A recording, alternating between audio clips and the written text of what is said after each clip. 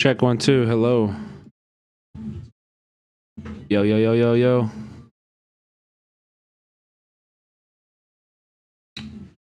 What's up, everybody? What up, Deft One? What up, Jeff Tyler? What up, Not Hef? What up, Bitchard? Cheesy Bread. What's going on, everybody? How do I look? How do I look? I look myself. I look like me. What's up, everybody? How's it going? Welcome in to the Cinemarxism broadcast. It's been a good day. I haven't really done anything the past 2 days.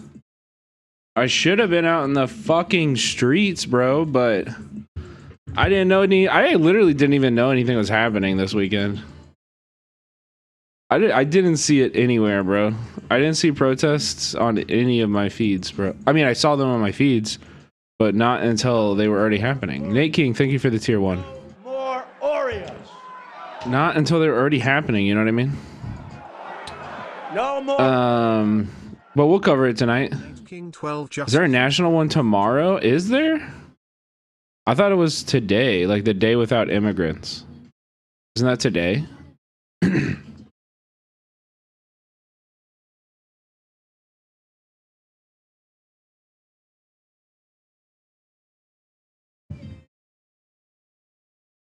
Yeah, it's like happening right now.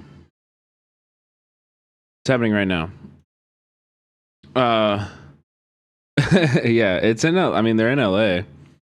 They're currently, there's a few people out there that I saw. Number one being Sweet Anita. Where is she? Is this loud just for me? Yeah, maybe you should turn your TV down.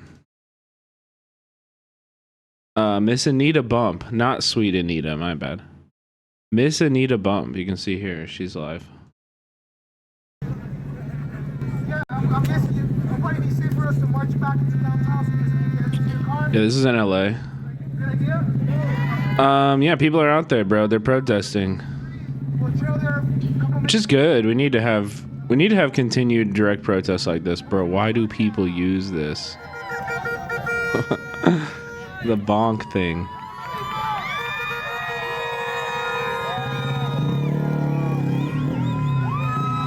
Oh yeah, I saw that. And we're going back to downtown. Wait, why'd you get age restricted?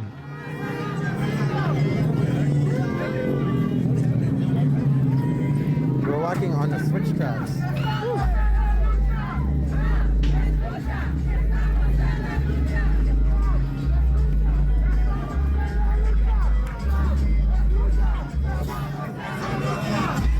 Is there gore? Oh yeah, you start with the Rodney. That'll get you age restricted.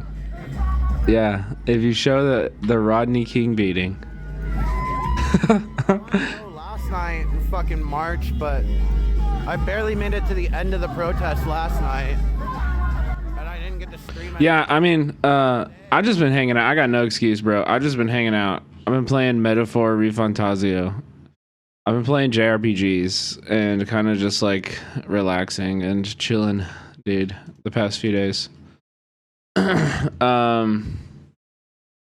been, we've been doing some good streams lately. It's been a good time. We got a good one here for you tonight planned out. We got we're gonna start with a internet comment etiquette video, just a little something fun to get us ready and revved up or something. We'll start with that, and then we'll go to talking about the tariffs, talking about mass deportations, just talking about, general stuff with politics. You know how it is. You know how it is. We talk about all that stuff. We're going to talk about the tariffs. A lot I have a bunch on, and then have a second thought video. Why is the U.S. always at war? Johnny Harris has a video about how AI is changing war. We'll watch those. We'll watch all that. I got a bunch of Cop Watch down here at the bottom somewhere too, if you want to check that out.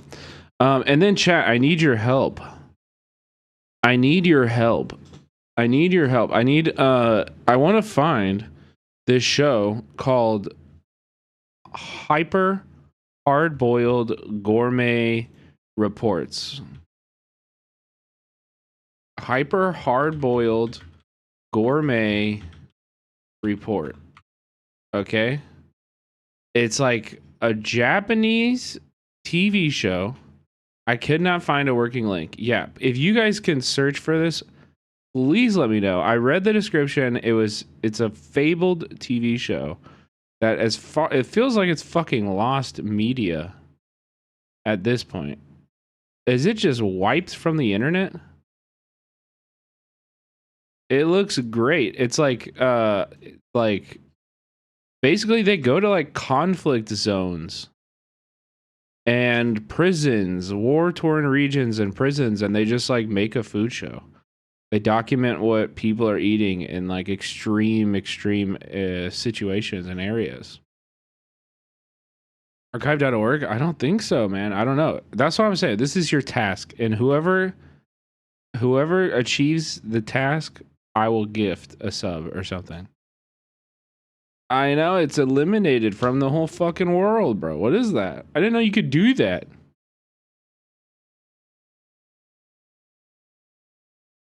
What's it called? It's called the Hyper Hard-Boiled Gourmet Report. It's been wiped from the fucking I didn't think that was possible. I didn't think you could do that. How do they do that? Where is it from? It's a Japanese reality TV show. Japanese reality TV show. But anyway, let's watch some videos.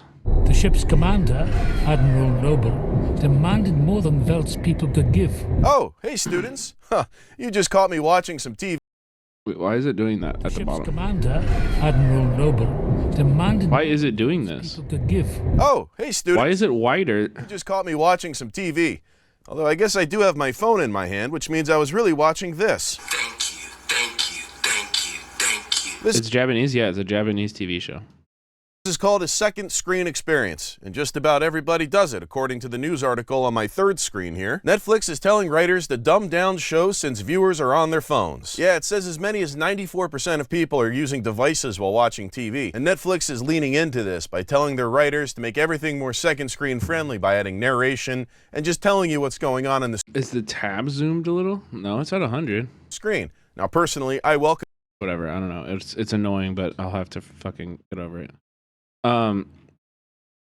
This is why you go to the movies, chat. This is what I mean when I say primary screen, okay? For our movie nights, I want you to imagine we're in a theater together. Like, it's rude to be on your phone in the theater. And if you use your phone in a theater, fuck you. Fuck you. I call you out. I call people like that out all the time. Get the fuck off your phone. Get off your phone. If you need to do something on your phone, leave the theater. You're in my eye. If you're in my eye view and I can see your phone, I'm yelling at you. I'll throw popcorn at you.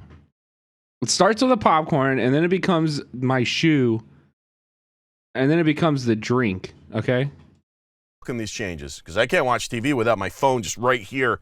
But for some people, it makes them want to literally die. I'm 57 this year, and I'm starting to appreciate being closer to the end of my life, as each day oligarchic and shitification consumes more of the things I love. Yeah, hold up. This news article is a comment section, huh? Okay. Hey, I didn't read this, never would. I'm just leaving a comment to distract from both the shitty Netflix movie on my TV right now and the stupid TikTok videos playing on my phone. Those two just aren't enough anymore. I need more screens. I've even added a fourth screen experience by putting a TV on my floor. I might have found it.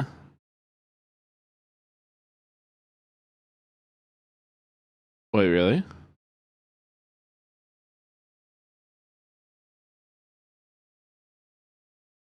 I don't think so.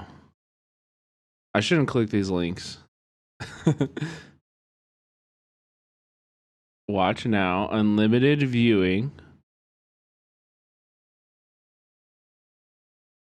They want me to sign up for all this shit.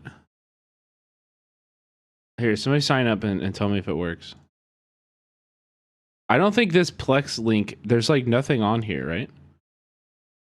There are no locations currently available for this title. This is the show, but you can't click in it. You can't find it. It doesn't let you show it. It doesn't let you play it. What's this YouTube playlist?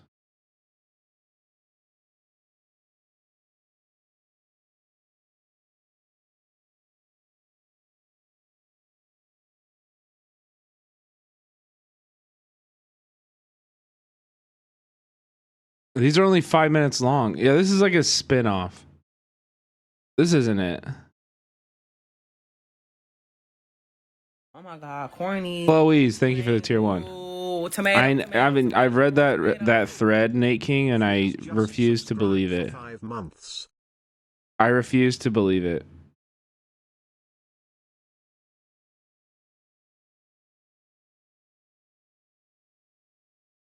All right. Well, if we can't find that, I don't know. That was my idea. I really want to watch that show, but if we can't find that, maybe can we watch?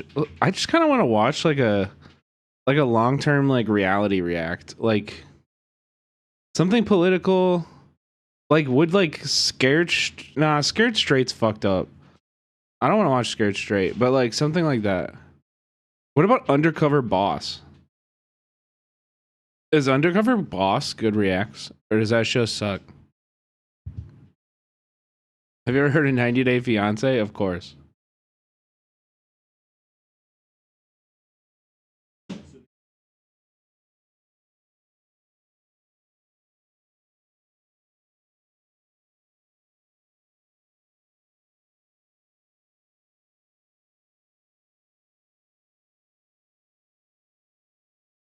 Undercover Boss is just an attempt to humanize CEOs. Yeah, I know. Oops, sorry. Yeah, I know. But that's why it would be funny to watch. That's why it would be funny to watch. It's Bossaganda. I know. I'm aware of that at least. In 2000, Ion Storm released. Wait, what's this? This is the same link. Chat. Somebody, Cheminsky, can you? Have you signed up and actually gotten it to play? Sign up on this account for me.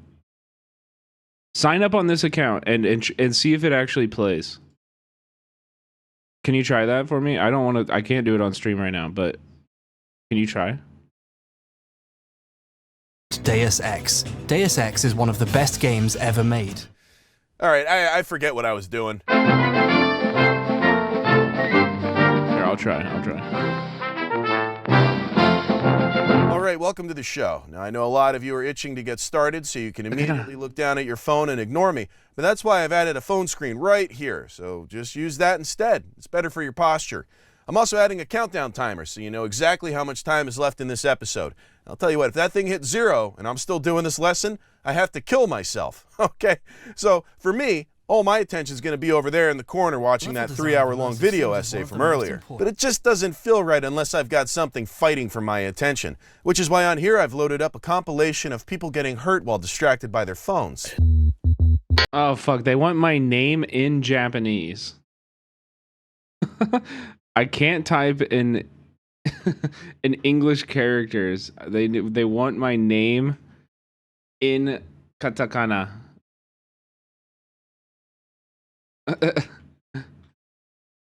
An online DVD shop in Pakistan is selling season 1 on DVD. Okay, well, now we're cooking.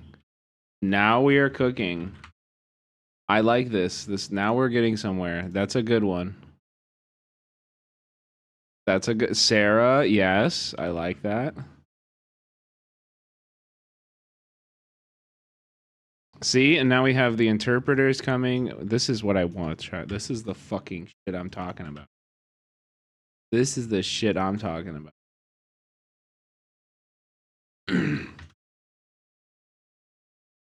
Okay, let me play the video. Huh? What'd I miss? Yeah, I like the sound effects because it lets me know when to pay attention.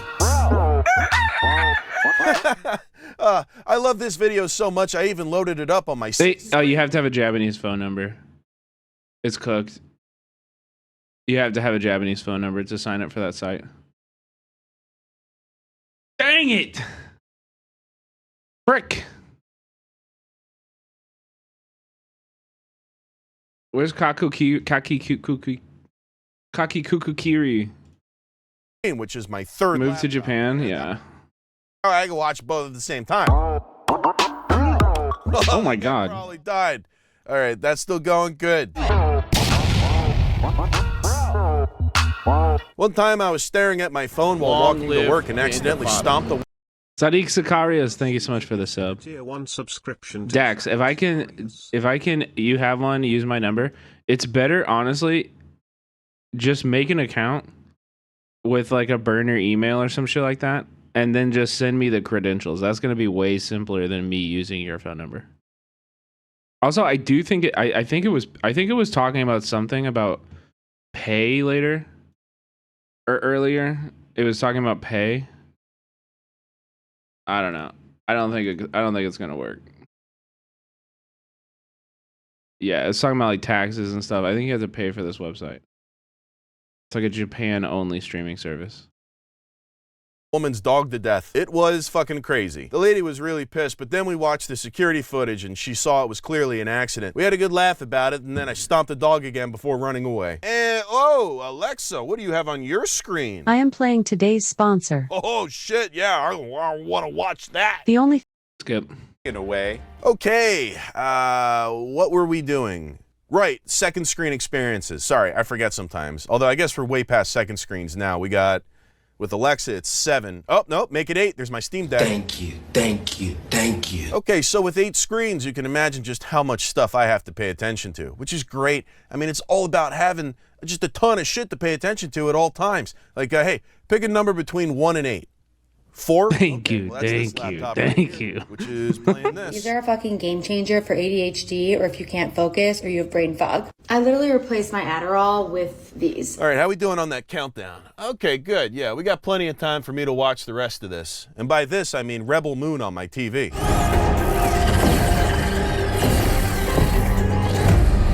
This movie looks so bad. Man. This movie sucks so much dick. I've been able to improve my brain focus. My head is so clear. Like, whenever I just feel like I cannot concentrate, I just take one of these. Yeah, you know what? Maybe I'll eat a whole bunch of these pills. They have absolutely rewired my brain, regulated my nervous system, and give me that same high feeling Adderall gave me and Vyvanse. You say that high feeling. The high feeling of Adderall?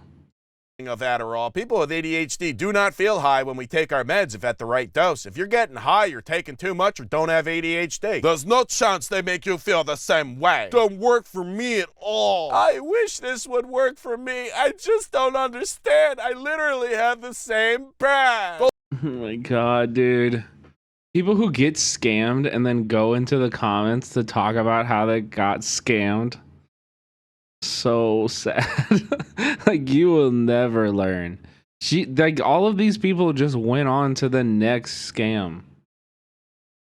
Doesn't work for me. 11-year-old take it. Should have kept the They didn't learn at all. So we can read it. These supplements are fucking amazing. I linked them below so you can grab them today. Oh, word, girl. I'm going to link something below, too. Go check out nudecelebsforfree.com for all the best nude celebs, no matter the cost. What I mean is I'm getting surgery this week to look exactly like Tom Holland, and then I'm going to film myself jacking off so I can sell the footage as if it were real. And, oh, wait a second. This is not the right laptop. How did these two get switched? Tyrosine and theanine prolonging weed tolerance? What? I almost left that comment for the video essay. That would have been embarrassing. All right, I'm going to switch these laptops back and leave the comment on the right video. Hey, where'd this screen come from? Hey, Eric, a yoo-hoo over there. Oh, hey, Dr. Frank. What's up, dude? I just got your test results back, and I can see you're already sitting. Well, that's good. Uh-huh. Now, to start, your blood pressure, well, it looks really Frick. bad. Found it on a pirate site, but no cedars? God damn. We have to buy it from Pakistan and scan it with a DVD player and then upload it ourselves. Oh no. Who's gonna do it? Who's gonna do that? Say it's time to cut down on those hoagies, Eric. Uh-huh. Next up is your blood sugar. Well, it's basically Kool-Aid. Yeah. I don't know what's going on with that or how to fix it even.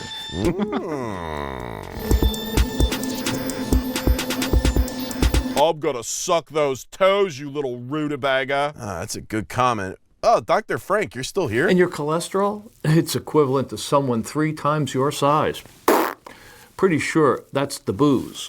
Okay. All right, Yodi family, we made a fort. I'm about to spark. Dude, I watched this video. I watched this video in full off stream. Fulcrum, gang. Fulcrum. Hey, Yodi gang.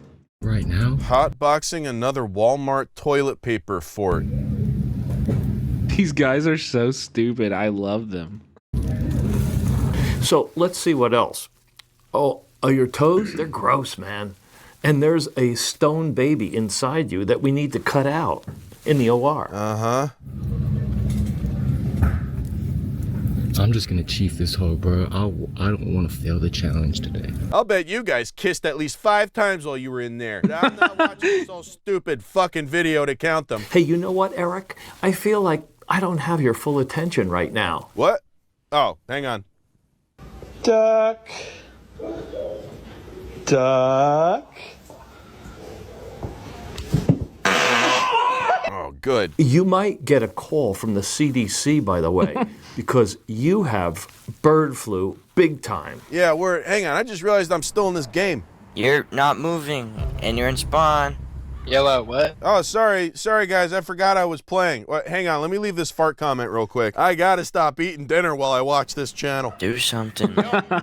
Oh, do it. Ambita, shut up, bro. Hold on. I'm leaving a goddamn YouTube. All right, fine. I'll move. Huh? Yeah? All right. Okay, there. You happy now? Oh, hang on. Ned Stark's about to get killed on my Alexa. Ooh, yeah. It gets me every time. Every time it gets me. All right. Now, I'm going to leave my comment. Which screen is this connected to? Oh, I guess we'll find out. Popping mad nuts right now. Thanks, big dog. Oh, hold up. My phone's ringing. Hello? Hey, Eric. Did you hear about David Lynch? Oh, God damn it.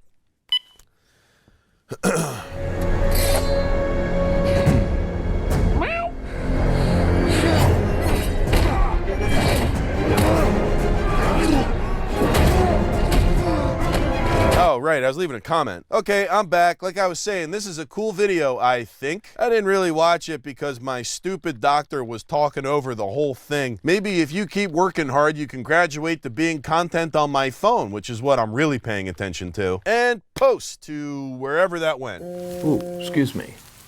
Oh, Eric, it's you. That's a crazy message you just sent me. Oh, that got sent to you? Oh. My bad, Dr. Frank. I didn't like that at all, dude. Yeah, I sent you the wrong thing. There's so many screens. I mean, I haven't even told you guys about my hallway screen yet. Yeah, that's the screen where I'm playing everything that's happening right now, but sped up so I can get through it faster. Oh, all right, well, I guess I'm doing that. Oh, man, I totally forgot that I've been live streaming this to Chat Roulette the whole time. Hey, buddy, I'm sorry about that. That's my bad. Anyway, you want to see me do 2 at once? I call that my second banana experience. Which one am I concentrating on? I don't know. They left. Wait, hang on. Have I left a single comment this entire video? God, dude, they're so wet. Dude, wet bananas, why? Oh, I accidentally sent Dr. Frank a weird message, but that's it. I'm still here, Eric. Oh, hey, Dr. Frank. Hey, you know what, man? I'm just going to let you go and finish my lesson here. I'll talk to you later. Look, you have legit monkey pox, too. Yeah, I'm just going to use my foot here. Ah, come on. Don't use your foot, dude. There we go. Okay, now let's do a little time check. Oh my God, where the hell did time go? What? That's not enough time to finish this lesson. I got all these unposted comments. Alexa. Would you like me to purchase a 1-year supply of Ozempic? What? No, that's not what I want. Well, it's what you need. Oh, you're such a goddamn bitch. Alexa, why don't you load up all of the unposted comments on different screens in this room so that I can quickly go through it before that thing fucking hits 0 and I have to off myself. Okay, I'm also going to add an image of a salad so you know what that looks like. Oh man, don't you hate it when time's running out and you got a whole bunch of work you got to finish? You know, it's unfortunately that's just what life is all the time. That's how it's meant to be lived. All right, so here's the article from the cold open, and this comment is perfect, so I'm gonna post it. All right, if I remember right, this one was the TikTok chick who's addicted to Adderall. Not gonna look, just gonna post. Oh crap, I posted that on the video essay. Man, that was the one thing I was trying not to do. Well, wait. And it also looks like I accidentally posted the home address of a fossil fuel CEO in the comments of the TikTok. Now, whatever, there's nothing I can do about it now. I only got seconds left, so let's see. Next up, Blinker Boy. What was that comment? I forget. And Blinker Boy. And post. And what do we got? I bet you guys, he's not even reading the comments, man. That's the best part of these videos, bro. What are you doing? God damn it. Chat, my keyboard's battery is fucking cooked, man. It dies like once a day now. And I barely even use it. Keychron K4 fucking bum-ass machine, bro. Got on the floor TV. Next up, the Blinker Boy. What was that comment? I forget. And post. And I bet you guys kiss at least 5 times while you're in there, but I'm not watching this whole fucking stupid video to count them. what do we got on the floor TV? Thank you. Should get a gas-powered keyboard? True. Let me just type a little comment for that. You're welcome. And post. And, oh, right, this video. All right, hope that guy doesn't live near me because I'm about to post. All right, and now here's that first video with the people bumping into shit. And oh my God. All right, we only got one more comment to leave now. And I think it's a very important one because it's on the only video that I would never, ever look away from. True. Oh my God. Shakira last night at the Grammys was amazing. She looks 25 still, even though she's 48. What a queen. What an absolute icon and a queen. That's right, it's Shakira's Hips Don't Lie. So put your phones down, students. I need you to witness me. This video stands alone as something invulnerable to the second screen experience. I guarantee you nobody has played Shakira. Yes, dude, 48, man. Whatever, that song. That was like 2001. Even Hips Don't Lie was like 2002, 2003. Shakira's Hips Don't Lie and then pulled their phone out halfway to check Reddit. They watch the whole thing every time and they love it. That's why I consider this YouTube video the main hub of the entire internet. I dare you to prove me wrong. No matter how far you stray, you'll always find your way back to this place. And I think that's beautiful. Perhaps it's a way to cleanse our palates once we've tasted too much online. Perhaps it was sent to us by God. Either way, I know that when I visit this music video, I remember how to become the man I was before second screen. Oh no, Sarah, we need you to go to this DVD shop in Pakistan. We don't know where it is, but it's in Pakistan. And buy a DVD that has this obscure Japanese food show that I want to watch. And also scan it and upload it to the internet. Thanks. That's why we tagged you. Empowers me for another cycle into the gloom, where my attention span wades through deep waters filled with hungry tentacles. Speaking of my attention span, give me 1 sec. I just want to see how this comment ends. Son of a... All right, 1 sec. All right. In conclusion, if you're the type of person who looks at your phone while watching movies, then the only movies you deserve to watch are on Netflix, you fucking piece of shit. And post! Yeah, I did it. I got all my work done before the timer. We can't watch the spin-off before we watch the original. That's fucked up. So, that's great. It all worked out. I mean, if you guys have been there before, you know how good this feels, so... All according to plan. I can finally relax now.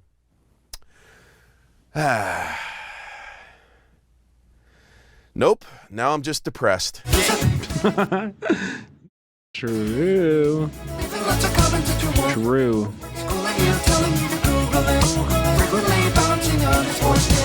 Hey there, folks. It is real.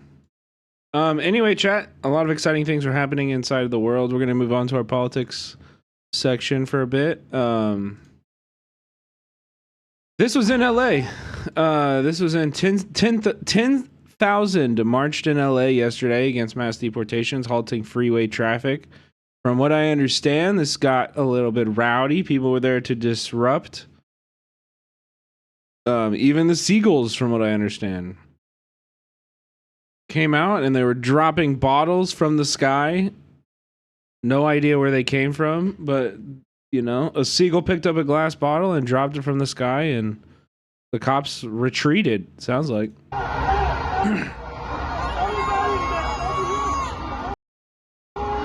We scream for those who can't.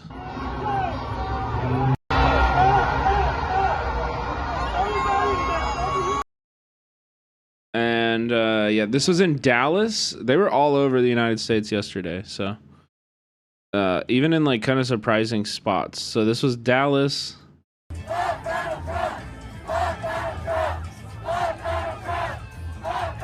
Oh yeah, probably K-Nos.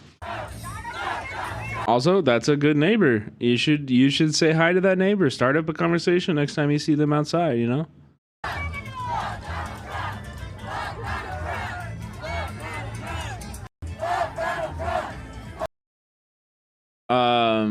This is in Charlotte, North Carolina, coming in.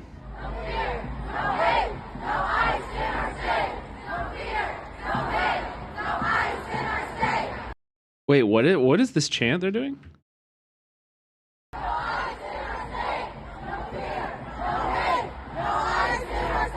No fear, no hate, no ice in our state. Okay.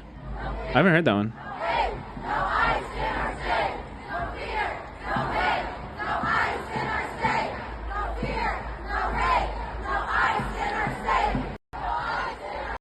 Paste. This is in McAllen. I don't even know where that is. Rio Grande Valley. Where's McAllen? In Texas. Okay, sick, dude.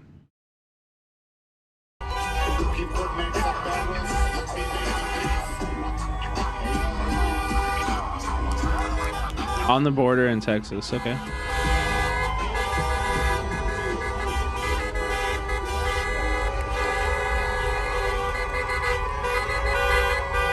Chinga tu madre, Trump.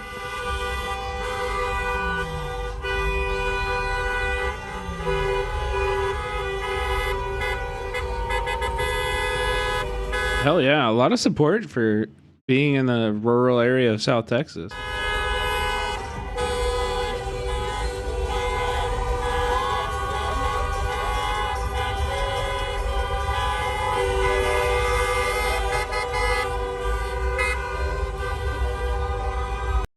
Don't let your privilege blur your empathy.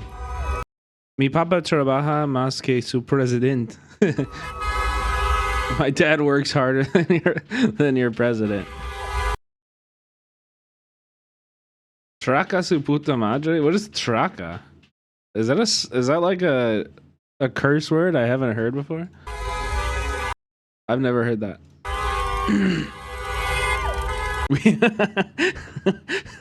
We heart tacos. Yes.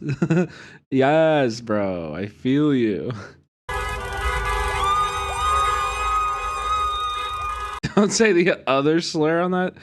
What is the other, the T1 mean? Like fuck, right? Hablando por aquellas que no puedan. We're speaking for those who cannot speak. Then the same sign here.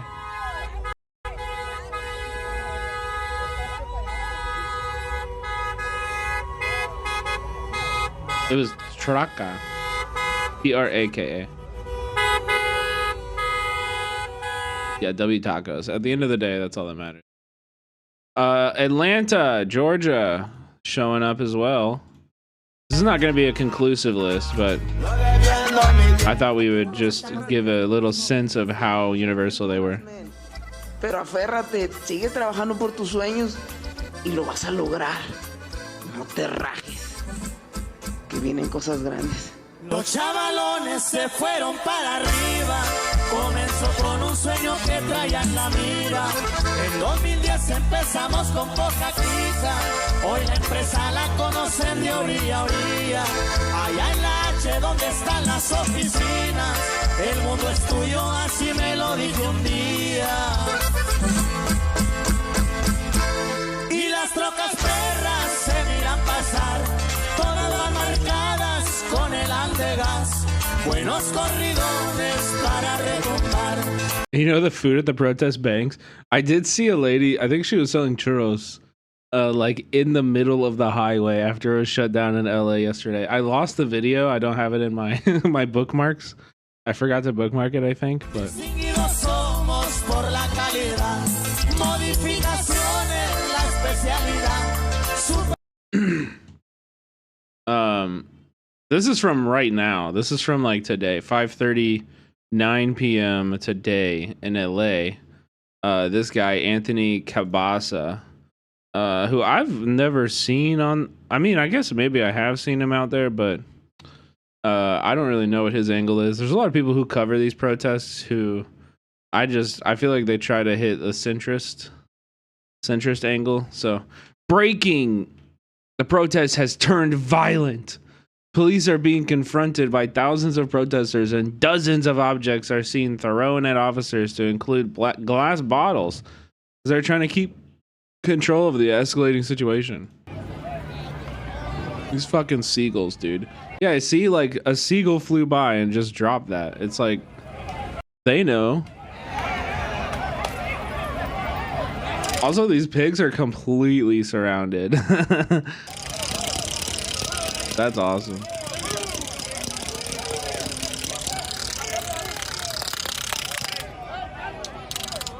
What is that sound? Like a noisemaker?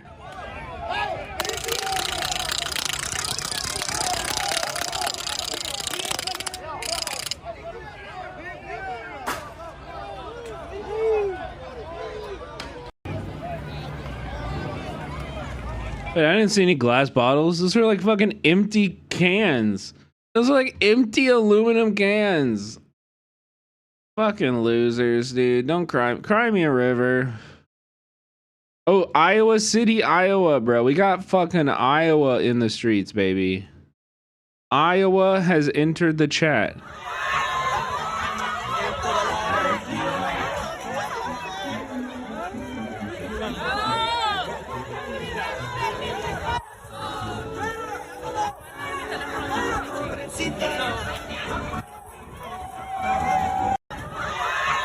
Ohio in the streets, Iowa in the sheets. No. Oh yeah, so okay, this is from last night. And again, the same reporter. Update. As LAPD were about to make arrests, all of the police officers just left. I've never seen anything like this. Hundreds of police with zip ties and all of them just left.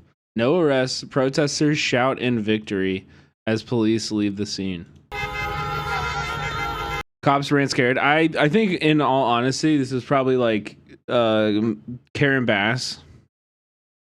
I think it's probably somebody in the city government being like, yeah, we don't want to do this. If you like, the cops were chomping at the bit and were like, you know, wanting to while out and riot like they always are. And I think somebody in the city was like, that's so counterproductive. You're gonna make us the center of the anti-fascist resistance if you guys fucking bust heads tonight. Get the fuck away from those protesters. And they were right. Like, yeah, this is the correct call. This is the right thing to do.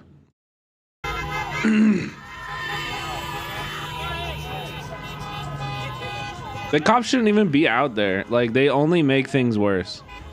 Like, genuinely, they only make things worse. The police come, they introduce violence into a situation where it was not present before. It's just a total waste of city resources. Oh yeah, there were like hundreds out there last night. And apparently they were really like, the cops were reportedly like understaffed. Kitty, you have been in that litter box like 4 times already. Are you good, bro?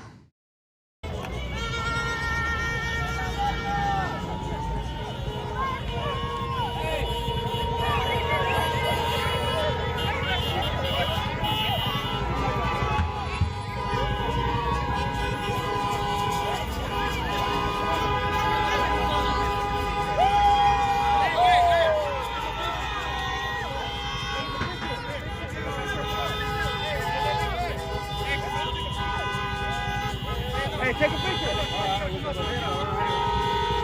Hey, take a picture. Yeah, blur faces if you can. Blur faces if you can. And then we have Jessica Pomdessa, who I've been watching for a while. She's like in Film the Police's. She's under Film the Police's wing, but I think she's like pretty politically neutral.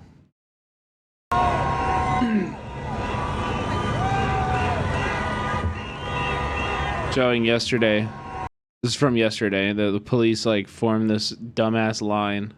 I love when you like take over a street and the police are like, no, we're gonna block the street. And it's like, okay. Okay, all right. Okay. Yeah, that's what we wanted to do. Yeah, okay. Thank you or something.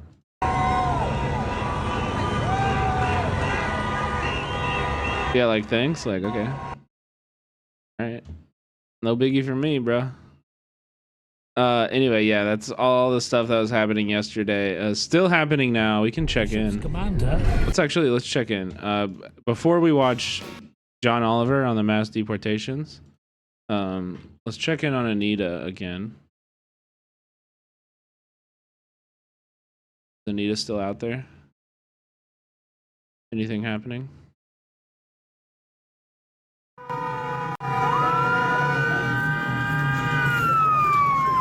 Yeah, there's a shitload of police behind us. I don't like this because there's like no out from here. Yeah, this is a bad spot to be. Oh, they're going off. Okay.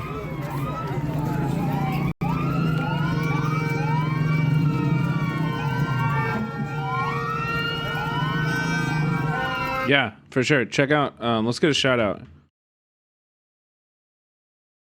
Go check out Anita, please. Anita doing good IRL on the ground. I met her at protests.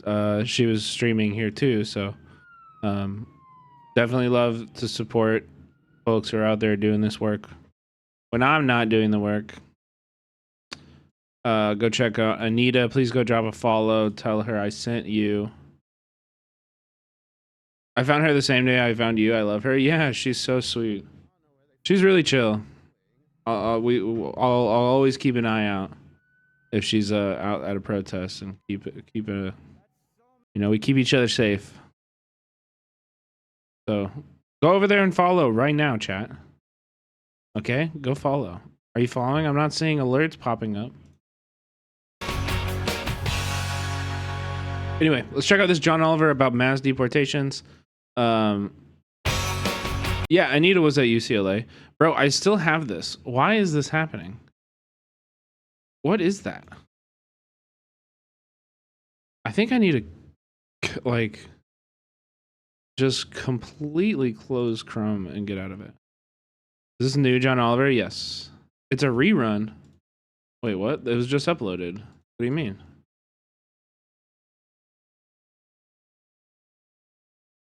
It's dated for October? Oh. Well, I don't think I've seen it. I don't think I've seen it. Oh! Oh shit, chat. You know what I just saw on my feed 40 minutes ago uploaded? New C Dirk. New C Dirk. Let's fucking go. Adding that, yoinking that. Oliver keeps re-uploading stuff. Well, sorry, I didn't see.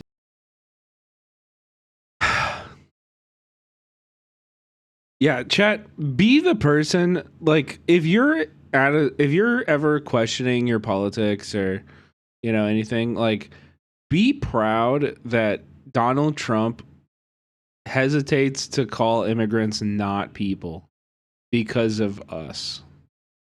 I will fight for immigrants to be viewed as people, and I will never apologize for that. Like, fuck you, piece of shit. You fascist piece of shit. They're destroying the. Also, chat, just like I'm so tired of this all. Like, I feel like with Trump, the where we're at with Trump is like we know he's a fascist. The fascists know he's a fascist, and everybody in the middle is just like gaslighting everybody else and putting their heads in the sand and not recognizing the dire situation that we're in right now. And so what are we supposed to do about that? How are we supposed to react to that? I feel lost. I don't know. I feel lost. I feel like, I mean, I know what to do. I know like where we should be and where we should be like pushing and stuff, but in terms of like political coverage right now, I'm genuinely like at a stance. I am kind of lost. I'm lost at what to do with this channel right now. Like for real. I got like a whole fucking night ahead like of programming that I put together for the fucking tariffs and shit. And like, I don't know. I don't want to cover it. I'm like, it's just fucking annoying, man. The blood of our country. That's what they're doing. They're destroying our country. They don't like it when I said that. And I never read Mein Kampf. And I've never read Mein Kampf. They said, oh. You have to be, if you want to be Hitler, you have to read it. I've never read it, so therefore I'm not Hitler. It's true. It's true. Do you need a Japan vacay? For fucking real, dude. I do. I need a Japan vacay so bad. With breaking news here on 12 News at 10, a chaotic scene. Look at this Glendale police cruiser. A police officer is not driving it. It has just been stolen by a masked protester. You see, he jumps out, runs away as a police helicopter tries to find him as he tries to hide in the crowd here. Hundreds of protesters filling the streets. The driver then speeding through the streets. The windshield of the vehicle is smashed. Protesters setting off and throwing fireworks at officers, doing donuts in crowded streets with their cars, all protesting the Trump administration's deportation plans. Thank you for joining us here for 12 News at 10. It was stolen by someone who paid for it with their taxes. True. That's the people's car. That's the people's car. Just as much as it's that cop's car, it's our car. You know what I mean? Those protests happening near 60. Your Honor.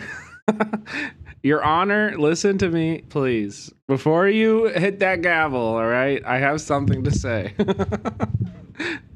Okay? 7th Avenue and Camelback Road. 12 News is there tonight. Gabriela Becerra has been witnessing what's going on. Gabby, what do you see? Well, Troy, I'm standing just south on 67th Avenue where this protest is still very active. As I heard, they couldn't catch the kid. That's fucking great. Yeah. That's why you should bring a change of clothes to a protest. Behind me, there are hundreds of people currently standing in the middle of the intersection. They're blocking the road. You can see they're waving around the Mexican flag and holding up signs. Not really active right now, but on and off every few minutes or so. Did you tape the roadblock in LA? Oh, you mean was I like doing IRL? No. People doing donuts, and that's what that smoke in the air over the intersection is. But again, take another look at that video. My photographer and I were standing on the corner just after 8:30 when a man apparently smashed the windshield and overtook that Glendale police car. We watched him drive it into the Glendale intersection at a high rate. Wait. No, this got to be a different Glendale. Glendale, Arizona. Oh, okay. Speed before running off into the crowd, and just before that, protesters were walking toward officers in riot gears and at times throwing stuff, including fireworks at the officers. Glendale police did come over the intercom several times, telling people to back away from those officers and to get out of the street. Now, Glendale and Phoenix police have this intersection closed down and the roads closed in both directions. We've asked Glendale police for an update on any arrests or injuries, especially including that demonstrator who maybe stole that police car, and we'll keep you updated with what we learned from them. Back to you, Troy. So we were watching the police tactics back here, Gabby, and it didn't appear like they were doing much at all to try to get the protesters to move out or the cars doing donuts. Now, I'm sitting here in an air-conditioned room behind a desk with a suit on. Why didn't the police beat the fuck out of everybody there? Like, this guy gets paid $100K plus a year. And do you know what an easy fucking job. whether or not the appeared to be a young man who stole that police cruiser was caught.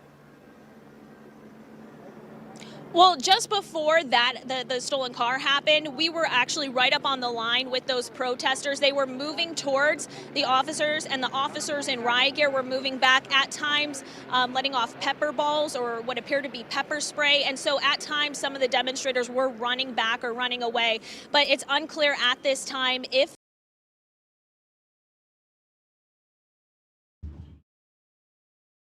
Let me let my cat out. Hold on. the person who stole that police cruiser has been caught. And also, it looks like it's still a very active scene behind you. We're talking now about several hours of this protest going on behind you, correct?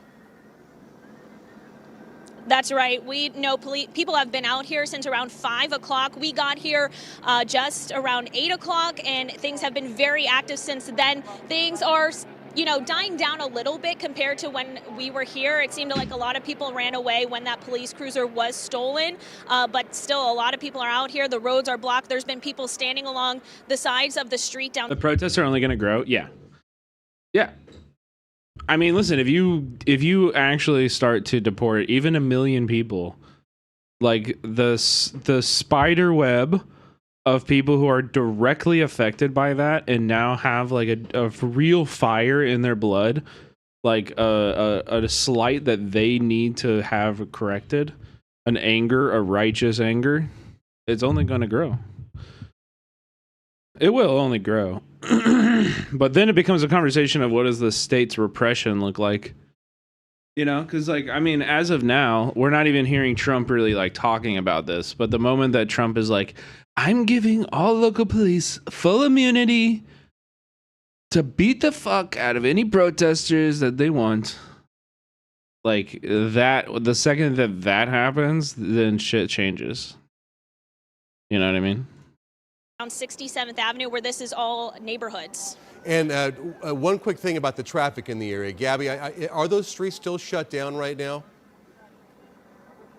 They are. We're actually standing just on the side of the street here on 67th. He can do executive order for that. I mean, he can, but also like I don't say that as like, oh, well, then the protests won't matter at all. Because the truth is that this likely will happen in the future. It's not, yeah, exactly, King Henry. Like, that doesn't mean that the protests are going to stop. That doesn't mean that people are just going to cower and stay at home. Like, we saw this in 2020. You guys remember Trump was president during every single American city was burning, because of police violence in 2020. And he was sitting in the National Guard. He was doing all this. People were dying in the fucking streets, and people didn't stop. Like, it's not like people were that dissuaded anybody.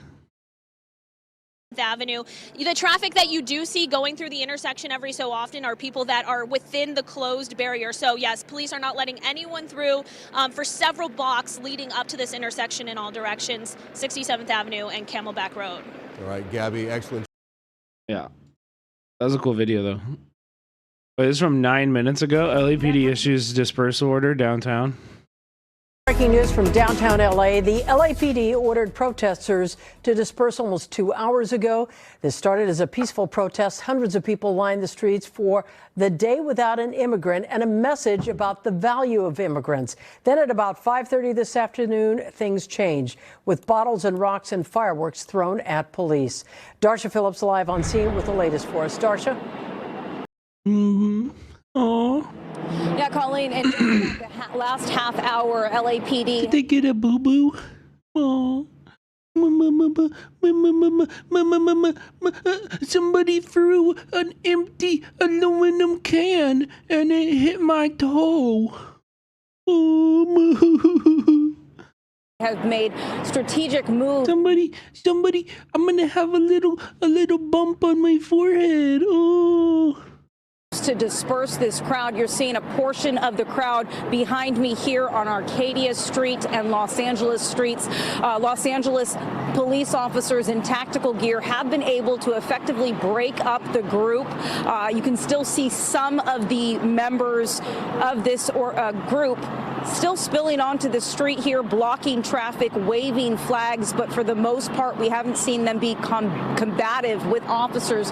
Now, I do want to show you, it may be too far up the street, but just up the street, what you're looking at is Main and Arcadia Street. There is another group that Los Angeles police officers were able to separate from this main group over here, and they've been doing that, like I said, in the past 30 minutes, trying to break this large group up into smaller groups to get them to disperse. That Yo, what up, Rodney? Order, as you mentioned, went out about 5 p.m. We do want to show you some video from earlier. It's going to be in a box just next to the video that we're showing you right now. This is how large this group was about 5 p.m. today, and it did get combative at one point.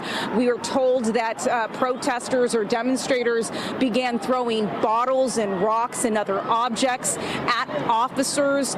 We also saw some graffiti taking place. That was really graffiti in Los Angeles? What? Initiated that dispersal order. They were also getting onto the street, blocking traffic, which was unsafe for the pedestrians and the drivers here in this area. Now, we were trying to people on the street was unsafe for the drivers. True. navigate our Who will think of the drivers?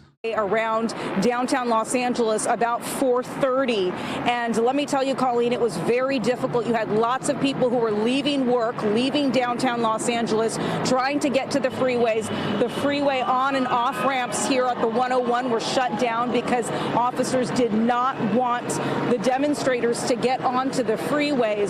So we had a snarl of traffic as people in downtown Los Angeles tried to leave work and get to their destinations. Now, this is what you're seeing. You know, it is interesting because we have seen the group be broken up by LAPD officers. We have dozens and dozens of officers here in tactical gear carrying non-lethal, less than lethal weapons to try and get these folks to get on home and get away from this area.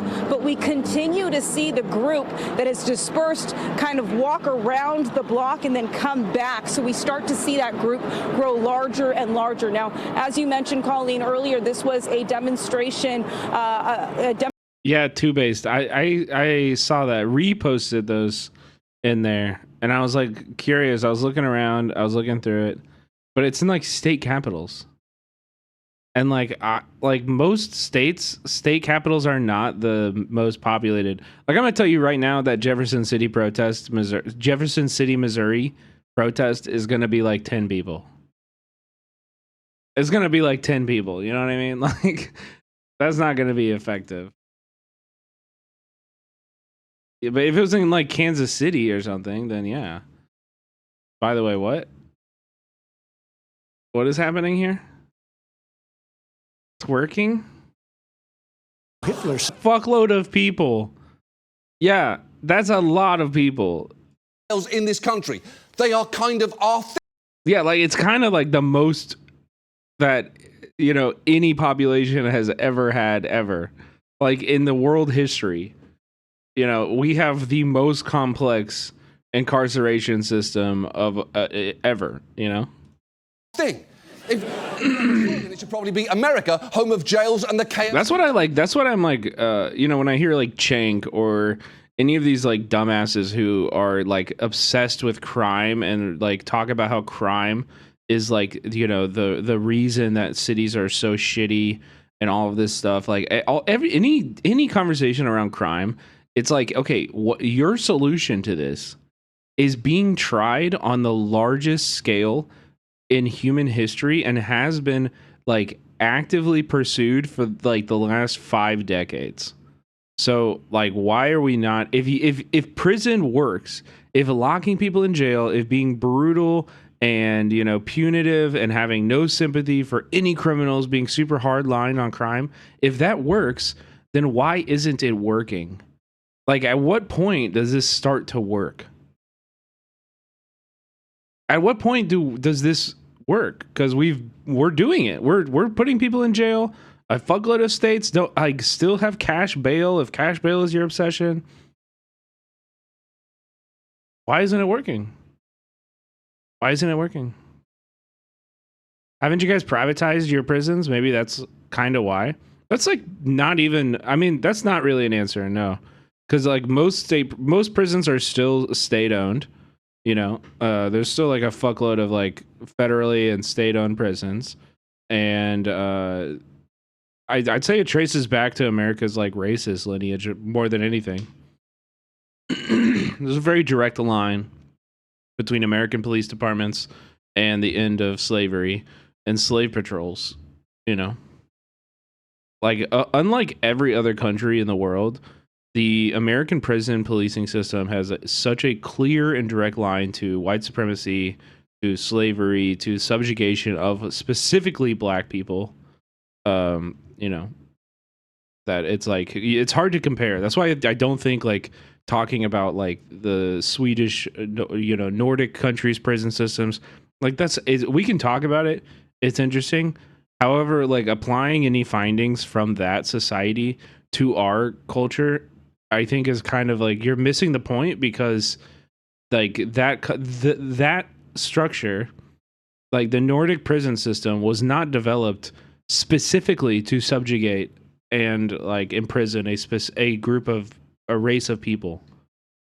You know, like in America, from the very beginning, police and prisons have existed specifically to fight against labor, unionization efforts, and black people for their labor. Like, double down. And the Trump campaign will sometimes. Isn't any correctional system to prevent recidivism? No, not at all. What does the U.S. prison system do for that? They don't care about that at all.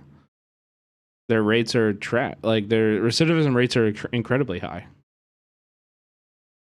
There's almost no focus on rehabilitation or reintegration into society in American prisons or in jails.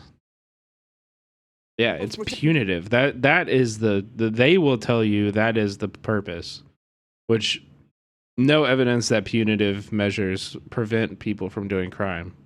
Beck and I actually had this conversation earlier today where I forget what we were watching, but we were watching something and somebody was like talking about the immigration, or the mass deportations in regards of like, oh, well then like who's gonna build and who's gonna, like, Americans don't want to do that job and stuff like kind of like those kind of narratives. They're very common. That's not the most horrific part of mass deportations. Like, we can defend immigrants based on their humanity, not based on their productivity and their labor output in America, of course. But also, like, I actually do think Americans will do those jobs. Like, a lot of Americans will. It's not the problem. I think that narrative is like almost like a right-wing business owner like focused narrative. And the correct framing is that the business owners don't want to hire Americans because they know that Americans living and working in those conditions would unionize, and they would fight for equal, like for better pay, better conditions. They would go to OSHA, and that's why these business owners don't hire Americans. They hire easily exploitable labor that they can pay less than the minimum wage and work like fucking, like animals. Like, they can work them to the bone because they have no other option. They don't have any other option. They can't go to OSHA. They can't go to the police. They can't unionize. Like, they are restricted by their immigration status, and that is very convenient for business owners. Work in a union and do this for $44 an hour. Exactly my point. Exactly my point. And that's not even like a racial aspect. That's just like, you're documented. You have the right to unionize because you are legal and documented in the country. Like, if you're not, and they can just fire you, and you can't go to the NLRB or interact with the federal government or take advantage of any of the protections the federal government offers currently. You can't do any of that because you might get deported. Of a farmer explaining it was asparagus, so it was a minor. What's the NLRB, the National Labor Relation Board? Like if you try to unionize and you get fired, you file a complaint with the National Labor Relation Board, and they will rule whether or not your firing was union busting. Maybe like force people to force the company to like pay you back pay, reinstate you even. That's who you go to. Tragedy at best, but the broader point here stands. And removing 13 Gosh, I hope that's a thing next week. Yeah. I want to also remind everybody that the Democrats and Joe Biden could have appointed a new NLRB chair before they came out, and it would have extended like 2 years into the Trump administration, and they just chose not to. Ooh, soup for my family. Not like it's so frustrating because like there were lessons to learn about Aurora. Like when that whole like panic came across where like Tren de Agua was like taking over an apartment building in Aurora, Colorado. These guys like totally just ate the lies, hook, line, and sinker, shared the lies, created the lies. But like it was actually a very revealing story about how slumlords take advantage of recently migrated communities. You do not want people, like nobody should live in these buildings thinking that you can deport people out of rooms and that like, Americans will like take over the rooms and then that's just going to solve the American housing crisis. It's so fucking stupid. People don't like we're not even close to getting to the root of the issue at all. We're so far away from the root. It's so crazy. Like, again, this isn't true. Like, why do you specifically need immigrants to build housing? Do you know what do you see what I'm saying? You don't need to hyper exploit your workers. Actually you don't. And the answer that I'm advocating for, to be clear, is not that immigrants shouldn't be doing this job. I'm fine with them doing the job. They should just be paid a wage and have rights and the ability to unionize and bargain collectively. And to be able to fight like for equal, for a dignity. Actually supply. There are developers out there that do pay a living wage. Immigrants and undocumented deserve the same wages that I do. Yeah, exactly. I'll build houses if you pay me enough. Yeah, and I think most Americans feel that way too.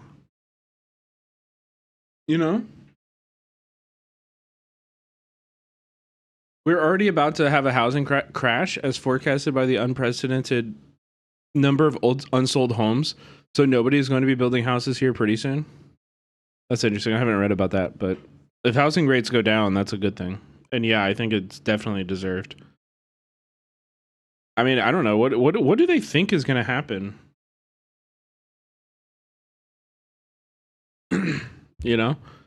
Like even in like places like LA. Oh yeah. Even in like LA. Oh, thank you. After the fires, they're gouging prices, rents going up like, 70%, 80%, 120% in some places. You think that's going to go down? You think that's going to go down? No, when they rent it at that price, that's the price it goes up from. Like and demand in action. Not just some the housing market will never be the same in LA. And it was a disaster before. We were in a housing crisis before the fires. And now they're price gouging and kicking people out. It's going to be like I don't know. It feels I feel like at the same time like I think it's like I can't stay in LA, But I'm also like I'm very sad to leave right now because I feel like they're on the precipice of like it's gonna get really fucking bad in this city. It's gonna get really dire. Bullshit. I feel for my city, man. I think honestly, like, this is our hope. Like, I actually do get a lot of hope from this. From like yes, maybe a lot of people voted for Trump thinking they were dumbasses, you know? They were ignorant. They were dumbasses. They hated the Democratic Party. And they voted for Trump thinking that, you know, only the bad people will get taken away. And then, you know, but hopefully, my hope is that when somebody in their community that they know and love and cherish disappears, things will flip and they will recognize this moment for what it is, and more people will be radicalized every single day. Like, this is the only way out, you know? Not sure they're capable of learning lessons. I hope so. I think for a lot of Americans, politics is like hypothetical.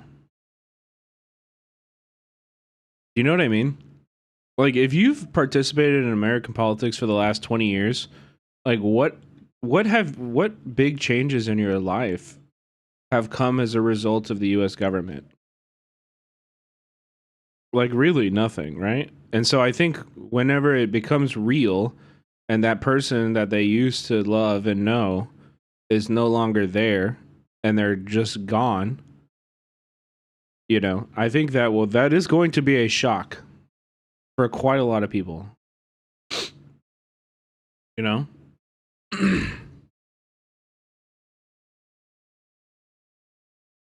How could they overlook all the other stuff he did and said? I mean, because everybody is like a certain degree of racist and sexist in this country. Like, that's also definitely a part of it. You know? But I think most people voted for Trump because he was the anti-establishment candidate. They're fed up with America. They're fed up with the system, and they know it's unfair, and they know they were never given a fair shot, and they wanted to burn it all down. You know? And there's only one option that was like, burn it down. Kamala was, no, you guys are doing great. You don't understand. The American working class is doing amazing. Kamala's answer was to gaslight the American public into, you know, nothing is wrong with you, actually. And Trump said, I'll burn it down. And between those two answers, between those two options, a lot of people chose burn it down. And I mean, I do hold out a little bit of hope that some people will not like what that actually looks and feels like. When it actually comes, some people will heel turn. Some people will fight back. And it's not just going to be us. It's going to be a multicultural, you know, like multiracial, diverse group of people of all backgrounds. And that includes Trump voters. And I know you might not like me saying that, but I do think it's true and kind of critical. It's a long-term solution too, based, but I don't know. It feels like nobody's really stepping up to that bat, you know? Nobody's stepping up to the plate to make that happen, unfortunately. You know? It's not like I can be like, all right, chat, we're going to start a party. He said he wants to do it because Bernie won't. Yeah, like it's Bernie needs to do it. Yeah. Like Bernie needs to break clean from the Democratic Party first, and then AOC needs to follow. Every DSA candidate nationwide needs to follow. If you don't, you're excommunicated, you know? Like, you're no longer a part of the DSA. We'll never endorse you again. DSA needs to say we are not endorsing Democrats ever again. Like, we're building the third option. And even some because and what they will say, listen, if this were to materialize in any meaningful way, what they will say is, oh, okay, we'll prepare to lose every election for the next 10 years. And what you need to understand is that the Democrats are going to lose they're going to lose every election in the next 10 years regardless. So, like, in my opinion, the Democrats are dead. The Democrats are 100% dead. They have not proven at all in any capacity that they can learn or progress or have any kind of self-reflection. They're dead. They are dead. I don't think they will be competitive on any scale for the foreseeable future. Like I have no faith at all. And so yeah, if you internalize that perspective, building another solution, building a different thing, letting the Democrats go the way of the Whigs, like that is the only way out. That you know. Yeah, they choose not to fail. Exactly, Gamer Girl. That's what I'm saying. And I don't think it's productive for us to be sending like quality leaders, quality activists to try to change that from the inside, because they're incredibly fucking determined to not change. Like, if we learned anything, it's that they are adamant that they are correct and we are wrong. And I'm sorry, but there's no path forward with that. As is, there's no path forward. And we lose. Like, there's a cost. There's a cost to even attempting it. And if you don't think so, there's a cost to even attempting to change it from the inside, is what I'm saying. If you don't think so, then you should pay more fucking close attention to AOC, because I do think AOC has the capability, has the capacity to be a great leader for the working class in American politics, but she seems to be more concerned with building inroads in the DNC and will throw her base like out the window in order to achieve that goal. You know? And like if it's up to me, if I'm Supreme Emperor, you know, head of the Politburo or whatever, I'm never putting another like bright star of our movement into those spaces ever again. Like, I'm sorry, no. Ever. Like, we why would we risk losing another figure like AOC? Okay, no. We know how that worked, okay? That's a good one. Okay, we have 2 videos about... we already covered this stuff. We covered that. So we have 2 videos from Wall Street Journal here. One about Trump's strategy to end birthright citizenship, and one about the tariffs. Birthright. President Trump's executive order to end birthright citizenship has kicked off an unprecedented legal battle over immigration policy. If we lose, it means that the Constitution doesn't matter. Most legal scholars say the meaning of the 14th Amendment is very clear, that people born in the U.S. are citizens regardless of the citizenship of their parents. But that doesn't mean the Trump administration is fighting a losing battle. We'll break down the legal case surrounding birthright citizenship and the consequences of Trump's executive action. Birthright citizenship was first established in 1868 by the 14th Amendment to recognize Black Americans as citizens after the Civil War. This phrase was included in the Citizenship Clause to exclude people who were essentially immune from local law and therefore were not subject to the jurisdiction of the U.S. Those 3 groups were children born to foreign diplomats who had diplomatic immunity, children born to Native Americans living on tribal lands because they were immune from state and local laws, and children born to an occupying army that had invaded the country. This particular phrase has become the focal point of the Trump administration's legal case. Their argument is that children born to immigrants living in the U.S. illegally should also be excluded from birthright citizenship. Yeah, Becca, that's like a classic tweet. That's a classic tweet that like Democrats are the guy saying, "Hey, a dog can't play basketball." You know, and the Republicans are dunking on us constantly over and over again. Not subject to the jurisdiction. It's perfect too, because of course, like it. And I actually replied to a Cenk tweet earlier today, because Cenk was like going off about like he was basically tone policing the left and saying, "Stop calling people Nazis. Stop calling people Nazis. It's not doing us any favors. We have to be more nice to the right wing."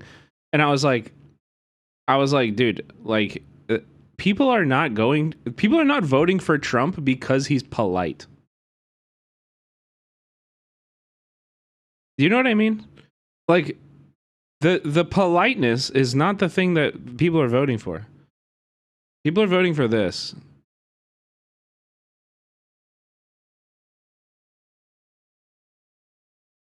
I'm just kidding. No, they're voting for Trump's efficacy. They're voting because Trump actually does the shit that he tells you he's going to do.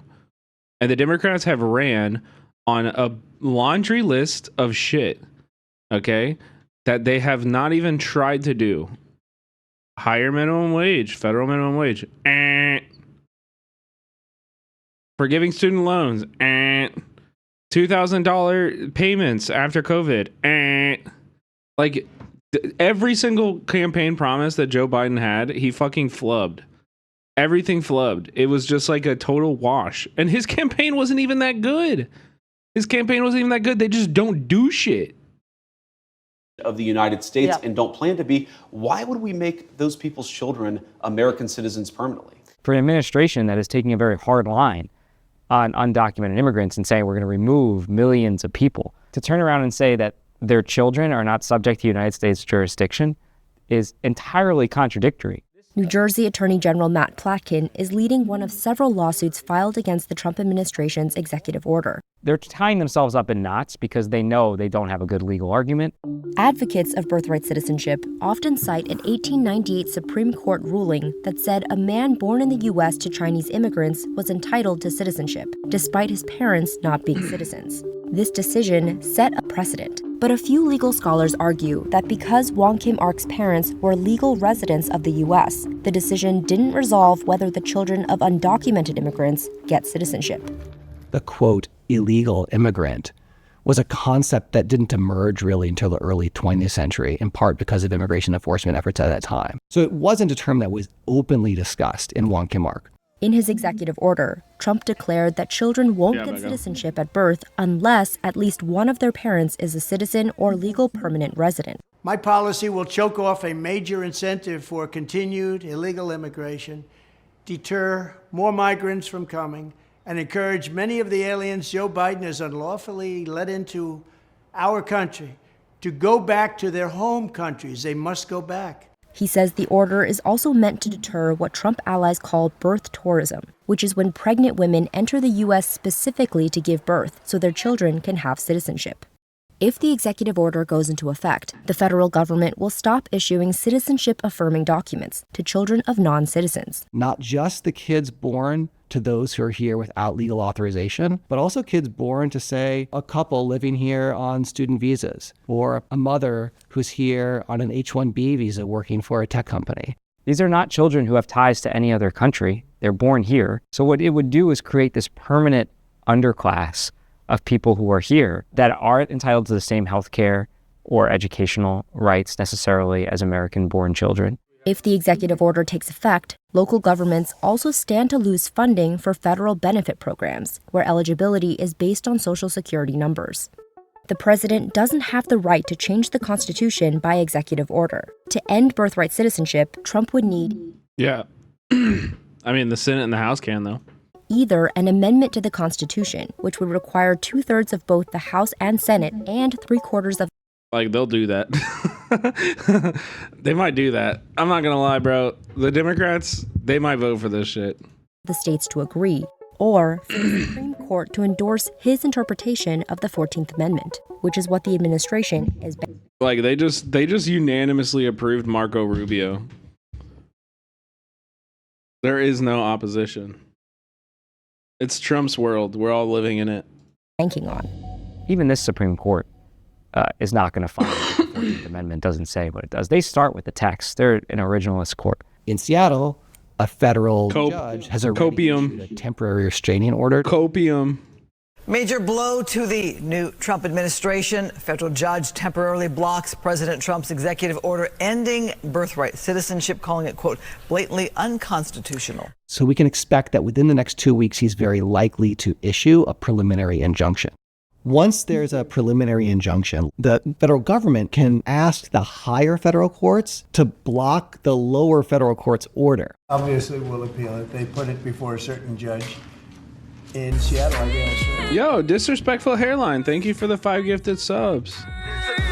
Appreciate that support, man. Appreciate you so much. Thank you. Disrespectful _ no hairline surprises gives it a with tier that, 1 Chad. subscription. If they lose before the intermediate appellate courts, then they could seek emergency relief from the Supreme Court itself. That's something the Trump administration did a lot the first time around. I expect we're going to see the same approach this time. We are prepared to fight this all the way to the Supreme Court if we have to, because President Trump believes that this is a necessary step to secure our nation's borders and protect our homeland. If the Supreme Court blocks the preliminary injunction, the executive order would be allowed to move forward while it's being litigated. There were a number of Trump administration policies adopted during President Trump's first term that by the time we got to the end of President Trump's first term, they were still being litigated, although they were being enforced. That's a possibility here that doesn't even require the Trump administration to win before the Supreme Court. Most legal... I mean, Marco is an establishment man. I think from that fact, he's a more likely hire than Hegseth or RFK. Yeah, I mean, yes. But Bernie got to vote for him? Like, you should be obstructionist on principle if you're a Democrat in Congress or the Senate right now. Like, what are we doing? I don't give a fuck if it's fucking, like, Jesus. You vote against him because Trump appointed him. Like, what? Experts say the executive order is unlikely to take effect because it violates both the Constitution and laws passed by Congress. And so you can imagine another pathway by which the administration might try to change citizenship law. It might think that this executive order is the first stepping stone towards persuading Republicans in Congress to get on board. Jesus would vote labor. Jesus would burn down the White House. He would be flipping fucking tables everywhere he went if he lived in our world. Are you kidding me? Jesus was a violent revolutionary. He was not passive. He was not peaceful. He was violent. He went inside of churches and he broke shit. Okay? Let's be real. It was very clear in the Gospels what kind of action Jesus encouraged. With a bill. With the Birthright Citizenship Act of 2025, we can solidify these reforms into lasting law. This case is a big deal. It's a big deal legally with respect to birthright citizenship, but it's a bigger deal with respect to whether Americans' belief in the rule of law will be upheld. Okay, we got one more. These videos have been pretty good from Wall Street Journal. I'm not going to lie. Before we get into tariffs, the heart of the Donald Trump economic plan, we should talk about the chicken war. The chicken war is a clucking good. The chicken war, a clucking good story. Story. In post-World War II West Germany, people started eating a lot of chicken, specifically American chicken. Midway through 1962, U.S. farmers were on track to sell more than $50 million worth, $500 million in today's money. This made European farmers mad, so the organization that later became the European Union put a tariff on chicken. A 5-pound chicken that started as $1.60 became $2.25. Imports quickly dropped. U.S. chicken farmers and politicians were furious. And we thought Germany's our big market for chicken, and so if we hurt the Germans, maybe we'll get them to change their mind on chicken. So the U.S. put a 25% tariff on trucks, like Germany's Volkswagen. And it worked. Their truck sales in the U.S. fell by half, and they never really recovered. Meanwhile, Germans paid more for their chicken, and Americans had fewer truck options. It's kind of a perfect example of what tariffs do. Hurt consumers while protecting very specific industries, or attempt to get countries to change their behavior. While they haven't been a large part of trade policy in decades, former President Donald Trump wants to change that. Some might say it's economic nationalism. I call it common sense. I call it America first. President Trump is really... Yeah, that's nationalism. That's what that means. You just said the same. You said the thing that people call it, but in different ways.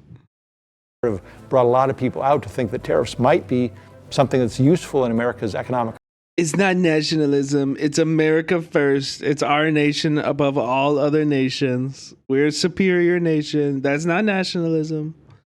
Arsenal in a way that hasn't been used in the past. Here's how tariffs work and what Trump's proposals would do.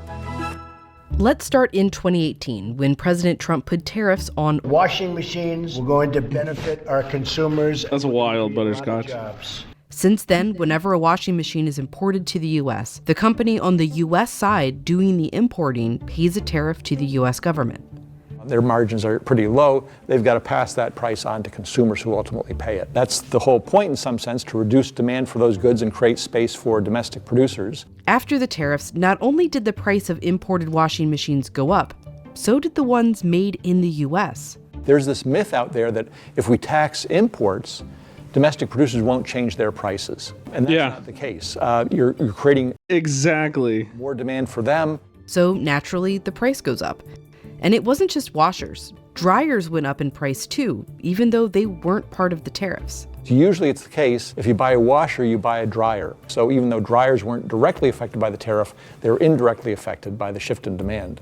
Now, it was like, in so many ways, I feel like Trump is like an accelerationist. And the high price is sick. Exactly. That's what I was about to say too, Naking. Because it's like you're just like, okay, we're just gonna increase the price of everything by 20%, and you know it's never going down. It's never going down. Like, what in the fuck is he doing, man? It wasn't all bad. What is JDP JD Pon John Don? What does that mean? What is the JDP? Tariffs did get a lot of jobs. About 18. What does that mean? I know Hassan says I never knew it. I don't know what it means. JD Pon is Maoist third worldist shit. Joint defense proletariat. Joint dictatorship of the proletariat of oppressed nations. Oh. 1800, mostly from those foreign companies like Samsung and LG. It was like a hypothetical. You wouldn't get it? No, I'm telling you I don't get it. You can't say you wouldn't get it when I'm telling you I don't get it. I'm asking you to explain it. Opening plants in the U.S. And a study found the U.S. collected $82 million annually. I feel like that gave me my virginity back. What a gift. But because of those price increases, it cost consumers $1.5 billion more. So they basically paid $815,000 per job. This is a very expensive job creation program. And so that's another reason why economists don't like tariffs. They're much more cost-effective, more efficient ways of increasing employment in those industries. Yeah, but I don't care what economists... I genuinely, like... Economists, I don't care what you think. Because what you think is right for the world is not what's right for me and my family. You know what I mean? Economists have never had working class people in their mind, like, ever. You know? And I'm not saying they're incorrect here about this, but I just don't care what economists think. These weren't the only tariffs Trump created in 2018. The big ones were on steel and aluminum. Those were really designed to punish China for... What is this link? Did you just pull this from... Where did you get that? From ChatGPT? I'm not reading that. Transgressions of international trade rules. Also for national security. They're used to make a lot of military equipment, but also everyday things like cars. All the industries that use steel and have to pay the higher price, that squeezes their... Okay, chill on the weird links right now. I don't know why everybody's sending weird links. Okay, this one's kind of funny. I still don't get it, by the way. Profit margins, and it also puts them at a competitive disadvantage against foreign producers of those same goods who don't have to pay those inflated costs for their inputs. And so a lot of studies have shown that you lose jobs, as many if not more jobs in those downstream industries as you gain in the upstream industries that are being protected by the tariffs. Many studies on the 2018 tariffs found some pros, some cons. Manufacturing jobs, which were on the decline, didn't increase, but they did level out. The overall economy lost jobs, mostly in those downstream industries, and the costs of the tariffs were passed on to U.S. companies and consumers. So, not great for the economy, but it did motivate U.S. companies to move out of China and made supply chains more resilient. But it didn't change much of China's behavior, and in many ways they became more aggressive. But here's the thing.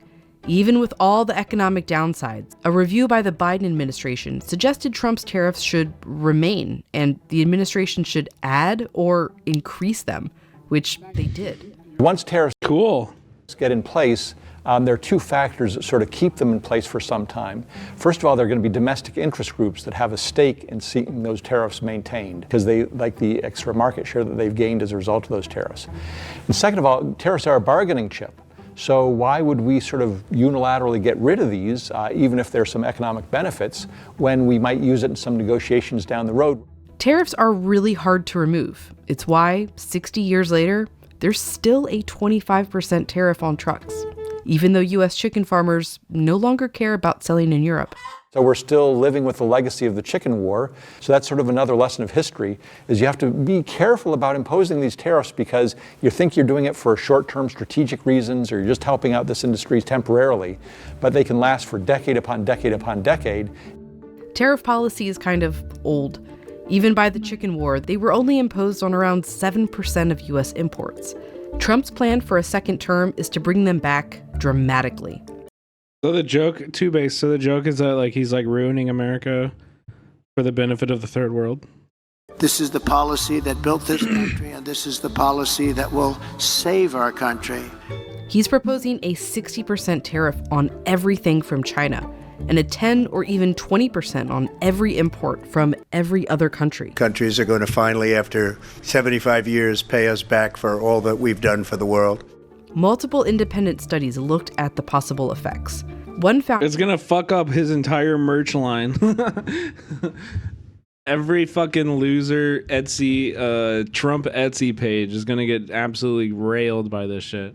It would cost the average American household $1,700 from higher prices. Another found it could cost more than 684,000 jobs. And they don't factor in how domestic goods might get more expensive, or retaliatory tariffs from other countries. They're not going to take this lying down. They're not going to change their behavior in some way to appease the administration that imposes such tariffs. They're going to retaliate. So not only will U.S. imports shrink, but U.S. exports will shrink as well. Trump wants to use these tariffs as a revenue stream for the U.S. to pay for tax cuts. That's good, right? Tariffs on foreign countries go up, taxes on American workers and families come down. Yeah, I mean, remember though, we don't really know why Trump is doing this. A lot of people are speculating as to why, but most people are just I don't know why he's so obsessed with this, but my take on it is that he wants to reduce price. He wants to reduce taxes on the rich, a lot. He's even talked about getting rid of income tax entirely, which I recognize is not possible with only tariffs. Tariffs are never going to amount to the same amount of revenue for the government as income tax does. But yeah. He's using these tariffs to have more leverage over other companies, one, so that he can negotiate for other shit. Two, he wants to increase revenue so that he can, pay for his mass deportation campaign, which as we've heard, would cost about $1 trillion. Three, he wants to reduce taxes on the extremely wealthy who make up his entire cabinet, it seems, Studies found his proposal would likely bring in around $250 billion per year, about 5% of what the federal government currently brings in with taxes. So if tariffs it's also market manipulation, his rich buddies and family can short stocks. That's interesting, but the stock market didn't really move today. Which I think, I know everybody was worried about the stock market today, but it didn't really move anywhere, right? Always harmful even to the economy. Why is Trump so focused on them? In the last 20 years, China has gotten aggressive, investing in manufacturing to become the world's largest exporter. Even today, they invest more than any other country. It has let them export steel and aluminum at below market values. with numerous trade rule violations. Allowed President Trump to really restart the whole discussion about using tariffs to achieve certain objectives, such as punishing other countries, and the Biden administration has just continued that. So the whole environment has really changed from 20 years ago, when trade policy was pretty quiet business, and now we're talking about industrial policy, tariffs, subsidies, and all these different interventions because the whole global and geopolitical environment has changed quite dramatically. And it would change even more dramatically with Trump's proposed tariff plan. In the short run, we know the economy will suffer. In the long run, no one really knows. Will it be a war between the US and the rest of the world, or the Western world against China? Trump wants to play a game of chicken to find out. Like I said, I think these Wall Street Journal videos are actually kind of good. President Trump Hey, let's check this one out. is slapping stiff tariffs on America's top 3 trading partners, Canada, Mexico, and China. They owe us a lot of money, and I'm sure they're going to pay. I have proposed, in the past, that the J.D. Pawn should disperse the Americans throughout the Third World instead of allowing them to remain in occupied North America. Here are some of my reasons. 1. A geographic concentration of Americans would facilitate counter-revolution. Bro, I feel like I'm uncovering a level of autism that I'm not prepared for right now. Trump is imposing a 25% tariff JD Pawn has triggered something in the chat.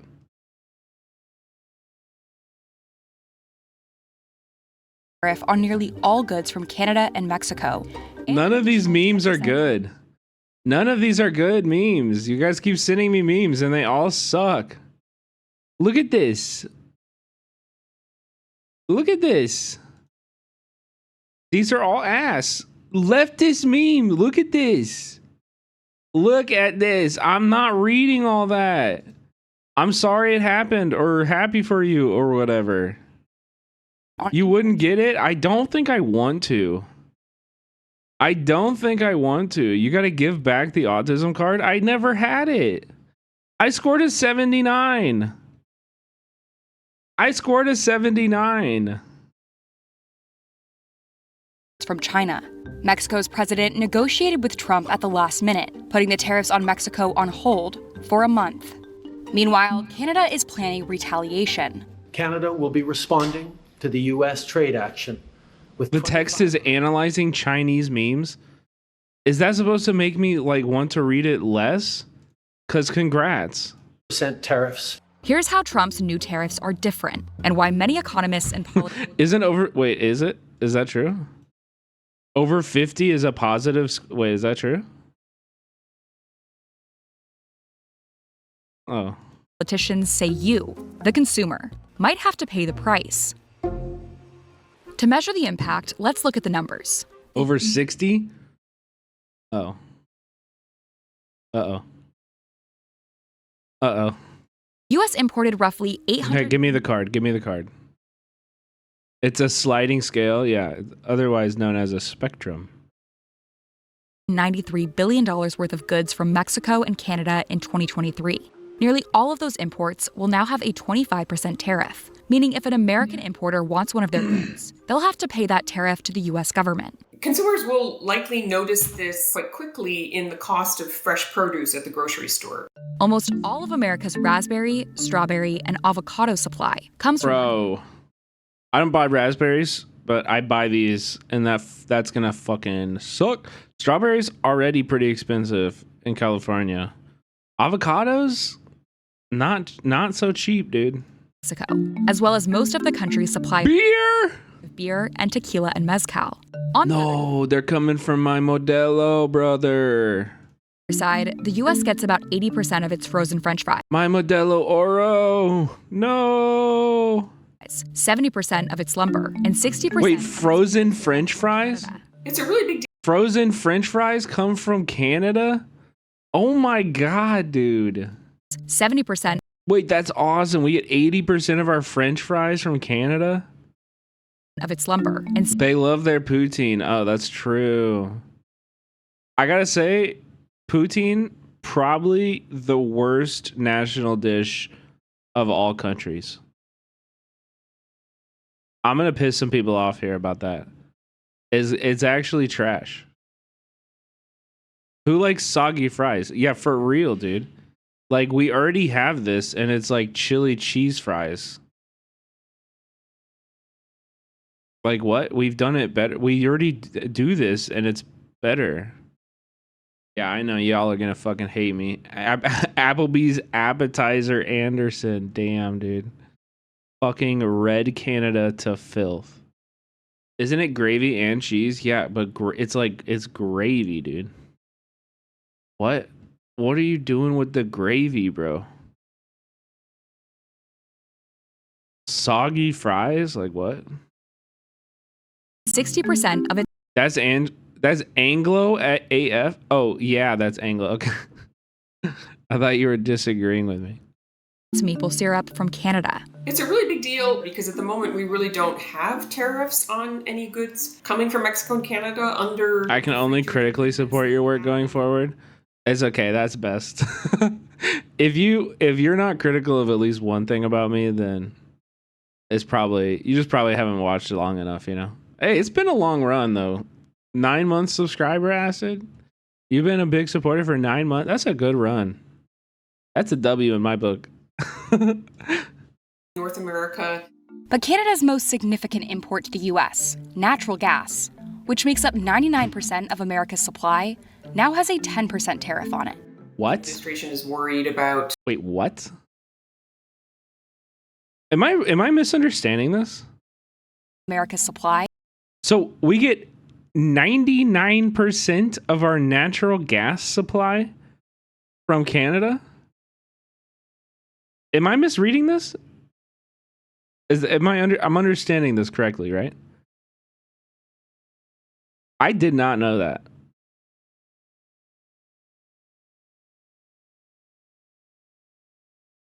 Or is that just 99% of imports? No, because we also get French fries and lumber and stuff. Now has a 10% tariff on it. But bro, if this, like, natural gas is a pretty important fucking resource, and we get almost 100% of our natural gas from Canada? In 2022, about 99% of total annual natural gas imports were from Canada, and nearly all by pipeline.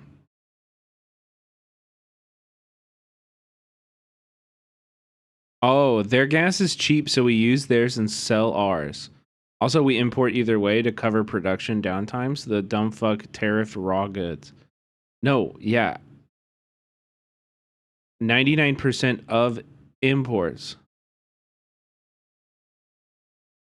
Oh.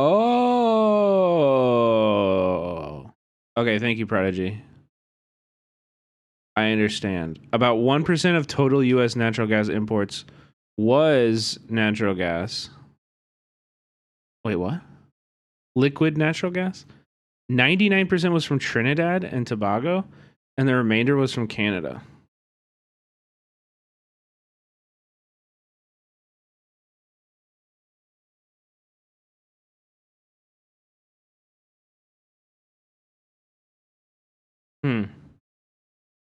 So how much? What is the distribution of how much of our use, like how much of the natural gas we use in America is from Canada? That's what I thought this was.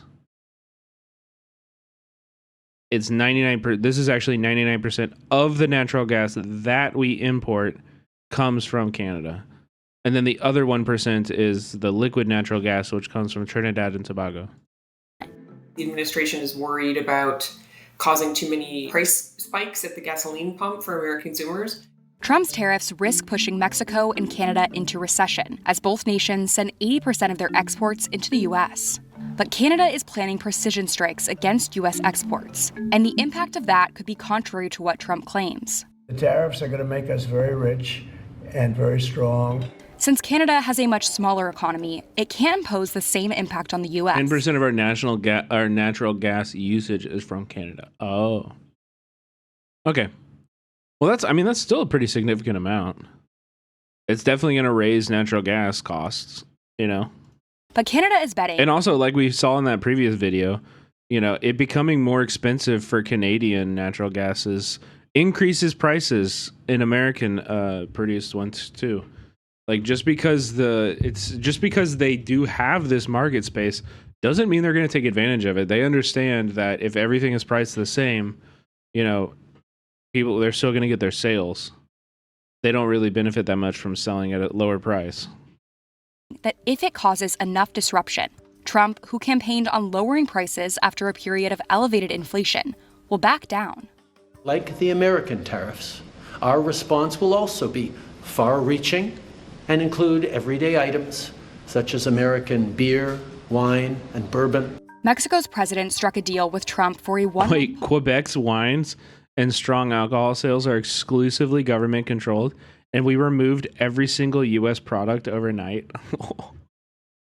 That's kind of awesome. Kind of sucks for you though. You don't get any like Maker's Mark, Tito's. A lot of good American liquor. Pause on U.S. tariffs on Mexico. In return, she agreed to deploy 10,000 Mexican soldiers to the border to fight fentanyl trafficking. Y estoy segura que en este mes vamos a poder dar resultados, buenos resultados a su pueblo, buenos resultados al pueblo de México. China also signaled that it's eager to get trade talks going with Trump, while it's unclear what will happen next. Experts say a trade war between the U.S. and its largest trading partners would hit U.S. income, hurt employment, and increase inflation. So if all of that is true, why is Trump so keen to use tariffs? Number one is the people that have poured into our country I know, Time Squid. so much. Number two are the drugs, fentanyl, and everything else that have come into the country. And number three are the massive subsidies that we're giving to Canada and to Mexico in the form of deficits. You just named one of the worst. I'm not a fucking whiskey drinker, dude. I don't care. And when I buy, you guys understand, hold on, mid-range vodkas. Do you understand, like, vodka, the whole point of it as a liquor is to not have taste? Like, why would you buy a more expensive vodka? The more expensive they get, the less taste they have. That's how vodka is supposed to be. Yeah, Nate King, thank you. Thank you. Exactly what I was just saying.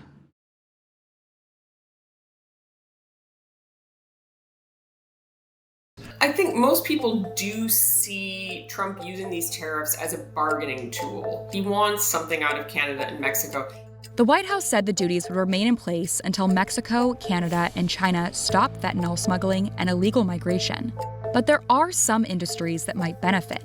The U.S. steel industry and domestic aluminum producers have been asking Trump to raise more tariffs against imported steel and aluminum. They say Mexican factories have been dumping a lot of very low-cost steel and aluminum in the U.S. Yeah, bad vodka does have a taste, but I don't think Tito's is bad.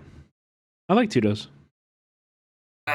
Against commitments that Mexico has made over the years, and that those low-cost imports have undermined U.S. producers who have higher costs and forced them to idle or close factories.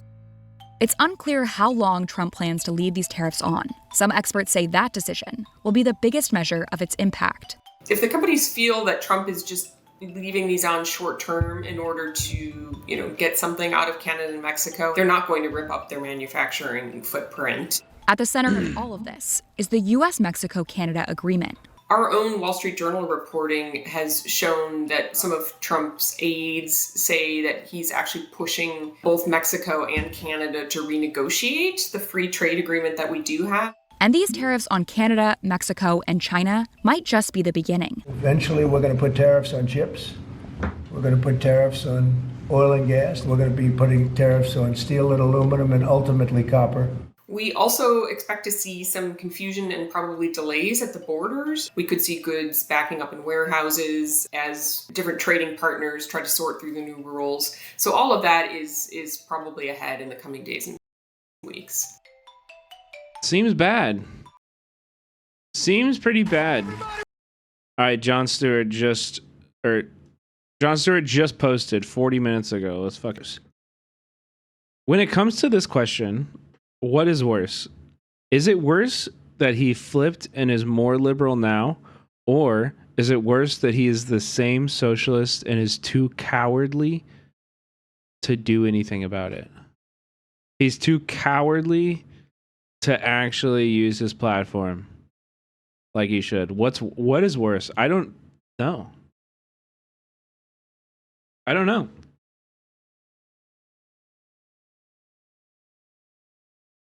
I don't think he's a socialist. Ran for president, he had an urgent message about. I'm always too hopeful for him, bro. I swear to God, I am. I'm always too hopeful. I was like, I probably gave it. Not really. I didn't do anything about it or anything. But in like 2016, you know, when Trump was running, I was like, Jon Stewart should run. He would win. Jon Stewart could come in and fuck this whole race up. I just want to say, if you're cis and queer and you're not just saying something about this and you're not outraged about this, fuck you. Like, they are coming for you next. They are coming for us next, okay? They are coming for us. If you think that they're going to stop by just taking the T out, you're fucking wrong. And even if you don't believe that, trans people have always existed. They will always exist.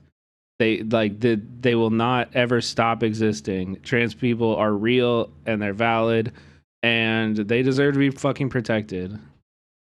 This shit is so disgusting. It makes me so angry. It makes me so sad. Also, like, I've been bad.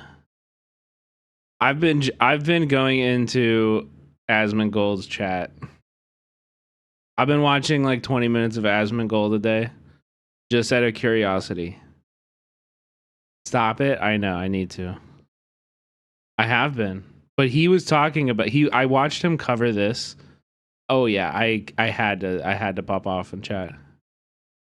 I wasn't really saying anything bad, but I was just literally all I said was trans people exist and there's nothing you could ever do about that. Like, trans pride flag. And everybody, you know, and then he started talking. Yeah, you know, I think people started getting really angry about it when it became about the children. When you start to share, and I just said, trans kids exist and there's nothing you can ever do about that. Trans pride flag. And his chat was lighting up. Mentions were going, the mentions were going nutty, dude. I said, fuck you all. Fuck you all. There's nothing you can say, there's nothing you can ever do that will ever deny the existence of trans people, because they just exist. They just exist. They're just there. They are real. You exist. Your joy is real. You have, you know, trans joy is real. It'll never leave the world. And we're better for that. Sorry about it. Y'all can get as angry as you want. It's never gonna change. Never gonna change anything.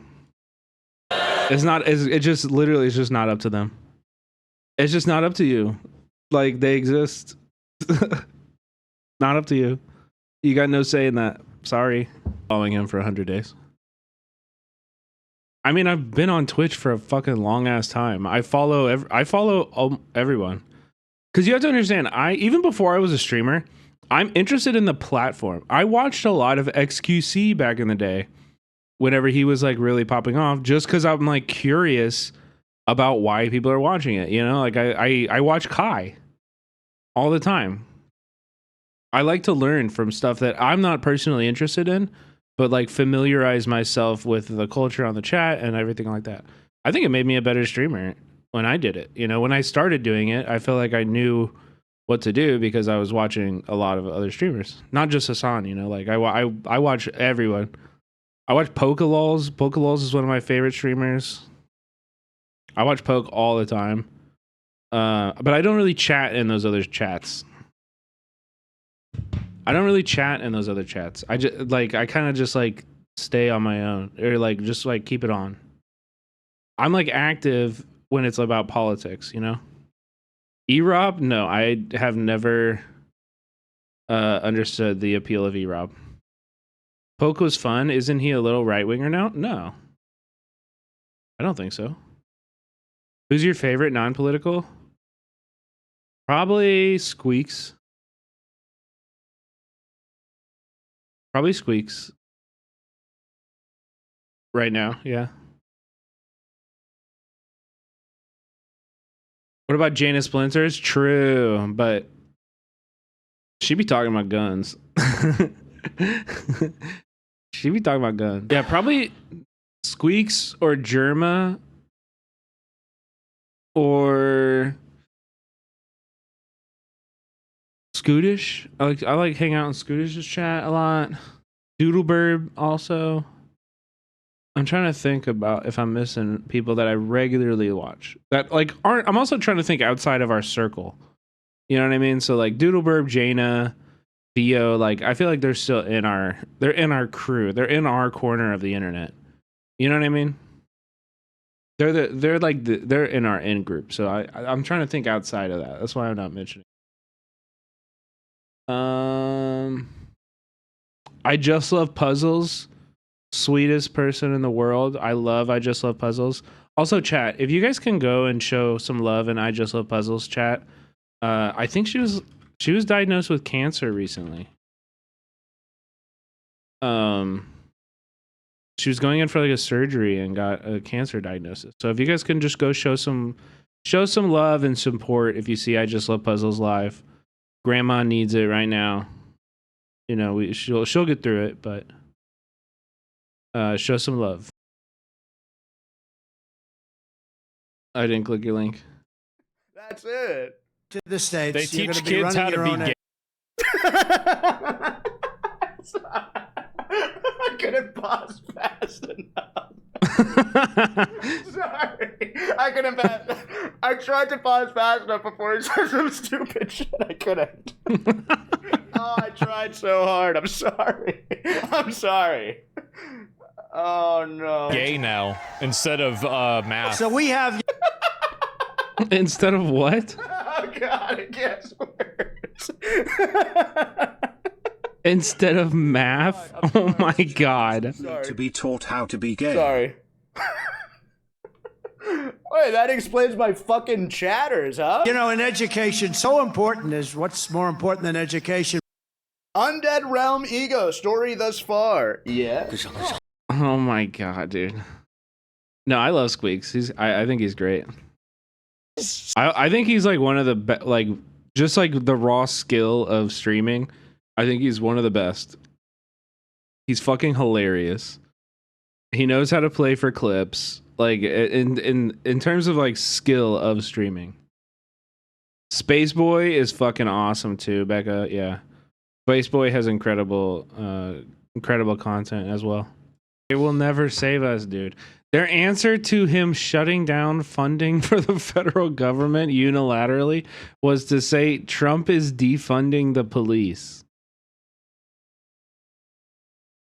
Chat. They went into a room and that was the best thing that they came up with. There is nothing happening over there. This is what I'm telling you. The Democratic Party is dead. It's dead. It's dead. They'll never win another election in our lifetime. It's dead. They're not capable of learning. America has moved on. Their layer of politics do not work. It's never going to work. It's dead. Super Bowl dip is comprised. And by the way, I remember feeling like in 2016, I just think we should all reflect, right? Because in 2016, when Donald Trump won the Republican nomination and before he won the presidency, everybody was laughing at the Republicans. Nobody thought that Trump was going to win. If Bernie won in 2016, the Republican Party would be in this moment. You understand me? Like if Bernie was nominated and won in 2016 instead of Hillary, the Republican Party would be dead.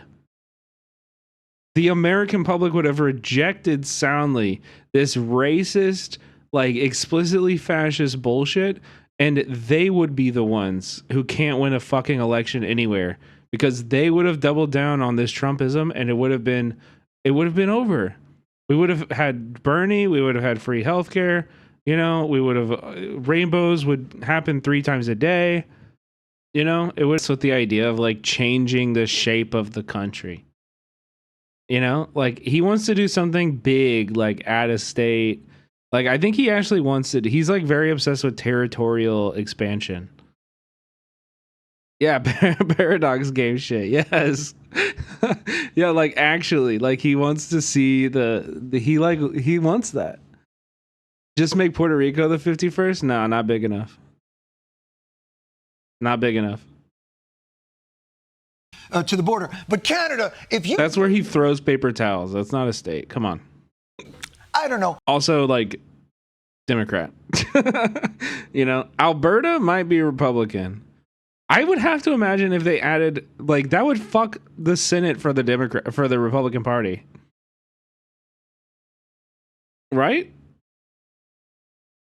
Would Canada be mostly like, if they were brought in to our political system, most likely yes. Even if we like adopted Canada with its own state structure, which it which it already has, you know.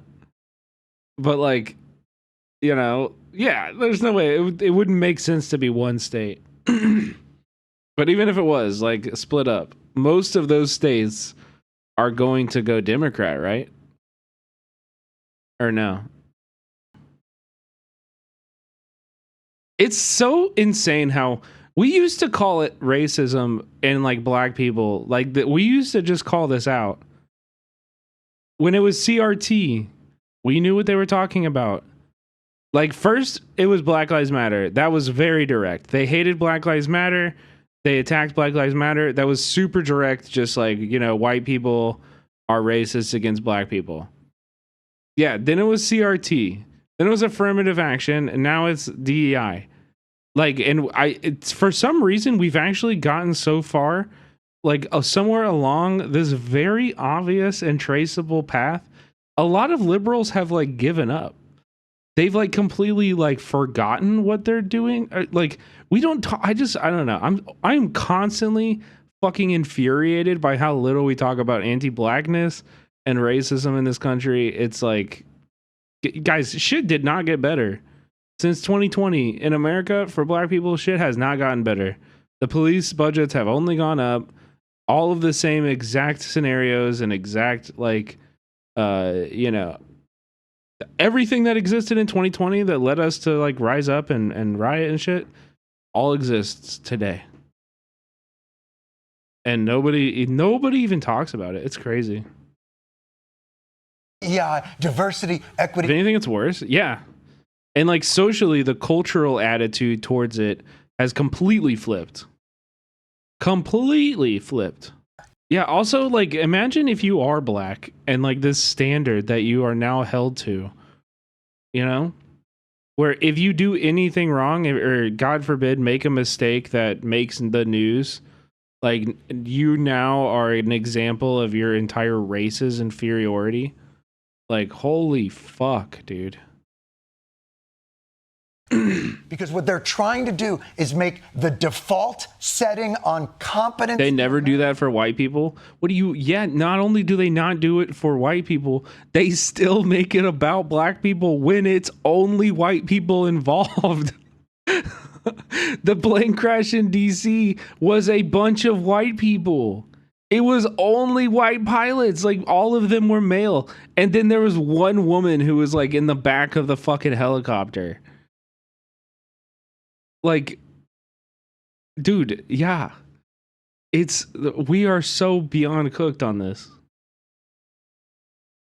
But it doesn't stop. Like, it's still just as important for everyone here, all of you and me and everybody, to be anti-racist. Like, you know, you should still be holding yourself to the commitments and the standards you made if you're a white person in 2020 when you were examining your whiteness and, like, you know, deconstructing all the racist shit that you believe back then. That work you were doing, it's hyper relevant now. And the work also doesn't stop.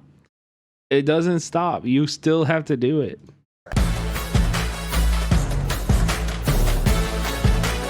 That was funny. Chat.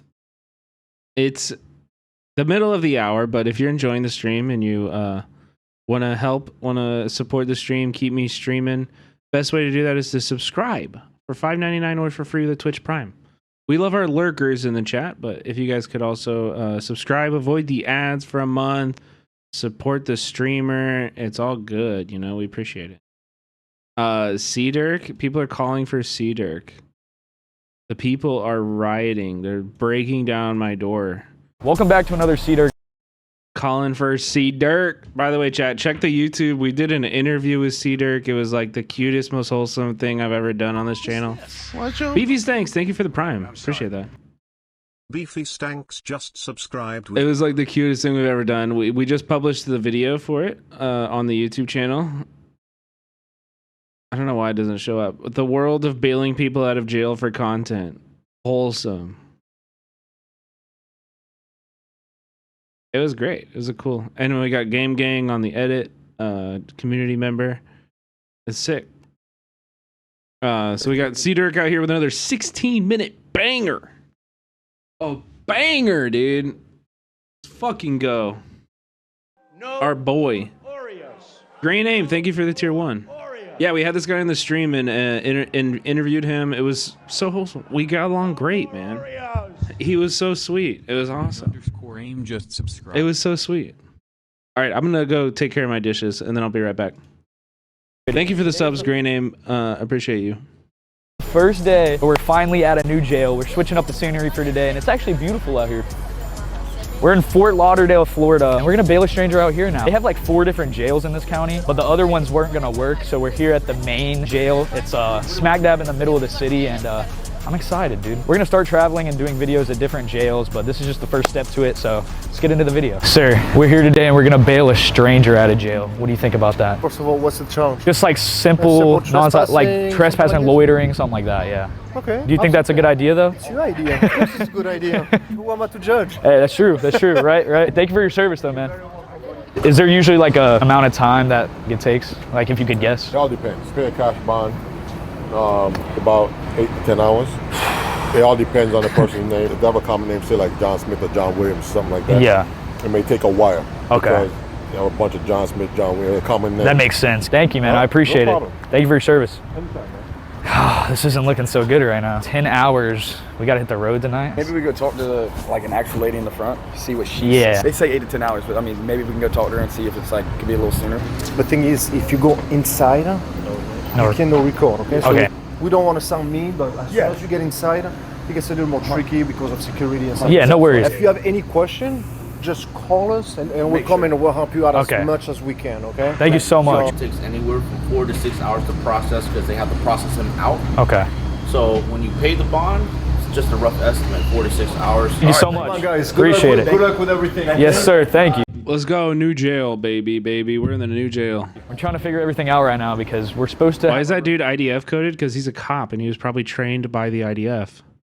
Road trip back home to South Carolina tonight.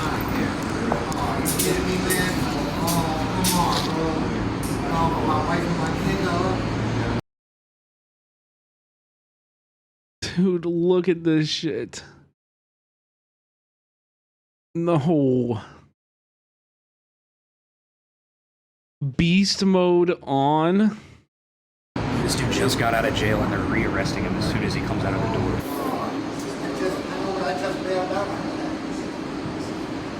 I can only imagine that feeling, like walking out of the doors after bailing out and thinking that you're free, and as soon as you walk out of those doors, you're rearrested.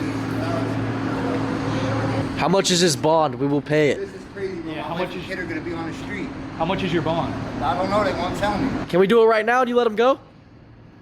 Like, look at this. They're just like, can we pay his hostage fee right now? Like, I know you're taking him hostage. God damn it. Yeah. We're gonna try to negotiate and see if they'll take 600 cash. By the way, chat, we're 1 sub away from a hype train. Start it if you got it, baby. 1 sub away, it'll start a hype train. I've never seen that before. That's all I have on me. Is it negotiable? Would y'all do 600 cash right now? Yes, sir. Yes, sir. Yo, Hairline, thank you for the gifted sub. Getting the hype train going. Let's fucking go. Let's fucking go. Cinemarks Pog. Era Pop Tart, thank you for the gifted sub. Cheesy Bread with the tier 3. Let's go, baby. Thank you, thank you, thank you, thank you. I'll do it, yeah. We'll do it. That's all I have cash. I wouldn't even be down to do the 800, yeah. No worries. Yeah, so these guys are bail bondsmen, and I guess... Dude, what a scam. Oh, wait, they're bondsmen. Tomato, tomato, tomato. I'm throwing tomatoes. Acid Brands, thank you for the 5 gifted. Cheesy Bread, thank you for the 5 gifted. Let's go, guys. Holy fuck, we broke the seal. Thank you so much for all this love. I appreciate you. They rearrested him. It's a good day to have a good day. Acid Burns 3 gifted a tier 1 subscription. We'll get another one too. Username. Thank you for my subscribers. Let's go. How can you just arrest somebody and not be a cop? Yeah, so they're like bondsmen, which means if somebody jumps the bail, like if they'll pay the bail, but they are responsible for getting them back to court. So if they like don't pay the bail, yeah, like they have different abilities to do shit like that.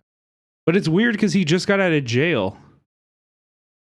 So I don't know. Did he miss his court date on another charge because he was in jail? Like, is that what is going on here? He came out. 8,000 or nothing? Peace fire now. Thank you for the 100 bits. Not even 10%? Wow. Dang. All right. I appreciate it. We tried to do it for you guys. That would have been insane, bro. 8,000. The audio is kind of... They told us 800 for 10%, but I guess they're taking the 10% deal off the table. Wait, what? So it's a month later and we're back at the jail in Fort Lauderdale. Last time we couldn't bail anyone out because it would have taken 10 hours and we had to hit the road that night. We found an inmate to bail out, so let's go pay their bail. We're looking at the mugshots right now. We just found this girl on here. She just so happens to be sitting outside the jail. And I've never met someone that's got out of this jail, so I really want to ask her like how her experience was in there. Yo, Strider, thank you for the 100 bits. Your experience like? It was actually pretty good. Was it? I mean, like, not good, obviously, I was in fucking jail. But like for a jail, it was a good yeah, experience. like the girls were nice and stuff. I was arrested for a DUI, so like I was hungover. They were nice, they got me water and stuff. We're here bailing a stranger out of jail. Why? I do videos where I bail random people out and help them. Oh, nice. Well, good luck with everything. It was nice Thank meeting you. you so much. Yeah, nice meeting you too. What's up, bro? What's your name? Christian. Christian, what's that? Nice to meet you. We called him earlier. He's a bondsman. We were trying to figure out how to find the inmates over here. You bonding someone out or what? I'm revoking a bond. Revoking a bond? He's already in. Oh, wow. Rearrested. Killed someone, right? Killed somebody. Bad car wreck? So do you actually like... Wait, what? He got bail on killing someone? What? And how the shows are like chase them down and stuff? Yes, 100%. Would there be any way we could come with you on one of your expeditions? It's a liability thing. I mean, I'll check, but... What if we sign waivers and stuff? Yeah. Sure, I'm sure we get that done. Maybe we go on a bondsman ride John along. Steves. That would be insane. All right, so... No. C-Dirk, no. What are you doing? C-Dirk, Jesus would never. John Steve has already been bailed out, so we'd have to find somebody else. All right. Well, here we go. We're back to square one. Yeah. I have a YouTube channel where I just bail random people out and then I like help them out once they get out. Yeah. Give them some money, take them to do something. Yeah. Jack Doherty. No. Get him off one time, put his shoes on my desk. Yeah? Yeah. What'd you tell them? Get those shoes off my desk, bro. This shit stink. Like, yeah. This is something like, this guy was 5,500. Right. He killed somebody. So now... His bail was only 5,500? No. Or 10%? The original... Yeah, okay, hold on. There has to be more to this story.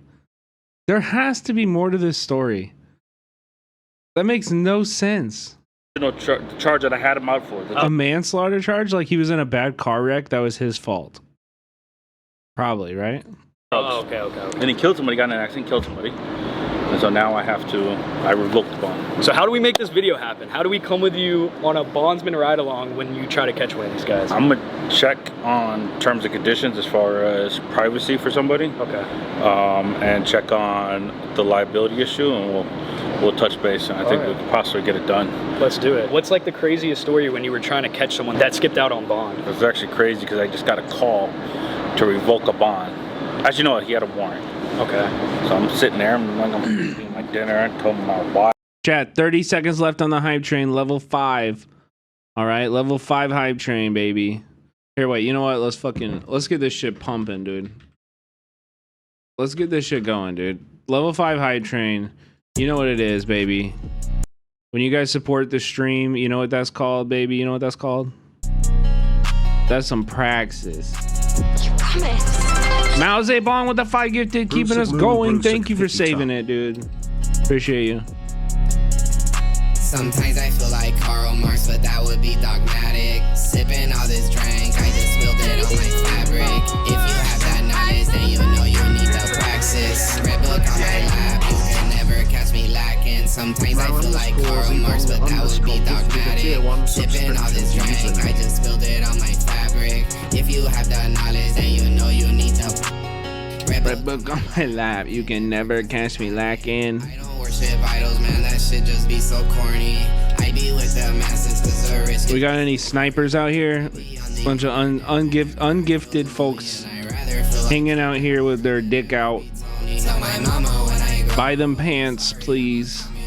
Take a flight to Cuba. Roll up on right in that bed, all up in Jamaica.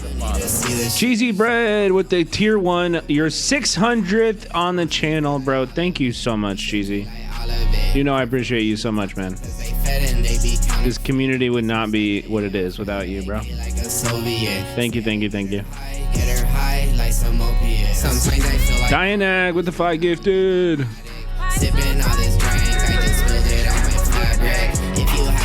Let's go, Dianag. Thank you. Diana. Dianag. Is it okay if I keep calling you Dianag? Or do you want me to change? Last time you said it was kind of funny. Do you think it's funny or should I change? I will change if you want me to. Die Happy, thank you for the tier 1. Yo, what up, Spinny? I love it. Okay. Cheesy bread, let's go. Thank you for gifting XY Captain Planet.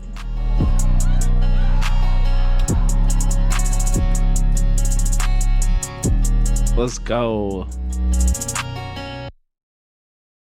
Let's go. And they know what we want next. Acid Burns, thank you for gifted the Spinny. Cheesy bread, a real one for sure, dude. Oh hell yeah, we hit the goal tonight too. And you wonder why we hate the cops. Solidarity could make it stop. So hit make it with all drugs to the front with a juxtaposition. Just guns versus jugs, that's just a juxtaposition. Just so you know, chat. You know these beats were made by Die Happy Music right here, bro. Die Happy. Captain Planet, you just got gifted by the producer. Or wait. No, never mind.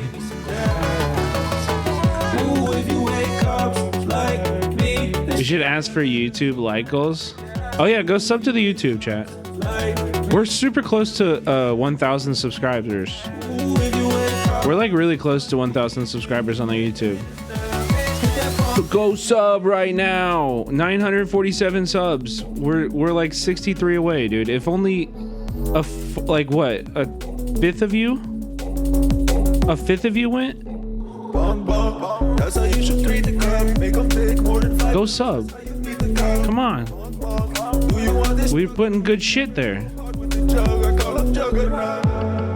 Cal Polly going too off. Plastic jugs just like a poop job. They wanna know what I think when I was first. How that popped into my head was this is bonkers. Bong with the students say from Columbia Uni all the way to LA. Tryna fly and rise in the coolest way. Motherfuck 12, free Palestine to the grave. Not a single color, love. Damn, dude, this song makes me miss the encampment movement, though, to be honest. That was a beautiful, beautiful moment in history, man. It was a beautiful time.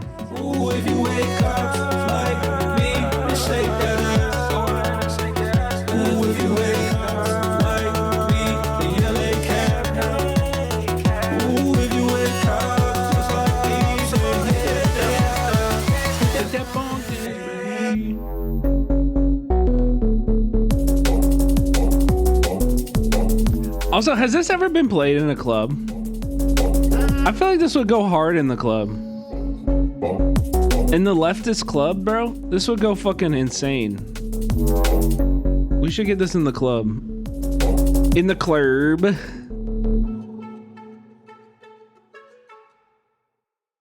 will go hard in the club. All right, let's go back to the video. Thank you guys for all the love. Y'all want to keep the hype train going. You know how to do it. Subscribe. Free $5.99 or for free. Thank you, though. Any links on that song? Of course, yeah. I got you. Easy pickup. It's on the. Did they play that in encampments? I heard the Bonk song, but not that remix. 15th floor. What worse can happen? Yeah, that's on the 15th fucking floor. Yeah. And I go, I'm knocking, boom, no answer, no answer. We have a peephole reversal, so I'm looking through the peephole. It fishbowls your apartment. Yeah. I can see you, listen, black shirt, gray pants, come to the door now. I'm gonna kick your door in.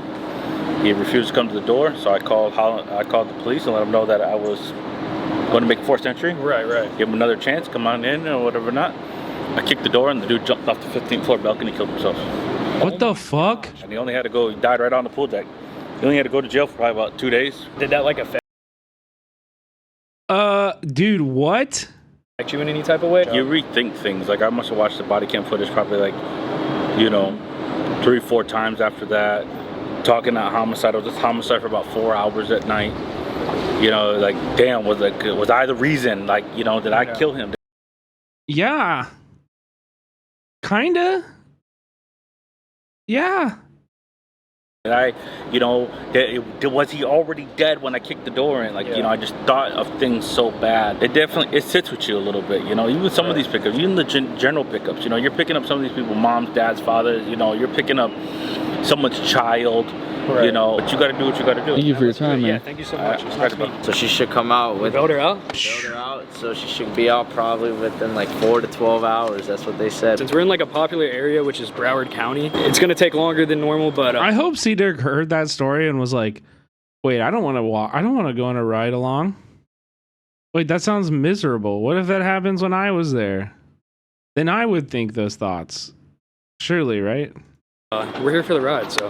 Bro, my fucking thing's not working right now, dude. Oh my god. You walk in, bro? Get activated. They're saying that they could take the 150 bond if she like uses it towards like people's like attorney. You could technically use that 150. That's fine, yeah, that's fine. But then you just want to get the 150 back. That's cool. I never get the money back. If you guys didn't know, if these people go to court, I end up getting the money back. Out of the 30 plus people I bailed out, I've probably gotten 2 checks for 2 people that actually went to court. Like a random person. It's random. That's a good deed. Okay, congratulations. Wait, what was that? Getting the money back. Out of the 30 plus people I bailed out, I've probably gotten 2 to court. I end up getting the money back.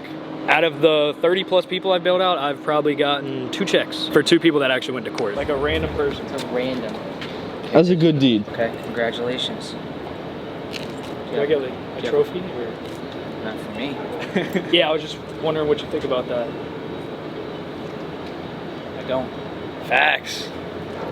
People are not friendly. Here. I swear. Something about the cops. They're just not nice at all. Oh, they're fighting. No, they're not. They're throwing hands. 3 hours in, they said she's not going to come out for 4 to 12 hours, which is crazy. There were cops outside fighting? You're turning yourself in? I have a warrant for over a month and a half. How long do you think you're about to go for? I'm thinking if I get lucky, maybe a week, but I'm thinking 30 to 90 days. Wow. To West Palm. And then the second charge is I went to Miami to go get treatment. But there's no treatment in Broward. They don't, whenever I make phone calls, only West Palm and Miami call me. So are you going to have a bail? No, because I'm on probation, so no. Have you been to... Wait. They cut it up kind of like poorly, but like what? So her charges are that she left the city and she needs treatment that isn't available in the city. Some system we have here. It's working great. Jail before, or is this going to be your first? But listen to Chank.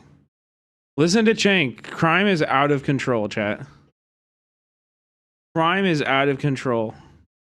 This person should not be offered cash, you know, like no cash bail. This person would be let out onto the streets. Can you believe it? It's not been jail before. What's your experience in jail been like? I get along with like everybody automatically for some reason. Well, that's good. Like I already get in jumping in spades and people want to do my hair and I just think, I don't know, I'm a people person, you know? But I mean, it sucks, it's freezing. And especially because I'm gonna have to wear a turtle suit. I don't know if you know. A turtle suit? Is that like a straight jacket almost? It's almost like a straight jacket, but just your legs hang out and your arms hang out, so you're freezing off. Why are they gonna do that? Because I have what I have in my system. Just pray and keep your relationship with God and just let the rest work out. That's good. That's good. What's the longest you've done in jail? 79 days. How happy were you when you walked out of the doors? So happy. Like I'm always happy when they say, Kate Garcia, pack it up. So it's been like 3.5 hours since we picked up the camera. We're still out here waiting on Tanya. I think I see her coming out of the back area, so hopefully this is her. We're gonna have to see what happens. We got the whole crew out here right now, and I think we're 8.5 hours in. At least the whole crew pulled up to support. Tanya, we bailed you out. What? We bailed you So out. is the issue that it's like a probation violation for her to get what I assume is like a methadone treatment or something like that? And like the terms of her probation would be that she doesn't consume any methadone? Or is it yeah, that's what I was asking. Is it that or is it leaving the city? To leave the city, that's so stupid. Oh, okay. Yeah. Why? Because we just bail strangers out of jail. I was gonna like give you some money and like kind of help you out. We bail people out and we help them out. I'm fine, thank you. You sure? Yeah, I'm sure. Okay. So what was it like in there? I don't know. I didn't really take time to think about it. You glad to be out? Just sketched out. Yeah. Yeah? Fistball? I'm sorry, what? Fistball? No, I'm good, thanks. Okay. Is this where we part ways? Yeah. Sure, we were gonna help you out with like a hotel and stuff. Are you sure? Oh, yeah, I'm good. I'll find it. I'll find my way around. Yeah, thanks. Okay. I really need help, bro. Yeah? I've been home for 7 months. I've been out of prison. I did 9 years in prison. And I got out. Gotta respect everyone's privacy. They don't want help.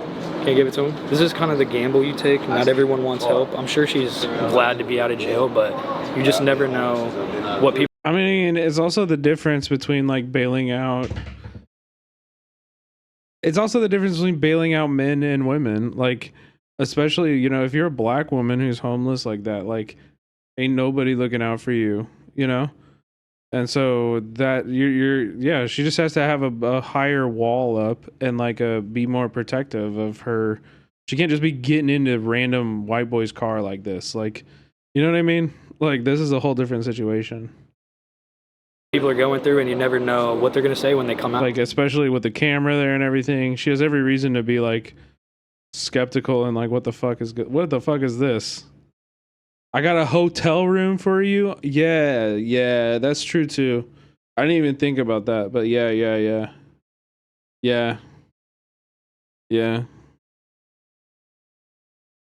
I know she said she doesn't want money, but I'm at least gonna give her a little bit of money, so I know that she will at least be able to buy food. And I know their intentions are pure, but 100%, yeah. Not when she leaves this place. So. I don't know, Alvatore, dude. There's like, yes, the United States prison system is the largest provider of public housing in the United States. However, the violence that exists inherently in those systems, like, it's cruel always. You know what I mean? Like, it's cruel constantly. Like, the violence that they experience all the time is, I don't know. Especially in a place like Florida. I understand if it's cold out and stuff. In like New York or like north of where it's like winter right now, yeah, I think that's valid. But I think in places like this, it's better for them to be out. And like I talked to this YouTuber on stream, by the way, and we interviewed him. I asked him about this, and he said only one person has like not wanted to hang. And I wonder if it was this, if it was like after he filmed this or not. But No, I can't take your money. No, go ahead. No. I'll leave it right here. No, don't. Doesn't want to take money either. So we're gonna talk to. We gotta radicalize this dude. Nah. No, we don't. He's aware of of us, and maybe he'll stop it, and maybe he'll watch a YouTube video every once in a while. But like, nah, we don't. Honestly, he's not accountable to us. You know what I mean? Like, I pushed him. I like gave him offerings of things he can Google and stuff that I thought were down his angle. But I don't know. Yeah, he knows he's welcome here. Exactly. I really don't feel a need to agitate him at all. You know what I mean? I think we tap the glass enough. We don't need to because it's listen, also unasked for advice. There's another name for that. It's called critique. Okay. And sometimes criticism and critique is it's not wanted. And he's if he asked me, I would definitely, of course, yeah. If he reached out, I would 100% talk to him for as long as he wanted. But I'm not trying to go out of my way and impose my politics on him like that. I don't really do that. Maybe we'll bless him instead. So. I just got out, and I really sleep in the car in the neighborhood. Thanks for the gift to Mexico Luna. Hell yeah. Revelations of you. Mexico Luna is a dope ass streamer. Do you have a car around here? I don't have a car. It's the auto body shop in my neighborhood, and they let me sleep in the car. They let me put all my clothes and stuff in there, man. I violated probation. The judge let me out. She's like, okay, I'm gonna give you another chance or whatever. I walk outside and I see somebody trying to get a blessing to somebody that I need. You might not need that blessing, but I damn sure don't need that blessing, bro. I still got on the county jail boxes, bro. No, yeah, I'll help you out for sure. Right. I need everything, food, anything, bro. Well, I'm definitely gonna bless you, but what helps me is I keep my faith in Jesus, and that seems to help me out a lot. I believe in Jesus too. I believe in Jesus. I believe that the Lord is my Savior. You feel me? That's awesome. It sometimes it be hard. What'd you go to jail for 9 years for? Drugs, man. I used to sell drugs a long time ago, and the companies and the foreman set me up. And they gave me 9 years of prison, bro. I've heard a lot of people say that prison is better than jail. Is that true? Hell yeah. Prison's better than jail? Because in prison, yeah, it's not locked down like that. It's seven times they locked down or whatever. Jail sucks, dude. Jail's the fucking worst. Okay, from 7 in the morning to 12 o'clock, you basically out. You locked down basically all day. You know what I'm saying? You locked down basically all day. Step over here. Is there any kind of way I can get in contact with y'all? Because I need prayer and all that. Any kind of dude, I'm not from here, but if you ever call me, I can definitely pray with you. Here's 60 minutes. Aw. Huh? What do you dream of? What's your goals in life? I want to do music. You want to do music? What's stopping you? Back and forth in here, man. Right. So it's really the justice system? I appreciate this, bro. Of course, man. Can you freestyle? Yeah, can you freestyle? Since that's your goal in life, we'd love to hear some of it. Yeah. Let's hear it, dude. I called my mama this morning, told her that I loved her. Oh, you got it, man. You got it. For all the years you raised me, baby, I thank you for them. You gave me life and ain't no price that they could ever pay. I want to thank you for game that you gave me, lady. And many nights when you prayed and hope God to save me. Okay. I apologize for the crazy things that I used to say. Lord, forgive me if I'm wrong. If that's okay, my life is really amazing, so I had to stop the play and focus on the better, man. I'm trying to be today. My son understand the meaning of being put away. So with this life of mine, I'm gonna go a better way. The streets all I know. I ran them night and day. And these girls is the last thing on my plate. I don't slow down heavy on going to my face. I felt like giving up till I finally prayed, man. Damn. Yeah, bro, let's go. Let's go. Thank you, bro. Oh yeah, dude. Thank you, bro. Oh yeah, that was tough. It. Oh yeah. That was beautiful. Y'all don't know how bad y'all about to make me cry, bro. Cause y'all. No, you don't gotta cry. I need y'all help, bro. I do. You know, God, he the ultimate, bro. And without him, we not nothing, bro. And for him to put y'all right here, bro, that's a blessing, bro. You've been praying recently? Yeah. Maybe this is an answer to a prayer. I don't know. God works in mysterious ways. Is it real? Might as well do one more, right? Add on to it. Maybe just one more. Bro, like, hold on. Oh, shit. Are you? Wait, that's not enough. Maybe one more. Oh. Bro. You gotta taste it. Does it taste green? Oh my God. Thank you, Jesus. Thank you, Lord. Let's go. Jesus is great. Oh my God, bro. Let's go, dude. Thank you, bro. Can you pray with me right now? Yeah, let's pray. You want to lead it? Yeah. Father, I come to you in the best way I know how, and I thank you for having these people around me. You say with two or more gather you in the midst, Lord, and you just bless me beyond. It's power in your name, and I thank you, Lord, for everything. I thank you for these people. They're coming and they're going, and I love you, Lord. Amen. Amen, man. Thank you, man. Of course. Yeah, if you're feeling his normal ones are usually better. He's trying something different, going to a different jail, bailing out a woman, and had that reaction. He's just kind of trying to save the video at this point. generous, go out and do a good deed today. Everyone that's watching this video, go out today and do a good deed, even if it's something small, even if it's just praying with someone, talking with someone. The Spirit of the Lord was like, it was like on me to stop, like, hey, because I seen you trying to help her, and she kept denying it like it was something to play with. I know God work when I see it, bro.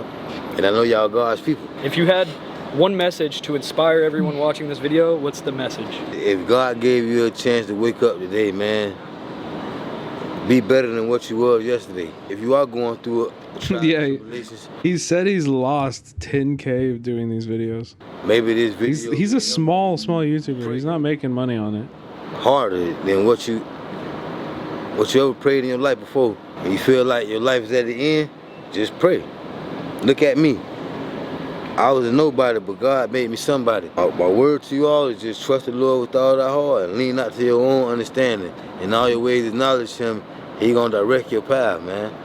That's an awesome message, bro. That hit. The only thing that was gross was the handing the money part. It did. It leaves a yes. The handing the money part was a little bit like weird. I like it better. In most of his other videos, he'll like take them out to like Walmart. He'll buy him a bunch of shit. They get food. He puts them up in a hotel. You know, like that's what he was offering to the woman.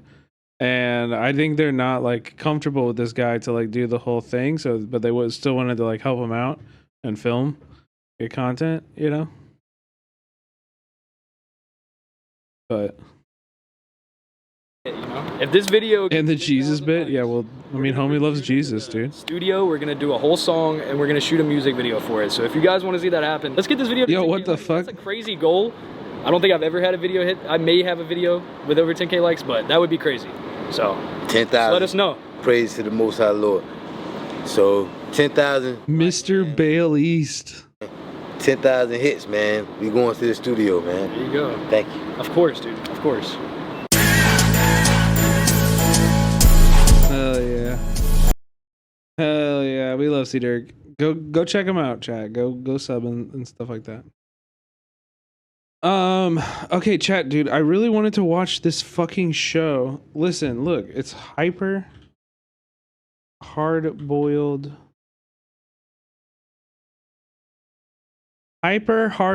Gourmet Report. I've always been a This shit it looks so good. I want to watch it really bad. It's a Tokyo, or it's like a Japanese production, but they go all over the world. It's a travel food reality show. They go all over the world and they document how people are eating in like very extreme conditions, like prisons, you know, war scenarios and shit like that. It sounds so good, and it's fucking we can't find it anywhere. We have a little bit more people in here. I want to just maybe see. Chat has been searching a lot, and then nobody's been able to find it. It's like lost media. Fan of food and travel shows and use my TV to live vicariously through the people I see on screen. A new addition to the list of great shows is the awkwardly titled Hyper Hard-Boiled Food Report, which has recently arrived on Netflix here in Australia. It's a Japanese show, but don't let that put you off as it's all subtitled. And because, most importantly, it is extremely interesting. So what's it about? To live is to eat. For people around the world. And like, this was on Netflix. It was on Netflix. How is it not accessible off of Netflix? They really deleted this shit from the internet. Yeah, hyper hard-boiled gourmet report. Yes, in dangerous circumstances, eating itself is dangerous, precarious, and essential.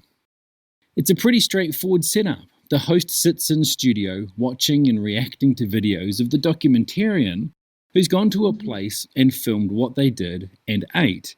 And it is excellent. What makes it so good is that it is very unflinching in its style, with showing people selling black market items from UN food aid, people dying of Ebola, child soldiers prostituting for food, and that's Jesus Christ in the first episode.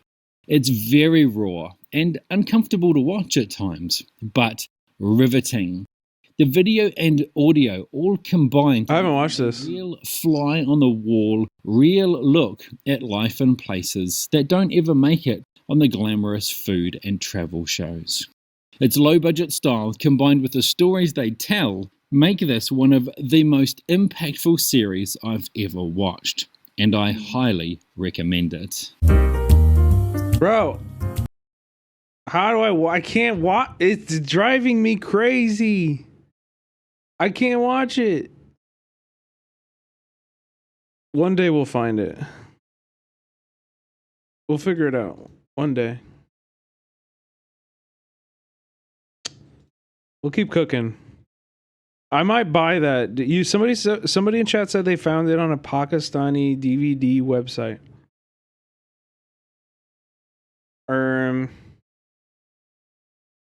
Great idea. From the Bekele shit.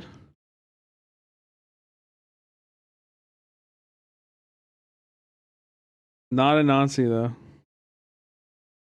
Wait, was there a kettle tonight?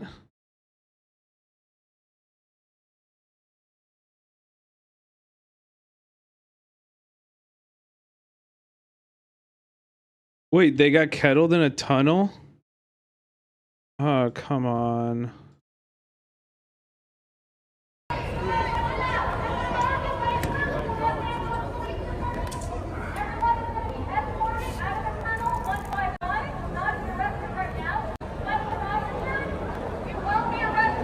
Wait, Film the Police is live?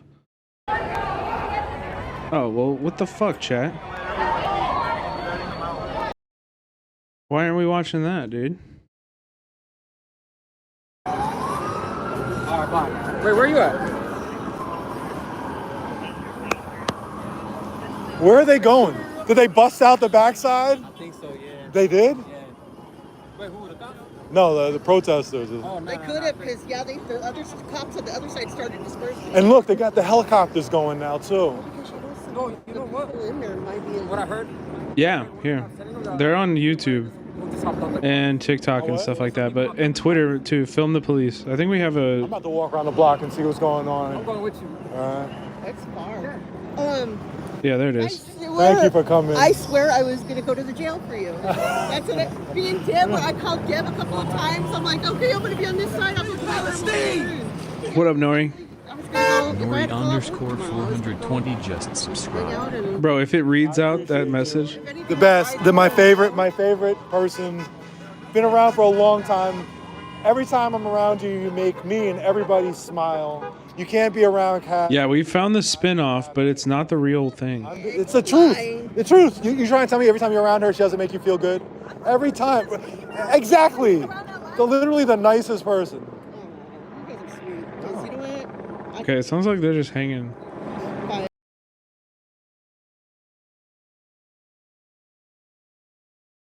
Jessica Palmdessa is live too.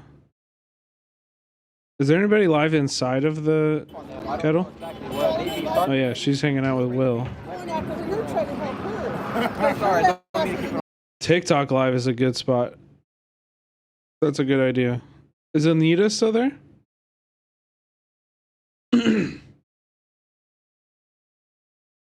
IRT is live there. Anita is live.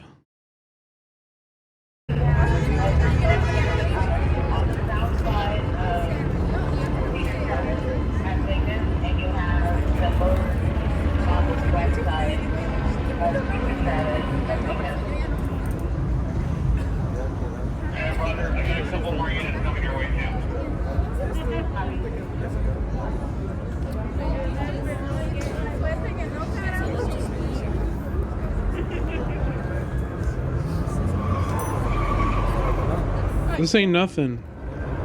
Bro, let's go. We can't get my car. My car's right there. We can't leave. We have to go and get an Uber. Oh, this is a good angle.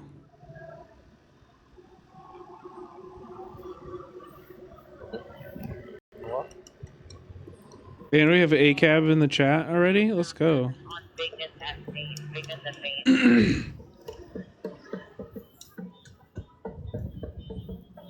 And protest dog. Let's go. Let's go. I bet that guy's so loud. He goes, ow. Stretch his legs out a little bit. Is there anyone back at the bar? You're right there. So. Thank you.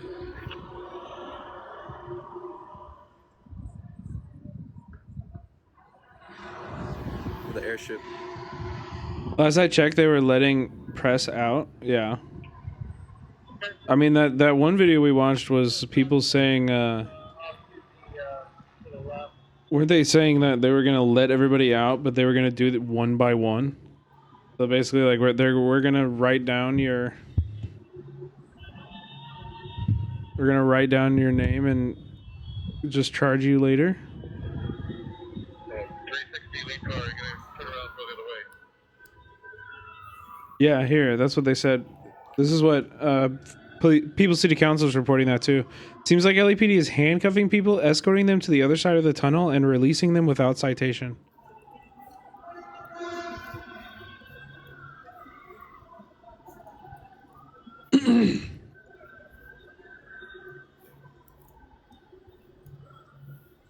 This is in LA.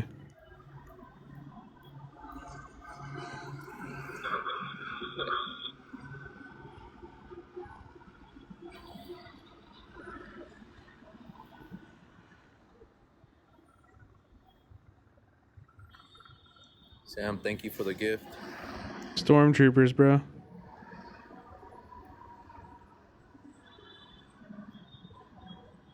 They're just cuffing them, walking them out, and letting them go. They're not even citing them. LA scanner, this piece of shit bootlicker account.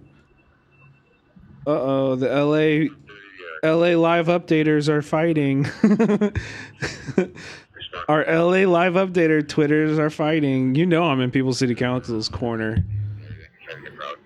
If People's City Council has no fans, I'm dead. Okay?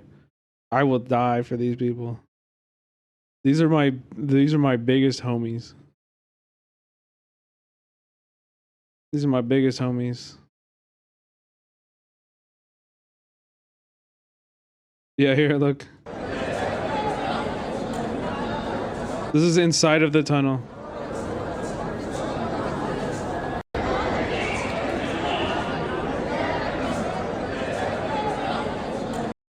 A bunch of youths and street vendors. Congrats.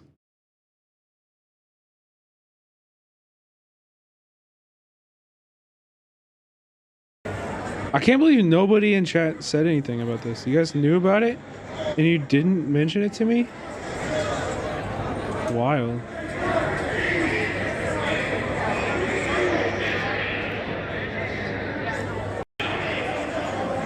Yeah, we did.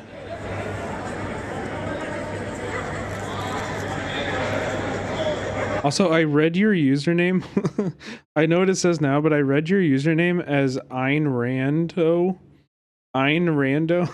I was like, who the fuck is this? I see it now. I was like, what the fuck? You're not the first? Oh, that's funny. LAPD buses coming down Alameda towards Union Station look like they're planning to make arrests. Bro, this fucking account, dude. LA Scanner? The fuck is this?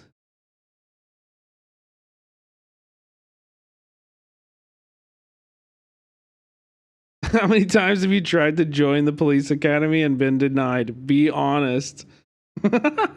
Eat this ratio, bootlicker.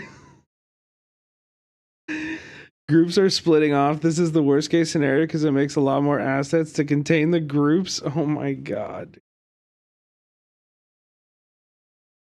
That's fucking hilarious, dude. Yeah, they know how to tweet over there. I mean, we can check back in on People's City Council. Where were they? Or not People's City Council, film the police.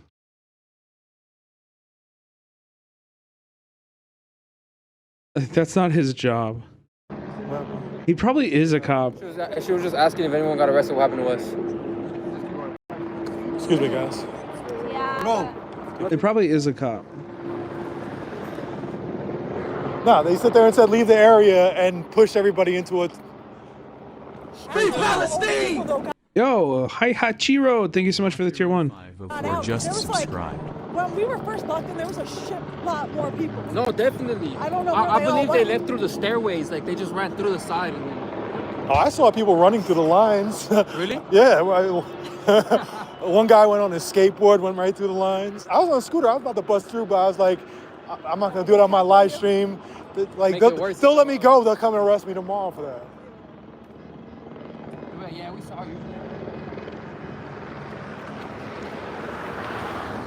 Going around? Yeah.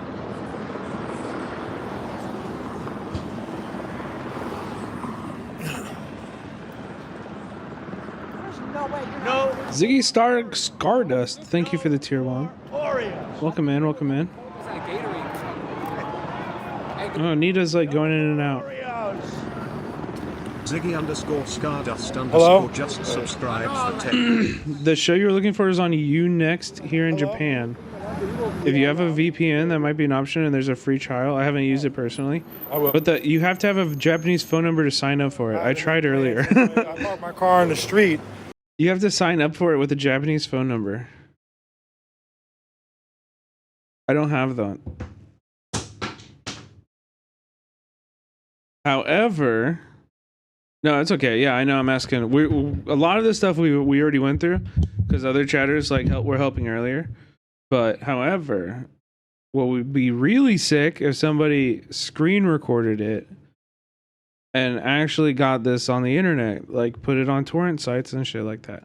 That's what I was saying. Like, I might buy that Pakistani DVD, rip it, upload it to the internet, and watch it on stream like that, you know? Yeah, anyway. Oh, man. Fucking pigs. Yeah.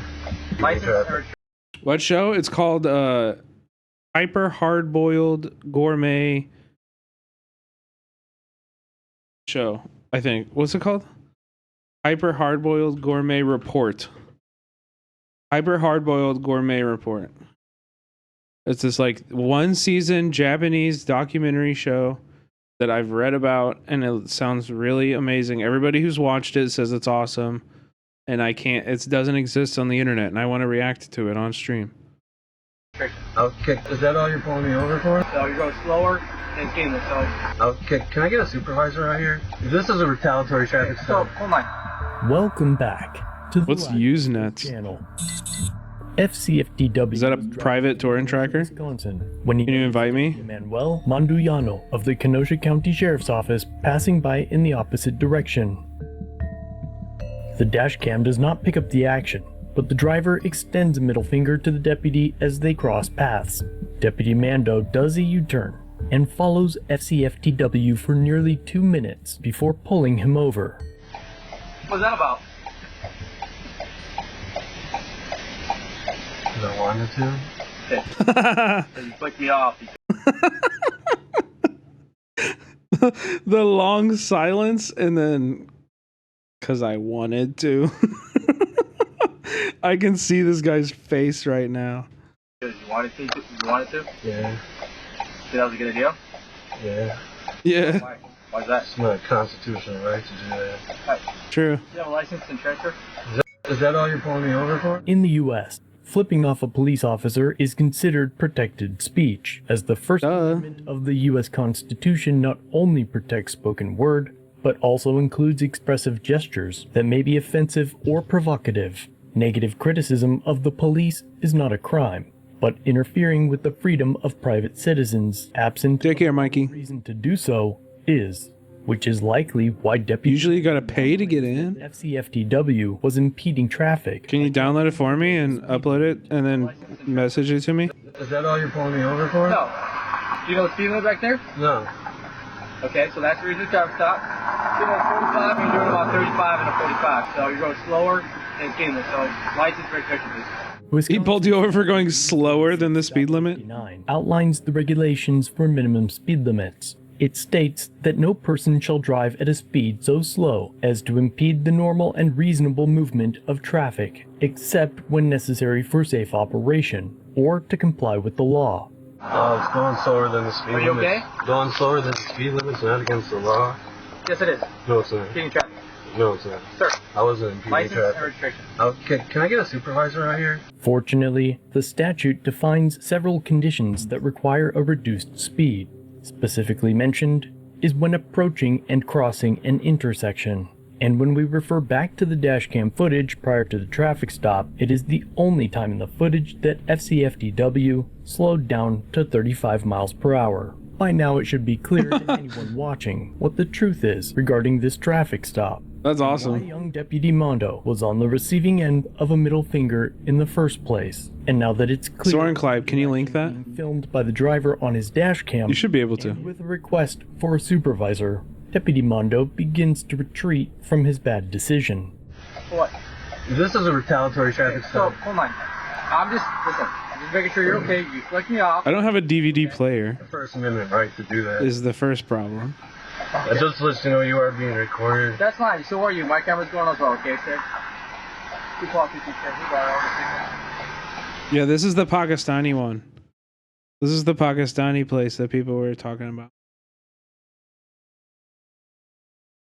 You have a PC with a disk drive, don't you? No? I built my computer. Why would I put a disk drive in my computer? I'm just door dashing, you're literally stopping me while I'm working right now. So listen. Why not? Just relax, take a breather, okay? I'm just making sure you're okay.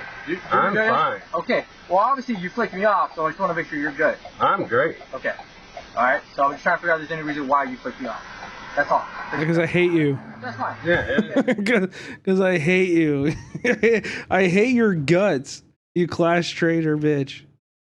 Yeah. All right. Look, you free to go? How's everybody? Quit your job. Take care. Yeah. All right. Just fuck 12, yeah. Before you go, do you remember this guy, Joseph? Okay, well, somebody should... Game Gang, you have a... Can you read on your disk drive? Can you rip this DVD? Because I will buy the DVD and just send it to you. I just need the files, bro. Years old? Are you his mom or daddy? Nope. Any of y'all? No, then it ain't your business. It was his second appearance on the channel. His initial appearance was from assaulting a man for seemingly no reason, other than asking a question. Where's his head right now? Hurry up, put your hands behind your back. For what? Hurry up, put your fucking hands behind your back. Jesus. Harris's second appearance involved him attacking a handcuffed man who was locked in the back of his cruiser. The man had escaped from a hospital and upon being caught was attempting to choke himself out with a seatbelt. This caused officers to pull over, where he proceeded to repeatedly punch and elbow the man. Oh my God! His head and neck in the door multiple times. I'm gonna skip forward.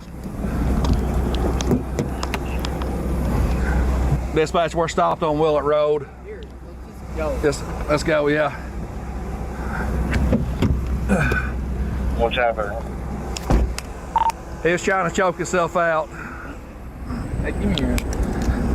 What do you need?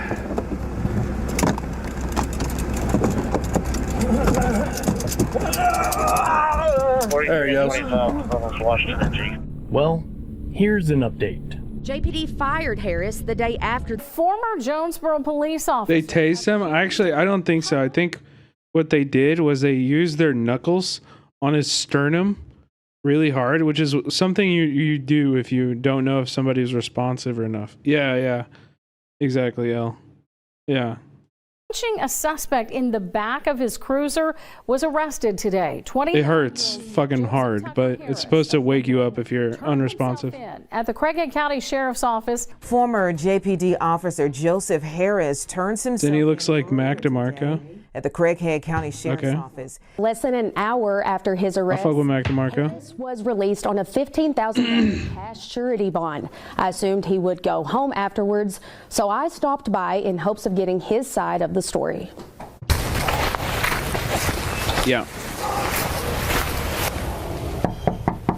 Documents from the sheriff's office show that Harris is charged with aggravated assault, filing a false police report with law enforcement officers, and third-degree battery. He appeared for a probable cause hearing Tuesday afternoon. He was arrested? I gave him a knock at his door both before and after.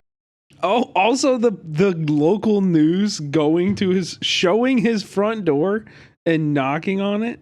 The hearing. We tried contacting Mr. Harris at his home several times today, but unfortunately, he either chose not to answer the door or he wasn't home. The judge ordered him to appear in circuit court on February 28th. However, Harris asked if the date could be moved since he had to, quote, be on the other side of the state on that day. That decision will be made by the prosecuting attorney's office. Harris is also facing a civil lawsuit filed by Quorum. In addition to the criminal charges, Harris also faces a civil lawsuit. The case is set to go in front of a federal jury on May 11th of 2026 in Little Rock. No, wait.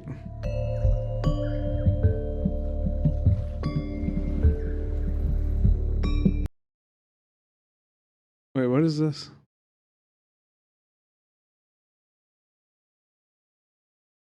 Bro, it's also, it all looks exactly the same. Slower and seamless, so license registration, please. Oh, he just put the full dash cam from the beginning. Okay. He's just padding out the video, bro. Unlawful arrest for parking turns into a lawsuit. He doesn't want to. LAPD sergeant arrested at work after allegedly fleeing scene of fatal DUI. Jesus Christ. Lee Borgiani, LA Times' single reporter on the LAPD beat. You know, really good that we have one reporter reporting on LAPD. And he's okay. He's written some good articles, but most of them are pretty pro LAPD. That's wild, yeah. He hit and killed a pedestrian and fled.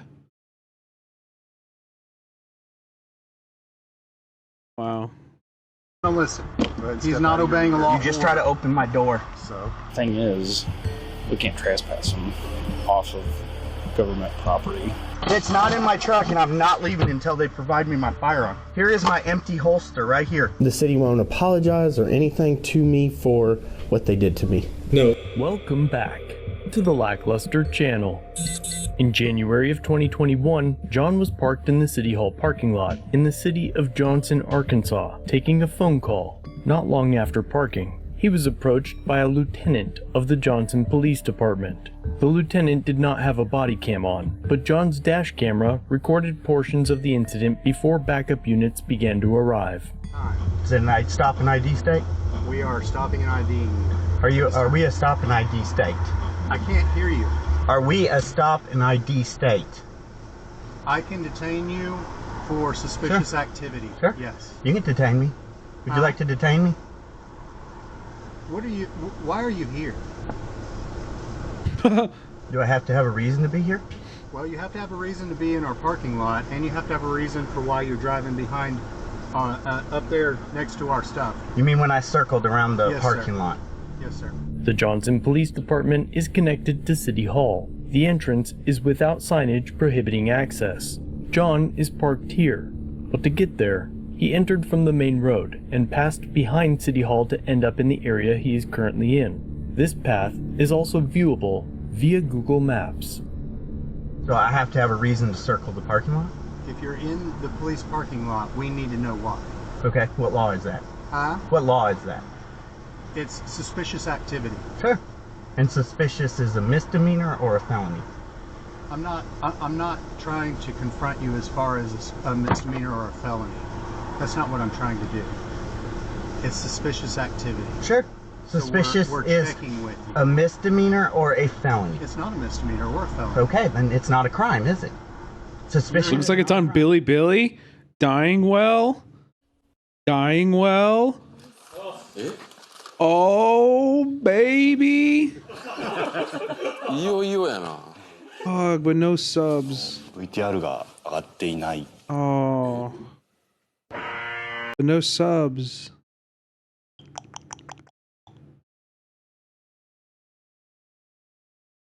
Okay. We can work with this, though. Can't do AI subs?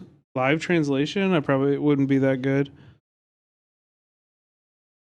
Yeah, that's what I was about to do, Prodigy. We might be able to find this SRT.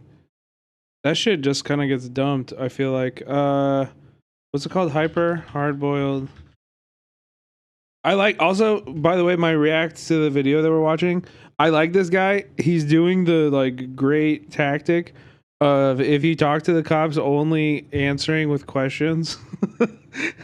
If you notice, he never gives like really an answer to anything. He's just, everything the guy says, he just responds with more questions towards the other guy. It's kind of funny to watch. You're in the PD parking lot. Are you a sergeant? I'm a lieutenant. You're a lieutenant? Yes, sir. So what? So you're here to confront police officers. I'm not here to confront. I was here talking on the phone. I was here talking on the phone. You came up to my car. You came up to my truck. Bro, there's Hebrew subtitles out there. I found Hebrew subtitles.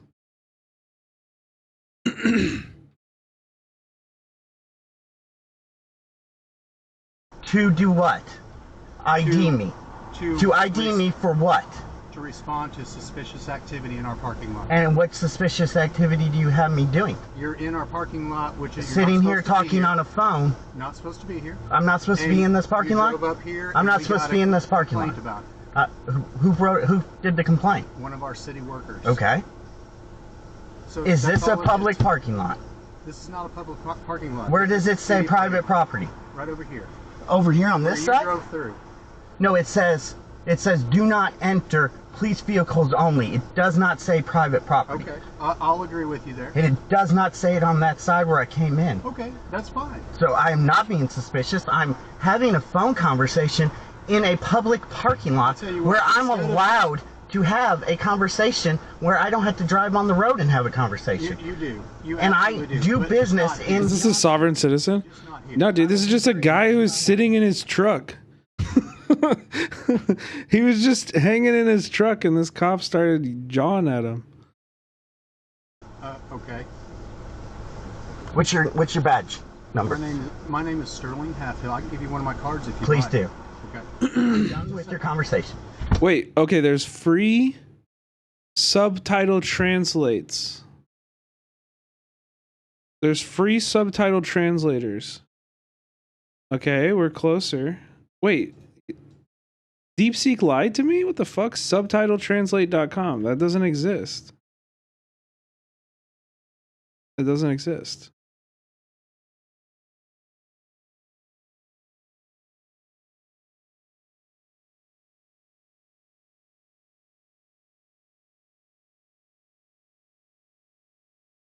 Go transcript.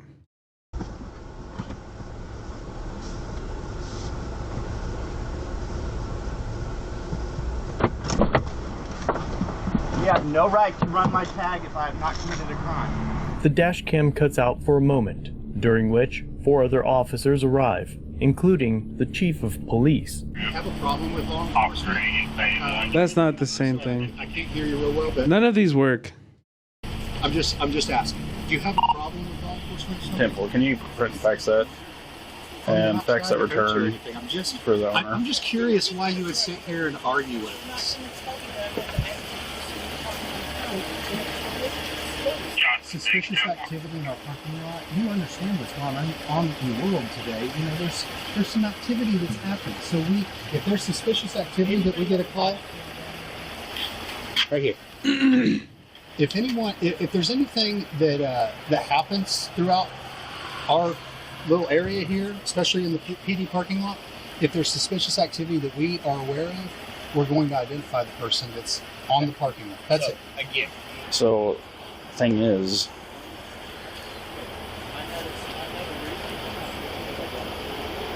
we can't trespass them off of government property. Why do you want to make this so difficult? I didn't make this difficult. You did. I was talking I on the did, phone because and I you came told out me and did I my had job. to roll my window down, and I told you I was talking on the phone. So you couldn't wait 1 minute. You kept saying, "Roll down your window, roll down your window." I was doing business on a public parking lot. You stopped what I was doing and tried to ID me for suspicious sitting in a parking lot talking on a phone on a public parking lot. We have a job to do. Well, good for and you. We'll continue doing. Then go do your job. Go do it then, you dumbass. Stop bothering me. We have a job to do. Go do it. We doing your job. We do this you job don't because we have want a to make right sure everyone's to safe. ID me. I did.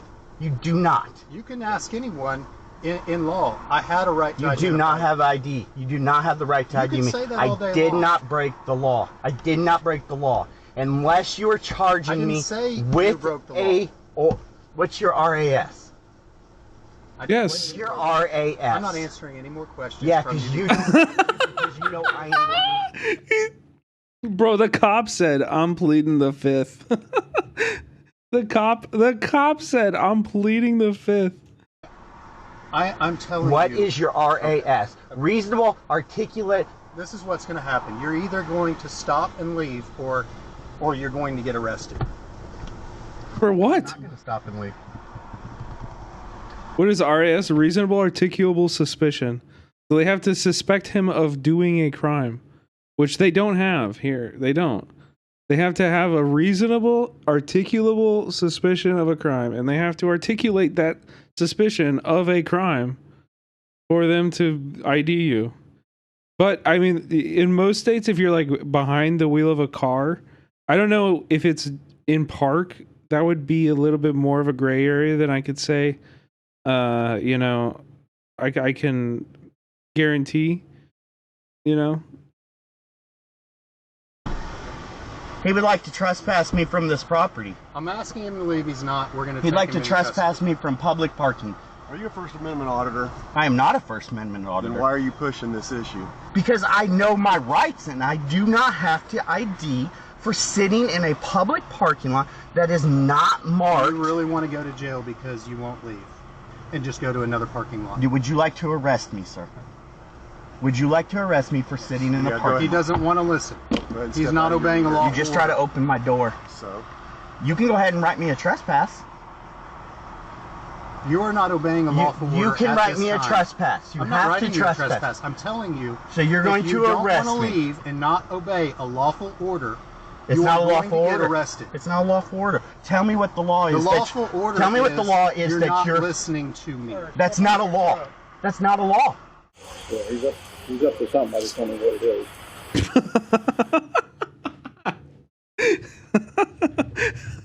Yeah, he's up to something. I don't know what it is. I mean, yeah, this is the point. This is what you're not allowed to do. Thank you for saying it so perfectly clear. You just gave his lawyer the biggest slam dunk of his entire life.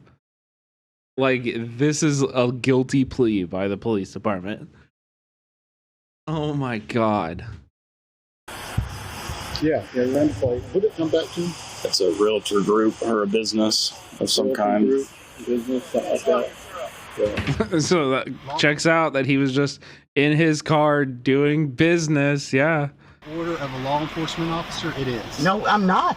I'm not doing anything illegal. You're getting your body cam on? You're getting yourself into a lot of trouble. No, you're getting yourself in a lot of trouble. You can try. You're under arrest. Sir, you have to give me a written. You're under arrest. You have for to give trespassing. me a written trespassing. You're gonna get a written trespassing. Get out of the vehicle. We're telling you now. Okay. Get out of the vehicle. Sir? No. Get out of the vehicle. Okay. I'm getting out. Dude, I love when they say get out of the vehicle and they're pulling you towards the passenger side. It's like, dude, you want me to climb over the dashboard? Or would you Not remove my stuff from me. Sir. Step out of the truck. Sir. Step out of the truck. Okay, he's holding my arm. Step out of the truck. He's grab holding his me the arm. opposite direction, Grab guys. his arm. Come here. Come here with me. Hey. Let it go of him. I got him half. Okay. I'm not resisting. Hands against the truck. I'm not resisting. We see that. I'm not resisting. Do you have a weapon in the truck? Yes, I do. Okay. I have my carry permit. It's right here in this Hand visor. behind your back. Okay, I'm Okay. sorry. I'm sorry. I'm sorry. You can give me a written trespass and I will leave. You should have left when I told you to. It was a lawful Sir. order. No, we're done talking. It was not a lawful order, dude. It was not. You guys really? The good news is that this channel usually goes into the lawsuit afterwards. So, yo, someone gifted me a sub. Fuck yeah, they did. Welcome in. I think we should call someone. I hope you come in a lot in the next month.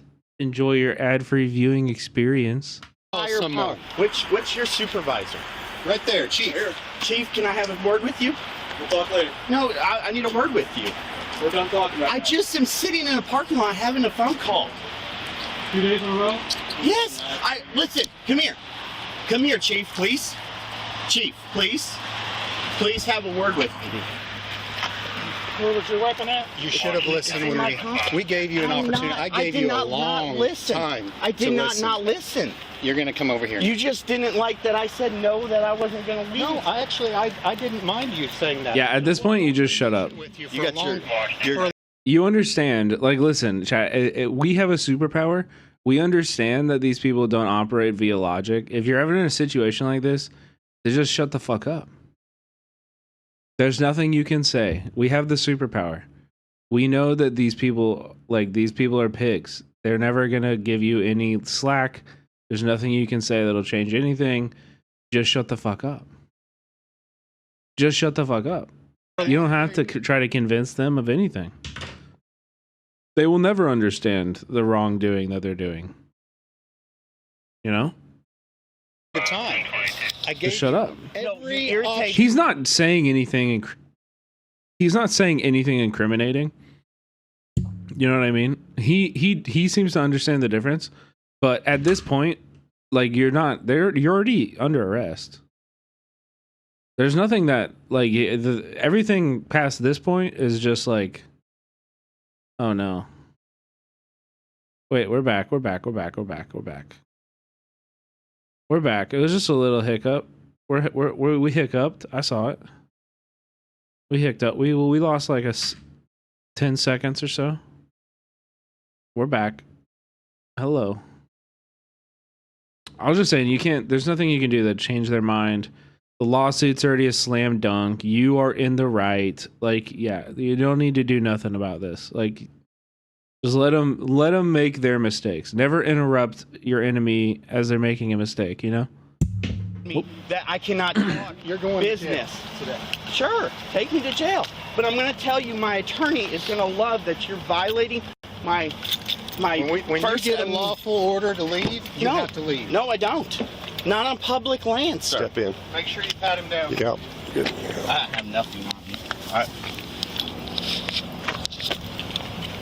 What's up with the Hummer? Just like, military equipment that was donated to their, precinct. And this is in like fucking Johnston, fucking Arkansas.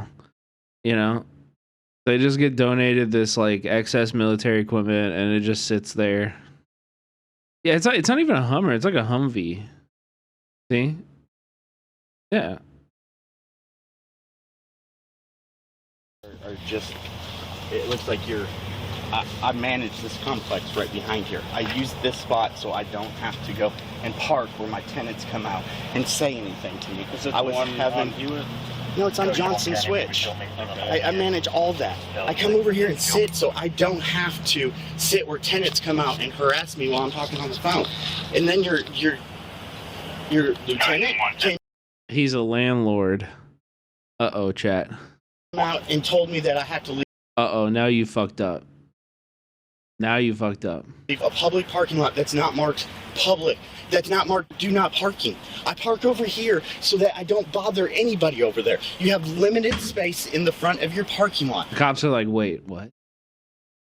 You're a white male landowner?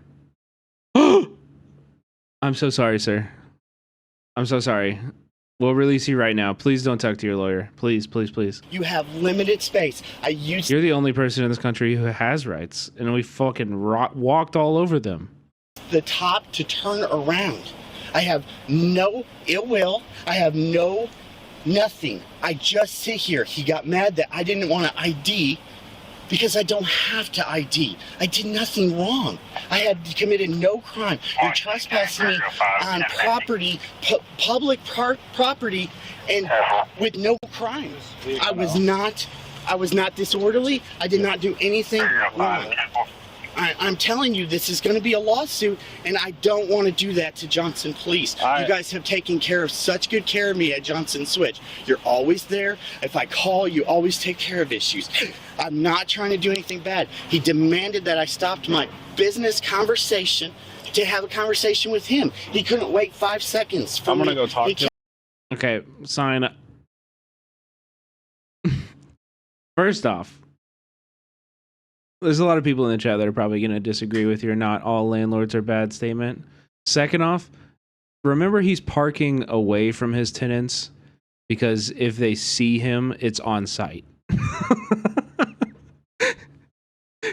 This guy made it very clear that if his tenants see him, it's on site. They will start yelling at him about all of the things that he doesn't provide them. You kick people out for me all the time. Yeah. Such good care of me at Johnson Switch. You're always there. If I call, you always take care of issues. I'm not trying to do anything bad. He demanded that I stopped my business conversation to have a conversation with him. He couldn't wait 5 seconds. I'm going to go talk to him. He kept telling me to roll down my window and made me hang up my phone call that I was doing business. I'm not bothering any of the employees. What's his first name? Benjamin Guy Mann. Hey, so I'm going to go talk to Lieutenant.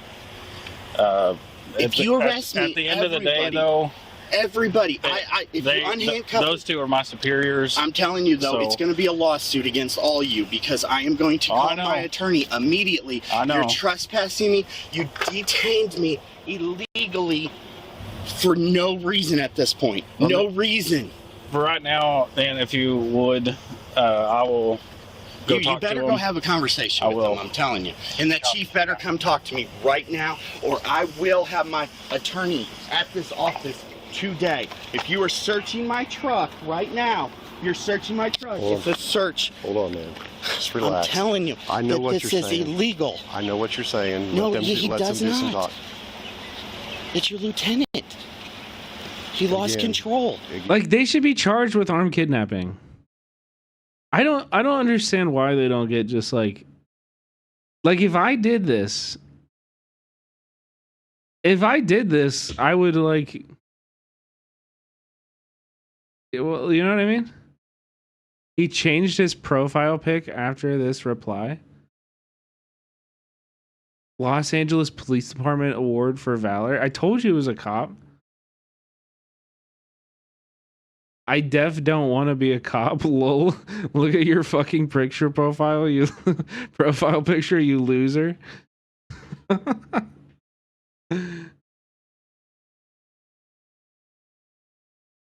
a fucking dork. He blocked you? Oh, you know what that means?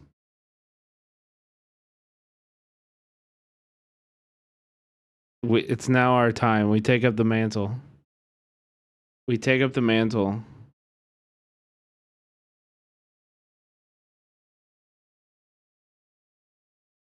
Oh yeah. Drop a follow just so you can enter my shit list. Oh yeah. They're my supervisors. I understand, sir. Although I gotta say, I hope it lasts because I trolled Alex Villanueva for so long before he figured out how to block me. It was awesome, dude. That guy used to go live. I encourage you to do this. The former sheriff of of the LA Sheriff's Department, he goes live on Instagram sometimes. You should really follow him on Instagram because they don't have any idea how to moderate his chat. So if you go in there and you spam Google LASD gangs and like, lol, you can't win an election, like, and like just call him a loser. They don't know it. He gets like super flustered. He'll start like yelling at you and it's so good. It's so awesome. He finally figured out how to block me on IG. I need to get a burner. I really should get a burner. I know what you're saying you're too. protecting Blue right now instead of protecting the law. I know exactly. My constitutional rights are being violated. I know what your rights are. I wasn't here before I got what was said before I got here. I'm telling you, if you put me in that police car right now, I will own this city. Well, I'm not doing it because you're threatening me. No, I'm not threatening. Must be nice to be white. Are you talking about me or this guy in the video? Not threatening you. You hear me? I know you're making sense. I will. Either way, right now, you're not wrong. Already a violation. You know why I asked you if you're a First Amendment auditor? Because I watch these films with people exactly doing what you're doing. I've seen them. Over and over. And I don't learn anything. I continue operating as a piece of shit cop. And you are fairly correct. I'm very correct, and I am going to own this city. And at the end of this interaction, The young sergeant turns off his body camera to have a conversation with his chief and lieutenant to tell them that they're wrong. Bitch. They just searched my car for no reason. They have no legal reason to search my vehicle. Guy gonna get off any charges because he's white? They have no legal reason True. to search my vehicle. You have no reason to. It definitely would have been different. I mean, he's gonna get off charges because they have no charges. They have no evidence. They have nothing. Like, this is just harassment. This guy was just sitting in a car in a parking lot. You know, they have no charges to hold him at all. Unless these cuffs are off in the next 15 minutes, Also, that's a GMC. That's not a Ford, is it? all are going to be sued for illegal detainment. I would suggest you take the cuffs off. I will step to the side and let you guys investigate. What up, clear? I will be uncuffed. Chief, we need to have a word. You're illegally searching my vehicle at this point. I'm telling you, you are illegally searching my vehicle at this point. It's because The words he needs is, I do not consent to the search of my vehicle. I'm mad that I didn't ID myself because I have no reason to. I did not. I mean, they don't care, but genuinely they don't care because most people don't know their rights. Most people don't know that there are like protections that are written into the Constitution on how these situations go. And the cops are not just like able to do whatever the fuck they want. Like, most people don't know their rights, you know? Most people think they have to answer cops' questions. Most people think that cops will be more generous to you if you assist them in their investigations. Like, you know, people's idea of the police is so fucking skewed and wrong that it lands people in jail all the time. All the fucking time. Break any laws. I know what you're saying. Well, say what? Put him in? All right. Go ahead and sit Are you there. really going to do this? All right. Lawsuit time, buddy. Just step in.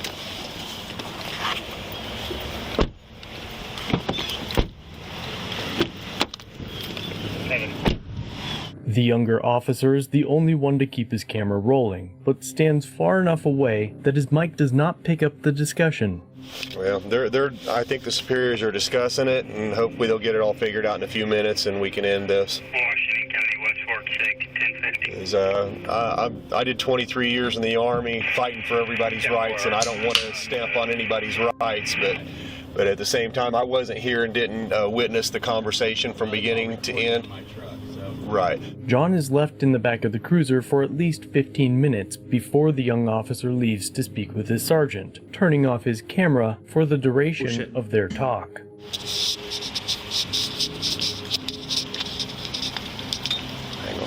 A while later, John is removed from the cruiser, but no body cams were activated for his release. Hey man, I just talked to these guys, and it sounds like you're having a bad day. Is that what? You okay? Hear from my attorney. I would speak to the captain or the chief. What I wanted to ask is if you could just understand that we have a job. If you could just understand, we had to restrict your movement and kidnap you at the threat of death. You know, at the threat of extreme violence. Just because we're real spooked. We're real spooked out here. It gets real spooky at night. You don't believe it, but sometimes a fog comes up over that hill over there. And it just gets real spooky. So, you know, we get scared. We get scared. It's just spooky. You don't get it. You know what I mean? You don't understand. Plus, we got all those poor people. You know about them. They're living in your slum. All these, we don't know what them poor people are doing. You know? I mean, shit, I'd be mad if I was them. If I was them living in your slum, I'd be pissed off at me, the cop. And when we figure out what's going on, it sounds like these guys were able to figure it out now. We can let you out of Have I ever asked if you've done a Reno 911 cosplay? No. I would never dress up as a cop. Unless it was like a dead cop for Halloween or something. Like maybe there. Not even a gay one, especially not a gay one. Fucking rainbow washing. Or what do they call it? Pride washing? Zombie cop? Yeah, zombie cop could be sick. I could be like the one good cop.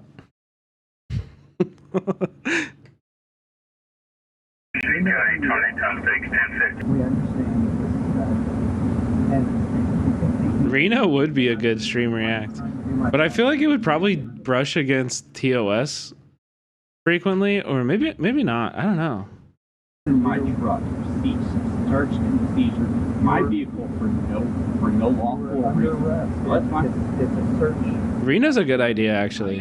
Denied your request for an ID that pissed you off. No. Yes, it did. You ripped my door open and tried to rip me out the passenger. Over an hour after his initial contact, John's dash cam picks back up. After being released, he conducted a quick inventory of his vehicle and noticed that his firearm was missing. There's my holster. There's my carry license. Enhanced. I did the enhanced because... Enhanced. They must have it. Enhanced. His gun disappeared. It was never found until 1 week later when they found it on the body of a black man that they shot and killed. Did they take his firearm? Did they have his firearm? Yeah. It's theft of property at this point. Theft of property. Yeah, I was joking. Like, they planted it. That's why they stole it, so they could plant it.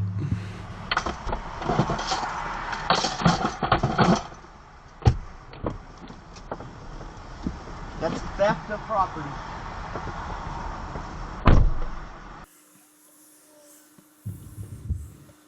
Why are they like this? Because it's encouraged. They will never face any repercussions for this. Like, they will never face repercussions for this incident. At the very worst, maybe somebody will get like a talking to. At the very, very worst, this will not happen, but this would be what maybe would happen in a slightly more just world. They would get like a written up, demerit or something on their record, which would, according to their police union's contract, probably be completely erased in like a year. It's not in my truck, and I'm not leaving until they provide me my firearm. Here is my empty holster right here. Let me go check. It is not in my truck. How do they lose track of a gun? It's not. My ammo is. They dumped my ammo in the glove box. Maybe it's under the seat or something. I think they want you to go before you reload it. Well, I'm not leaving until the firearm is proven to be back in my truck. I'm gonna let you look under that seat. My firearm is not in here. Oh, there it is. It's over here. It's right there. Just go ahead and roll, please. Please. As a favor for me, please. I'm gonna do it because of you, because you were very nice, and I really appreciate it. That video ends there. After John was detained for nearly an hour and a half, he filed complaints with the department and attempted to talk it out through the city attorney. Hey Justin, how's it going? Yeah, good. How are you? I'm good. So I filed the complaint with y'all, but I still haven't heard anything. Okay. Well, you're not going to hear anything because it's a personnel matter. So the city won't apologize or anything to me for what they did to me? No, the city handles a complaint. It's like every complaint. The complaints that are regarding personnel, we're not allowed to disclose information about a personnel action. So anybody who makes a complaint about a personnel issue is not going to get, information about what has occurred. I can tell you that it has been Not allowed. Yeah, because of the police unions contract negotiations. You have to understand how this shit actually happens. So your mayor or your city council or board of supervisors or something like that goes into an office and negotiates with the police union. And what happens during those negotiations is that the mayor or city council or board of supervisors or whatever, they just get on their knees and they blow fucking bubbles on it. And they give them whatever the police union wants. Like, it's these contracts are fucking insane, and they're bleeding our cities for everything. They're bleeding our cities to death. Yeah, it's even worse in places like California. Exactly. They're the strongest unions in the country, chat. It's just like, yeah. And that's also why you should be like, we should focus more on mayoral races. Like, especially in LA, it would be really great. If we could get a good LA, good mayor that would like actually hold it to the LAPD in a contract negotiation. But like Brandon Johnson, Chicago police contract. When's that coming out? Yeah, so in Chicago, it's the same. It's the mayor,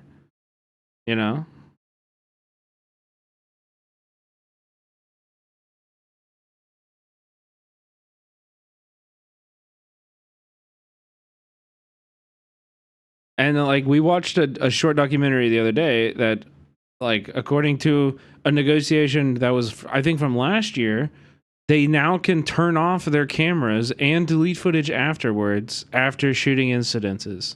So we don't see their conversations after the fact. And the mayor has I provided processed the complaint. Yeah. But I can't sit here and tell you, A, B, and C happened because it's a personnel issue.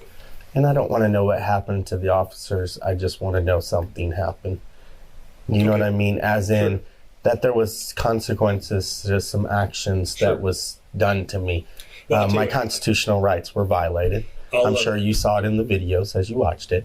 I'll tell the mayor that you came by and requested that. I've called him. He He's wants to- ignoring me now. I think I just have Well, to. he's actually out of state. I know. I provided him the transcript. He told me he would get me something back if I did that, and I still haven't. Okay. Okay, stop talking to this guy. Sue. Talk to your lawyer, buddy. But before even having to file a lawsuit, the city settled with him for the unlawful trespass, illegal detainment, and search of his vehicle. John has They settled without him even filing a lawsuit. some other wild videos on his channel, and if you want to view any of the full versions of anything featured in this publication, By the way, if that happens, the actual payout would be way higher. If they're doing that, you should have asked for more, dude. You should have fought harder, bro. You really should have fought harder, yeah. Yeah. Another beautiful day here in Saigon. I am pumped. We're gonna. David's been here, 1.34 mil. No, but this is good. Perfect timing. Thank you, Diana, for being the good chatter that links at actually good timing. We're trying dishes today. That was really good timing. Take note, chat. That you have to try to claim that you truly visited Saigon, Ho Chi Minh City. We're having breakfast right over here with some delicious noodles. Oh, fuck yeah, dude. Hello. Dude, this Boon Tit Nung is so fucking good. Wow. I feel like I've been to this place. Good. So this is my co-host today, V. How are you? Good, how are you? Wait. Very good. I also know her. I know her. Wait, I think this guy was hired to replace.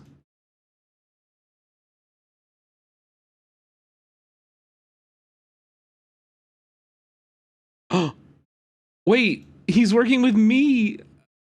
Ah! Okay, great. Okay, good. Wait, thank you for showing me this, Diana. I know her and the producer. Me was like the main producer for the YouTube channel I worked on in Saigon, and I love her to death. She's a fucking warrior, and I heard she stopped working for that channel. So this is I didn't know where she ended up, but I'm so happy she's doing this. Fuck yeah.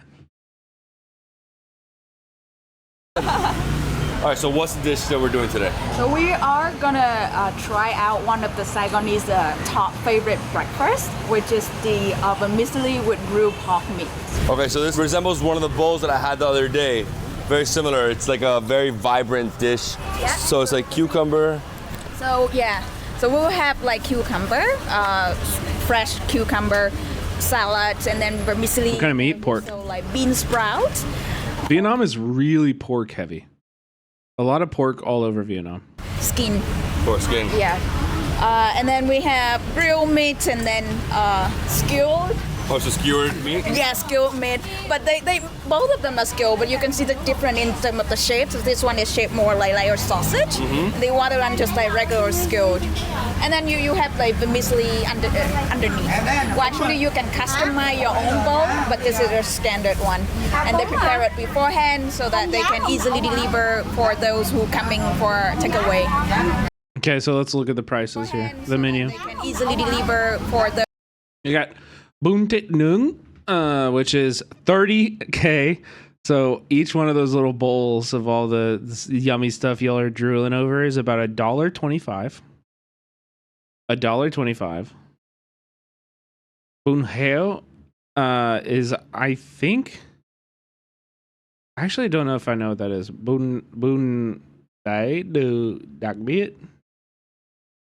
Those who coming for. I don't really know. Heo is pork. Why? I don't know. Takeaway. Tit Nung is like grilled meat. I mean, it looks delicious. Ultra juicy. This meat right here. Whoa. And then we missed that one. Yes, so that's the fried spring roll? Yeah. All right, let's see. So like we missed the pickle. Mm-hmm. And then they add peanuts as well. Yes. Wow. This looks amazing. I can't wait. All right, let's try it.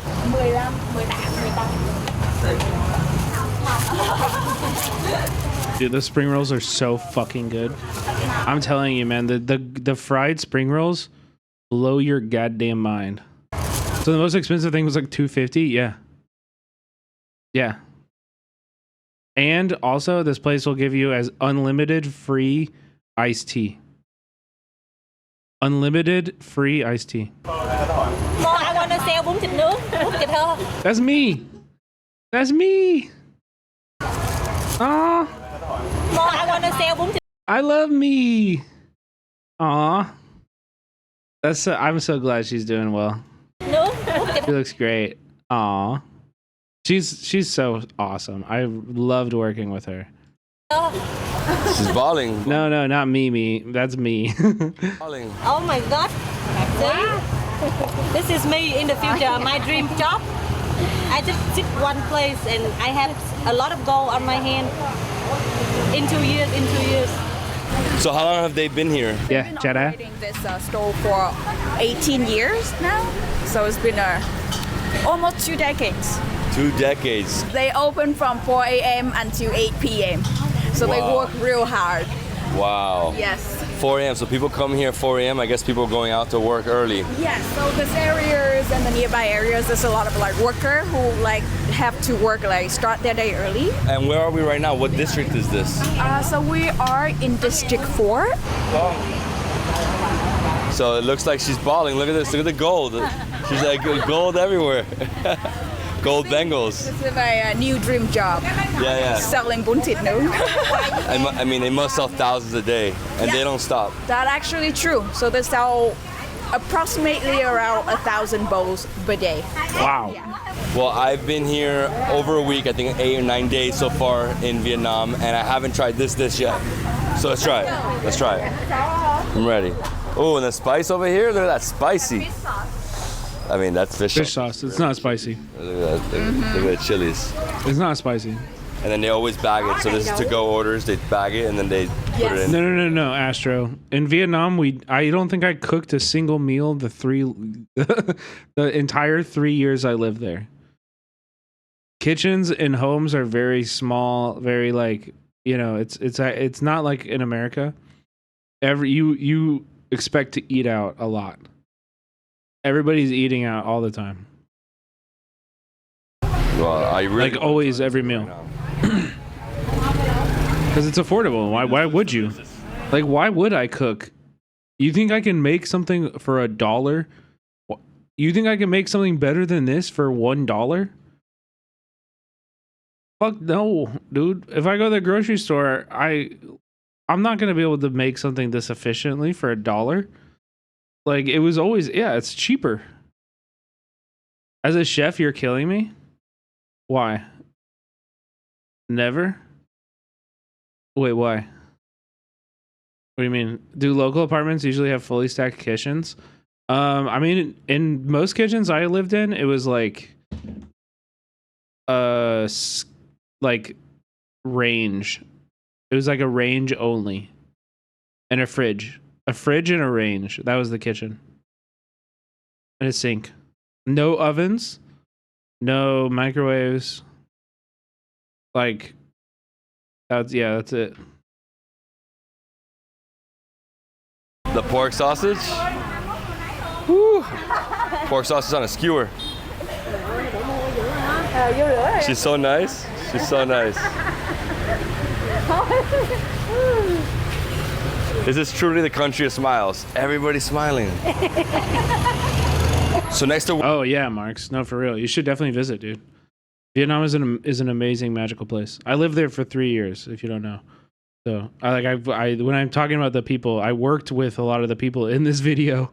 This guy obviously went to Sunny, who is my old boss, a food and travel YouTuber, and he hooked him up with these people. Or maybe he went to me and then me hooked him up. I don't really know how it happened, but me was a producer, one of the main producers on the show when I got hired. Where they're building, you can see them cooking the sausages over here. And she's awesome. The super crispy, oily spring rolls, which look delicious.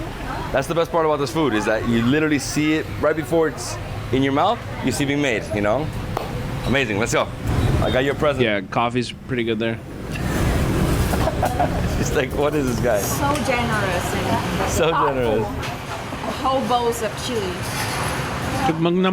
What's your background? You from Saigon? No, I was originally from the central north of Vietnam. I studied in Hanoi, and then I moved out here for work. Nice. So I've been working and living in Saigon for, I think, over 7 years. You have a favorite now. tea? The Chada, which is what you can see in the background right here, is jasmine. It's like very watered down jasmine. And I am addicted to that shit. It was so fucking good. So rehydrating, so energizing, so refreshing. Oh my God, I love it. Yeah, so you can I used to make it in America. to try dishes in Saigon, don't worry. But I would make it too strong. And I would get like caffeine because I would try to drink it. Like I would drink that in Vietnam. And that's like super watered down. Yeah. It's like I would always make it too strong, and so it would give me like a stomach ache. It would give me like a stomach ache. It was always too strong, no matter how much I watered it down. About Vietnam. I think the street food culture. I mean, I've been travel around, mostly Southeast Asia. But every time I did travel, I also always longing for a bowl of like noodle soup. Yeah. Because Vietnam is so popular or so famous about our noodle soup. The varieties is we have so many different kind of noodle. Yeah. So every time I travel around, the first thing I eat when I come back here is a bowl of hot and nice and warm noodle. So awesome. Yeah. So one of my favorite thing, food. This looks amazing. It's so colorful. It's so colorful. Scotland in itself is so balanced. No, and you have the variety of things inside. The spring roll, you have pork belly, and what else you have in there? You got peanuts. Peanuts, green onion sauce, and then we also have like pickles right here. So you say fried spring roll already? It's great. Like pork sauces, also like This is one of my favorite dishes. We used to have a spot where where Becca and I lived in Saigon. That was just like a home that opened up in the mornings from until like 1 p.m. and they would sell this. And Becca and I would go there like 4 times a week. And we would clean our plates. And it's awesome because you like get to know their children. Like I'm basically sitting in your living room eating this food, you know? And we would get to know their children. You get to know all of their neighbors because I'm spending 45 minutes, you know, eating there like 4 or 5 times a week. You know, you just get to know part of the neighborhood in a very acute way. Also, it's a lot more communal living. So, you know, you just like see more people around and stuff. Or grilled. It's Chuk Mung Na Moi Resutai. Resutai Chuk Mung Na Moi. Then this one is like boiled pork skin, and then we're gonna mix it with a little bit of fish sauce. Well, I mean, depends on your taste, but we're gonna mix it with fish sauce. And, with this sauce right here. So we're gonna prepare ourselves. You could just. Is that good? That shit's the god's fucking nectar, dude. Good. Thank you. Good. Perfect. And then we use your present to me. This is David. It depends, Astro. Like for lunch and breakfast, I think people are like more like on the go, eat where you can, you know, kind of thing. It's not like Japan where eating culture is like very, very like strict and regulated. However, like people di niao is what it's called, and it's like, oh, I think it's outside, but we have a piece of art that's like di niao. But di niao means like you're going out to just like eat and drink with your friends and hang out, you know what I mean? Like it's like that's like the big event, and that happens every night for a lot of people. For a lot of Vietnamese people, you're doing that every night. You're just going out to a place. Food's cheap, the beers are cheap. Like you can just like keep ordering beer and hanging out with your friends, and you know. Yeah, it's beautiful. Bowls of hot chili. That's my gift to every girl on this trip. So I'm gonna give him. That's one of the biggest bummers about like it being in America. Like in Vietnam, every single night we were going out, and it wasn't like we were going out, like going crazy. But we would just like go to a bar and like you know, our friends we would know everybody who would walk out. You know, like we would know everybody in the bar. People would come in. You know, it was just like really big community. You know, we had like just a really strong, huge group of community that I think I never really was able to establish here. Although I was able to establish a good community in LA at the end of it. You know, it's also like it's just so different. It's so not the same. Like I made lifelong friends in Vietnam, and that's not to say that I didn't in LA, but like I had to work really hard to get a social circle in LA, and like out of necessity, to the point where I was like, I'm gonna fucking like, you know, I'm so goddamn depressed and lonely that like I needed to do things, you know. And that in America or in Vietnam is just not like that. Like you can't go anywhere without making friends. Like it's just like a part of life. Sounds like heaven on earth, bro. Yeah, well, it is. You should go. You'll know what I mean. And also, it's like Bourdain said this too, man. Like the Vietnamese people are just so fucking amazing, and they're so kind and generous, and like I just their hearts are just so pure. It's so beautiful. I've traveled all around the world to a bunch of different places. Obviously not everywhere. There's a lot of places I've never been to, but of everywhere that I've been to, like Vietnam is the highest recommendation, you know. You should definitely go. And it's also because of the food too. The food, bruh, is so good, and it's also really diverse. Like they have a ton of different noodle dishes that fill a bunch of different like cravings. They have these like dry noodle dishes. This is basically a salad that he's eating, you know. It's a really good salad, and then they have I don't know, it's just so good. They have so much diversity in their cuisine. USA doesn't have a third space? Yeah, that's true.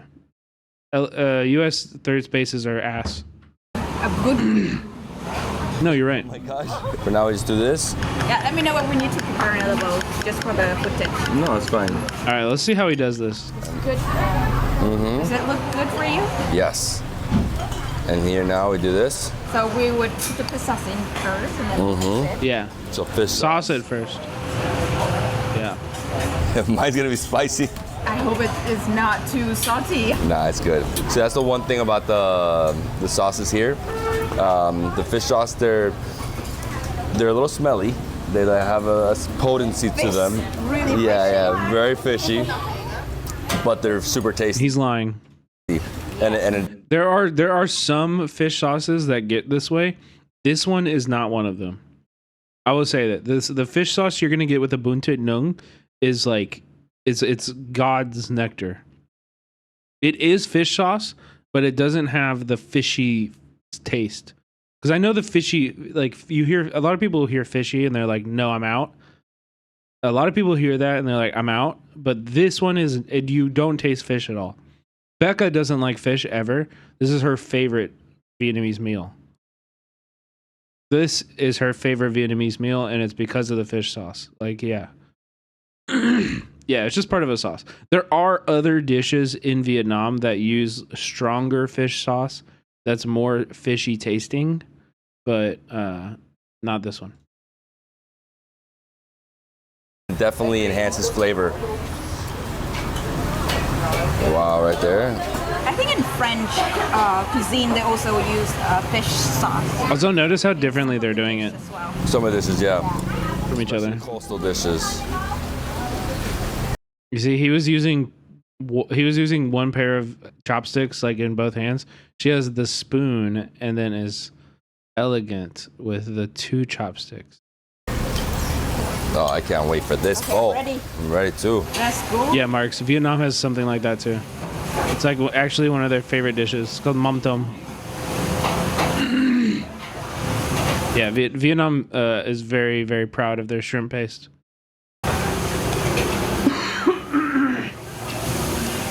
Wow. Spicy, a little sweet.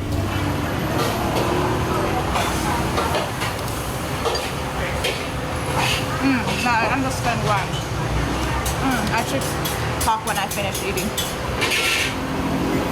Just enjoy. I don't understand why they sell so many bowls per day. Mm-hmm. Yeah, so good. And what does this cost? Like $1? Slightly more than $1. So let's say our bowls is like the full. I could never do it. I've tried it so many times. Okay, so that is around. I've tried the shrimp paste so many times in Vietnam. I could never do it. I just could not. All right, let's skip around. Let me see what else he eats. Chai Yao. Dude, I don't think I've ever seen anybody on one of these channels eat bun cha. What is this?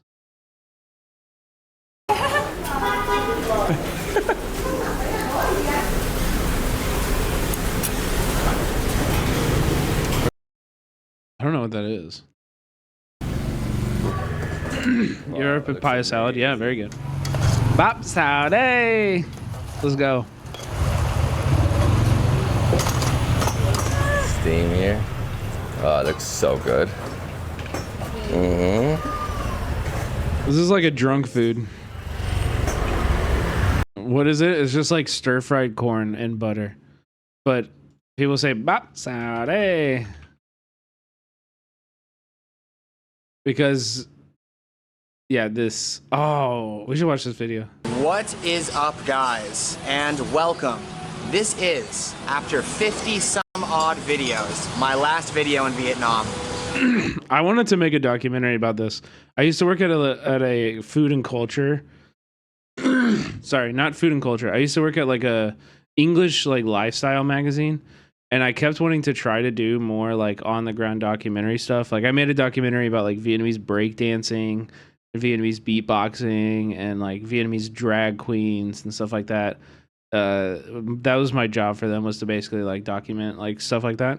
And I really, really, really wanted to make an episode where I traced down the origins of this vocal advertising, this like recording, because you hear it all over Saigon, and like basically there's these vendors will drive around on a motorbike with like a kitchen on the back of their motorbike, and they will like drive around and advertise what they're selling. And so they have like a speaker that plays like a recording just saying the words of the thing that they're selling. But there's one that goes so fucking hard, and it's the Bob Sao one. And you hear it, and you're drunk late at night, and you think, God damn, I want some fucking Bob Sao. And then they also usually sell Bob Sao and Hop Bit Long, which is fertilized duck eggs. So it's gonna be, yeah. I wasn't planning on staying here a full year, but it happened. And now is the time that we are flying to Turkey. But my idea was I want to go to those vendors, ask them, where do you get the recording that you're playing on the speaker? You know, where do you get that recording from?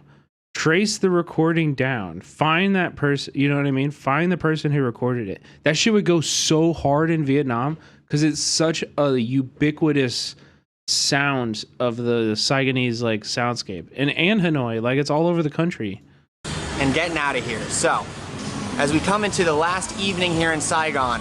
Yeah, it is balut. It's the same thing. From the north. We couldn't go to the central part because of COVID. Fertilized duck, that's balut as well. The small towns, we've been to the big cities, but there's one last thing to do here in Saigon. Come along.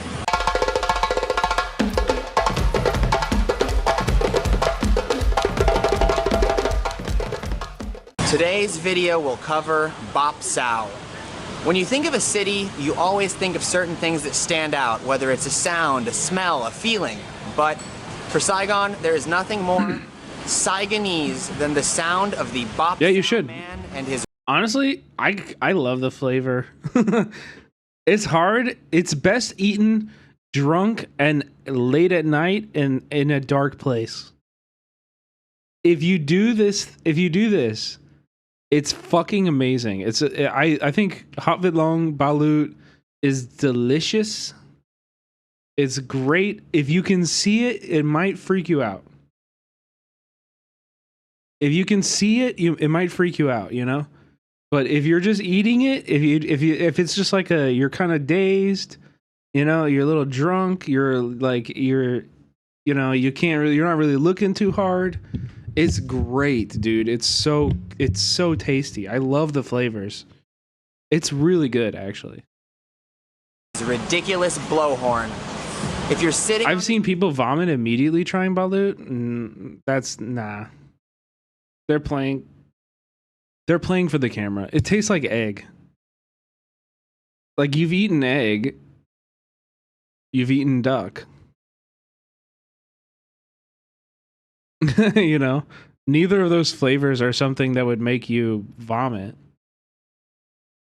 The flavors are all very good, very neutral. The streets late at night between basically, you know, kind of when the sun starts to set, 5 p.m. Yeah, I think seeing it is where people go wrong. That's what I mean. If you're looking at it and really internalizing all that shit, then yeah. Really late, 2 or 3 in the morning. The Bop Sound Man is Mystic Goat, thank you for the raid. What's up? Hope you had a good stream. It's a mental thing? Yeah, for sure. This is a guy. The texture is a little bit weird, but you can get over it. Kind of makeshift cart on the back of a motorbike. Yeah. And he's selling essentially some interesting late night snacks. So what we're gonna do is we're just gonna wait for one to drive by. I'm on a major street. There's lots of options here. And when he comes, we will see exactly what the Bop Sound Man has got for us. When waiting for the Bop Sound Man, you always know he's coming. He seemingly comes out of nowhere and just appears with his cart of mystery ingredients and dried squid and corn. We're gonna wait for him. I've already seen one, but it's a little early, so they're not as frequent. So we're gonna sit here as long as it takes. But I'm excited. I'm excited to show you. You know, sometimes there's the lifeblood of a city. And when I think of Saigon, when I leave, the sound of the Bop Sound Man will stay in my head. Wow. Dried squid? I don't really like dried squid. We mistimed it. We had one. I love squid, but I don't like dried squid that much. Bop Sound guy, but I wasn't prepared, so I didn't stop him. Not as much as I like beef jerky or something. It didn't look right. So I've been waiting here for like an hour. This is what happens when you're trying to make content, you know? Also, cheers, chat. Wait. But he'll come. You guys want to smoke with me? I know it. Yeah. We're ready. Listen.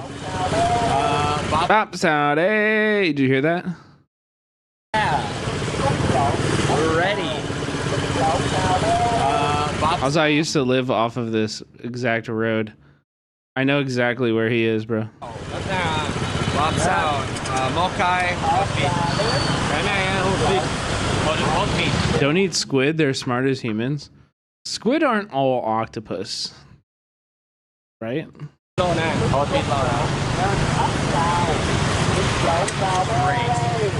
So this is the guy we've been waiting for. I used to drive this road every single day. Every single day from work. Every single time I was in Saigon, it was me on my motorbike driving on this road. It's actually a beautiful drive. I love it. And it's just time. So the Bop Sound guy, here it is. Here's his cart.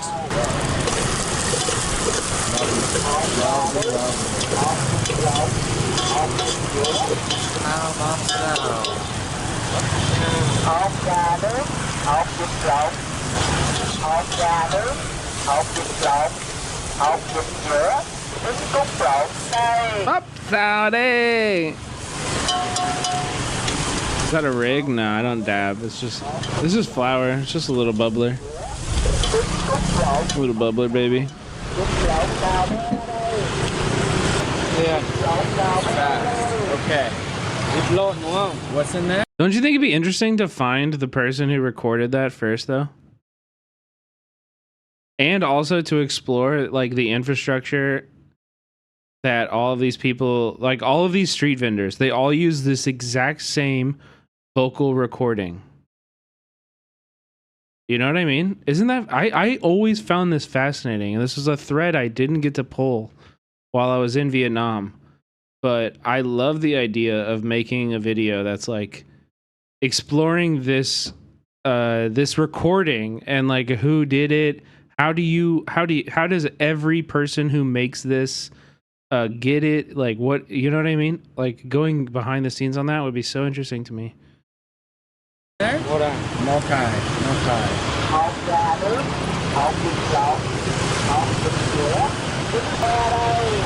But dude, like if you see these these places, like they're all, is it from a sound library? Yeah, I mean maybe, but like all of these are like seemingly custom made.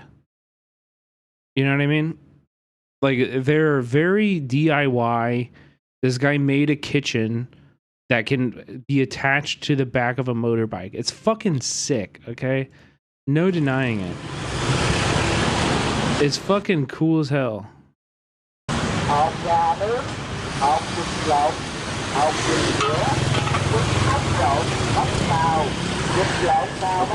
Can I get one of these too? Yeah. It's very similar in Mexico, yeah. Good. I wish we had this culture in the US. Me too. Come on. I will say that the one thing I love about LA is that there is a preservation of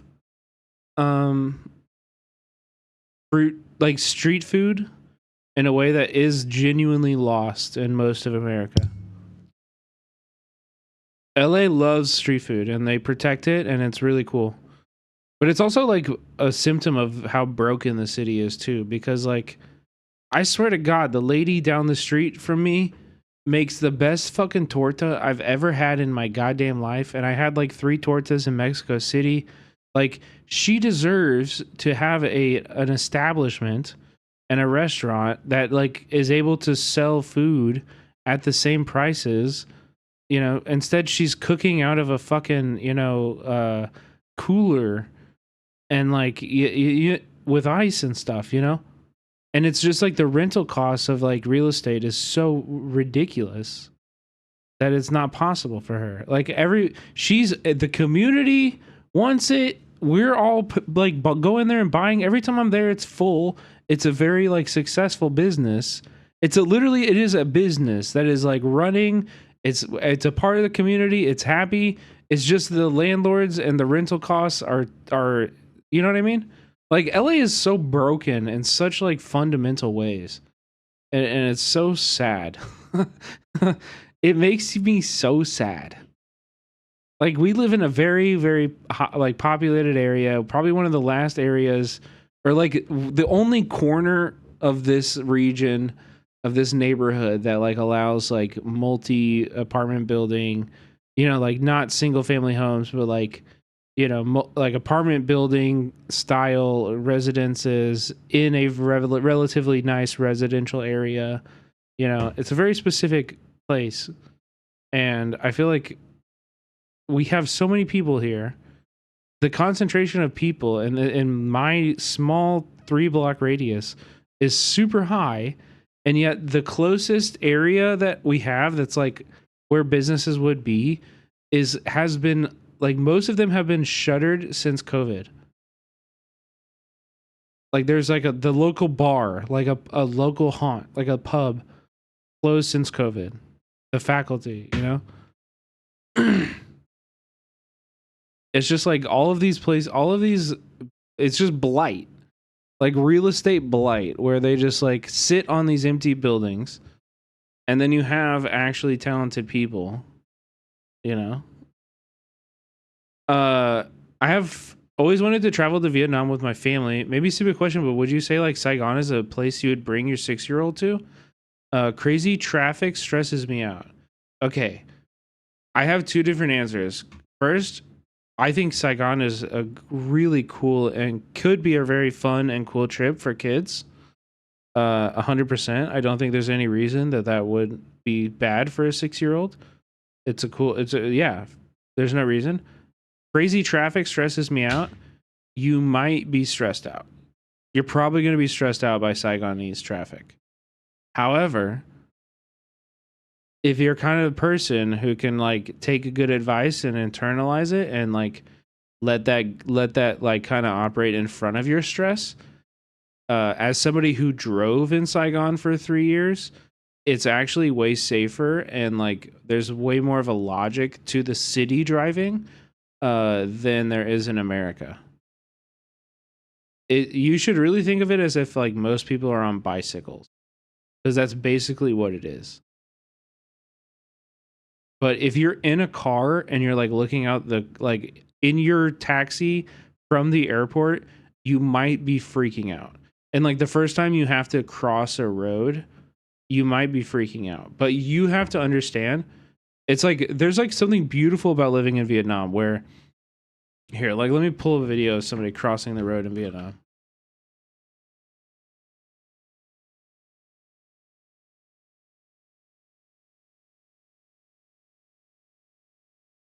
Yeah. So like Vietnam operates on like a huge level of like communal trust. That's like the first thing you have to understand. So like you assume everyone else is capable and doesn't want to hurt you. And then if you assume that, you can step out. If you really believe that, it's like unlocking the force. But if you really understand and believe that, you can actually step out and know that nobody here wants to hurt you and they're all capable people in control of their vehicles and they're just going to drive around you. And this is how it works, like truly. And it is so opposite of being in America. But look.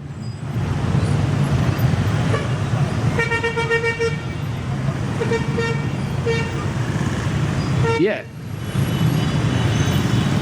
Yeah, don't sprint across. Make very predictable movements. Hold your hand in the air. You know, make yourself visible and shit. Like, and you're good.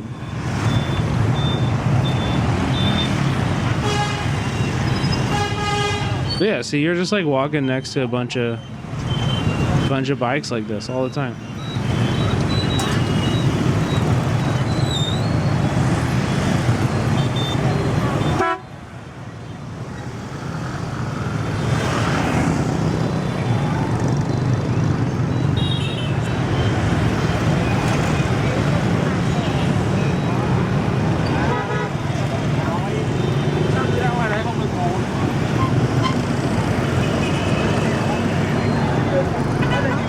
But you have to understand that people be predictable. Yes, that is really very good advice. Be predictable.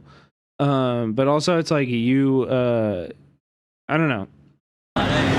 People are going slow. And when you're in a bike, it's way more intuitive to like move and to change, you know? But no, honestly, I would recommend it. I think your 6-year-old would have a really great time. Baby. I guess it depends on your 6-year-old. But I have friends with kids in Saigon, so I could ask if you want more info, Biff. Reach out on Discord. If you're seriously gonna go, you can reach out on Discord and I can hook you up with a bunch of kid-friendly stuff. I have friends who have kids who are like 4 years old and stuff, so. Great. Okay guys, we have made it. We have gotten exactly what we wanted. We have one hot vit lon, which is, there it is. I hope you guys can see it. It's basically balut. Balut is essentially when they take a chicken egg and they have it develop inside. So you're gonna get a little bit of, you know, like developed chicken, but in this case it's duck. So we got a little baby duck in here in the hard-boiled egg. So we're gonna go for that. We've got, I think this is just a charcoal roasted egg. They give you a lime, they give you a little of the MSG, salt, pepper mixture, and then we have, I already spilled it, but a beautiful half plate of bop sao. Yeah, why you gotta ban me? For sure. Saigon is a really hard place to be disabled, for sure. I recognize that. I actually almost sold a documentary to, like, I didn't make it. I was trying to sell the idea in advance to like Vice and like a few other like people who was, you know, and who would buy that. I think like, I can't remember who, Bloomberg I think was trying to buy stuff out of Southeast Asia at that time. So I pitched an idea because there's a lot of people who are disabled in Saigon who modify their bikes to 3-wheeled bikes, who are like disabled people. So there's like this whole culture of like bike modification for disability to fit the Saigonese culture. And like I found a charity that does the modifications for disabled people, and like I did pre-interviews.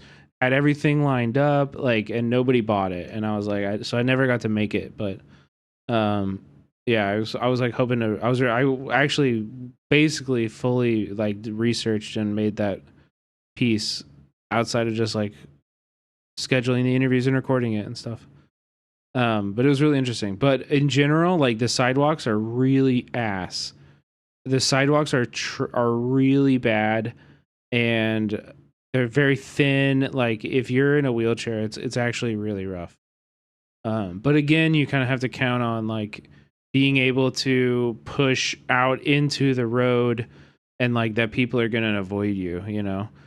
But you don't really see a lot of people, honestly. And it's also like there's a lot of interesting stuff about disability in Vietnam too, because like mental health is just like not a really talked about thing in the community in Vietnam, like, and so like there's like also this like lottery system.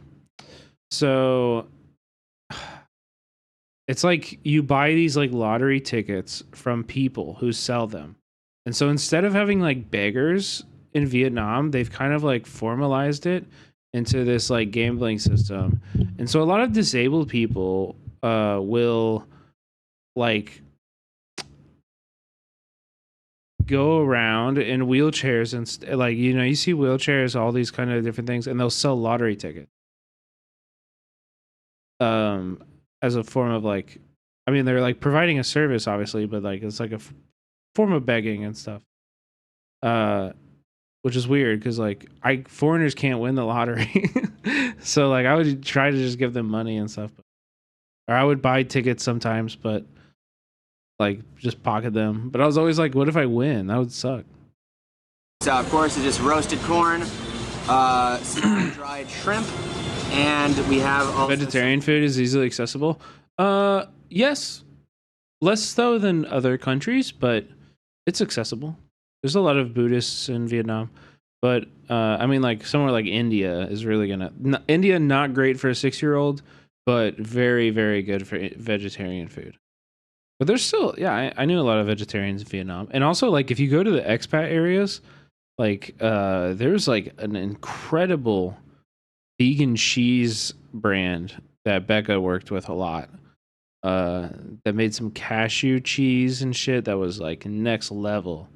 So the cuisine, if you go to, like, Western spots in Vietnam, it's super, super high-end and really, really delicious stuff.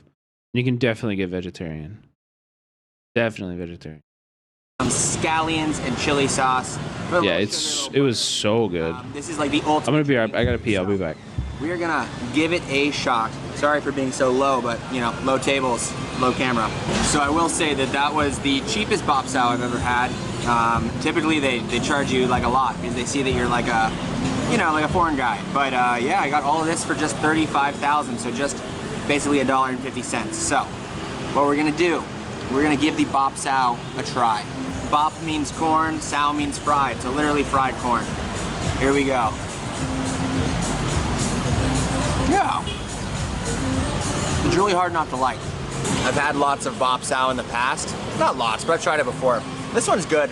If it's too sweet, it's kind of gross. It can be cloyingly sweet. This one's just like a nice corn flavor, with a little butter and a little bit of shrimp. It's really, really hard to mess up. And overall, yeah, really tasty. When you're in Saigon, you gotta try bop sao. It's not the best dish, but it's like the heart and soul of the city, so. Hey, Chad. I totally get it. Yeah, it's tasty too, it's really tasty. Okay, I got moved inside because the owner was scared that my camera was gonna get stolen. What a nice guy. So, we know about the bop sao. We're moving on to the egg portion. So, I bought this roasted egg. It's brown on the inside. I'm not exactly sure what's going on here. So we're just gonna, I don't know what's gonna go on in here. Let's just give it, I'm gonna give it a little salt, a little lime salt. I think what I should do is that. Get a little lime salt dip and go for it.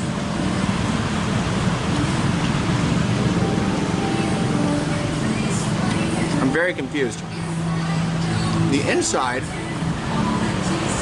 is black. Like there's no, I don't understand.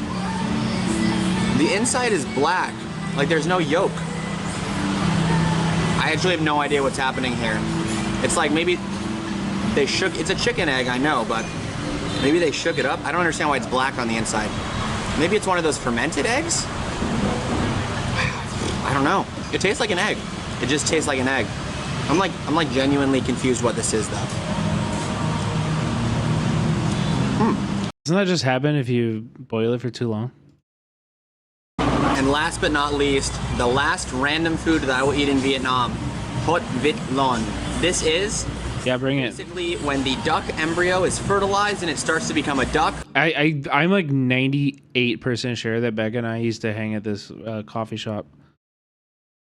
When we lived on the canal here, we went basically every single every single place on this canal we would go to. But it doesn't get to make it to be a duck. It gets eaten before then. So it looks absolutely horrifying. Look at this. Yeah, again, you shouldn't look at it. Like, it's good that it's not in focus. Keep it out of focus. Just eat it. I don't know what is going on in there. Don't look at it. I've seen many food show people eat this. It's so common here that they sell it on carts that go around the city late night. Like, it smells like a hard-boiled egg. It's not something to be afraid of, but it looks horrendous. Like, that is not awesome. So, for you guys, for Vietnam, for the culture, I am gonna eat. I don't think it smells that bad at all. Ooh, that doesn't look good. That doesn't look good. Maybe you had a bad one. Better than like a bug, but it really, really doesn't look good. I've never had it before. He's not gonna like the texture. I'm gonna give it a dip. I'm gonna tell you right now, he's not gonna like the texture. Dip. Why? Because there's crunchy parts. Here we go. It's like half of it is egg, and then a lot of it is crunchy. Well, I don't hate it. I was a little nervous when I just took a bite, but I why you gotta no, that's a great thing. Yeah, it sucks because it definitely limits the amount of things I can do while traveling. Although I still try to stay as active as possible, but being a bilateral amputee above the knee, I can't always use my prosthetic either, so I have to make sure that whatever I'm doing can be accessible either way, for sure. And unfortunately, I do have to report, it's hard. Saigon is not very accessible. The sidewalks are ass. Crossing the street is stressful. It's for, you gotta be yeah. You gotta be able-bodied to really take advantage of it. So it's not. There are other places that are better for sure, but I don't hate it. It tastes like duck meat, and it tastes like egg yolk. He doesn't hate it. He likes it. It's not weird. It's really. See, the taste is incredible. It actually is really good. Not weird. There's the parts where the duck had been developed a bit. It's a little bit strange. Plus, you have like little bones and stuff in there. But the flavor itself isn't bad. And I don't know. If you like hard-boiled eggs, I think you're gonna like this. What's better, this one or the other one? I think they're both pretty equal. That one has a surprisingly decent flavor. Like, it really has this kind of duck. I don't know if you guys have ever tried duck eggs, but duck eggs are quite different than chicken eggs. They just have a little bit more like rubberiness to them. But this one is like, oh man, I'm perplexed. It kind of tastes like duck meat, like the aftertaste, but then it chews like it's a duck egg. Another thing about Vietnamese food that texture is like weird is a lot of foods will be really delicious and have shrimp in them, and the shrimp is very delicious. I love shrimp, but there's like something about Vietnam where they leave this skin on, and I never really understood. After 3 years of living there, are you supposed to like some dishes you're supposed to take the skin off? Some of them you're supposed to eat it with the skin on. You know, like all of that stuff. I was like, what? How soft is it? It depends. Sometimes you definitely weren't supposed to eat it. But sometimes you did. I don't know. I don't know.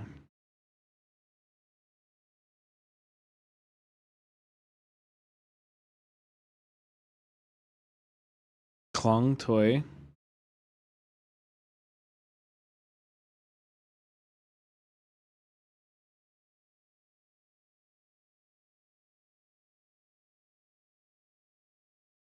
What should we watch now? Should we finish this one? Oh, yes. She's been here for like 30 years? Well, she moved. Not here. She moved, but she been operating. Nah, punk.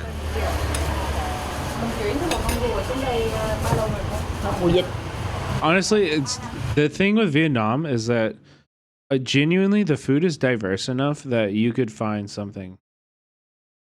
With any restriction, you will be able to find food. For sure. Like it's actually compared to other countries, like yeah, compared to other countries, a lot of other countries have like one or two main dishes, but this, you know, like Vietnam has a lot of different, ton of different stuff. They got mac and cheese. Okay, that might be the one thing I don't think I ever saw. No, I think there's a barbecue spot in Saigon that had mac and cheese. 3 năm rưỡi rồi. Ớt không? There was one barbecue spot that had mac and cheese. 3 years and a half to operate. I will say though, in general, cheese is not very good. In Asia, in general, cheese is not good. Dạ luôn. And Korea might be the exception. I've never been to Korea. Wow, that looks like an amazing snack. This is it, stir-fried corn. Got some pork, minced pork. You got some shrimp. Nice and yeah, see, even these shrimp, they have skin on them. Crispy with the shrimp. And then the corn at the bottom. Whoa, I almost dropped it. Straight out of the pot. Oh, it's gonna be hot. I mean, that chili is hitting me. Sneezing. Okay, ready for this? We have a pretty messy operation here. It's okay. Okay, let's go. Let's do it.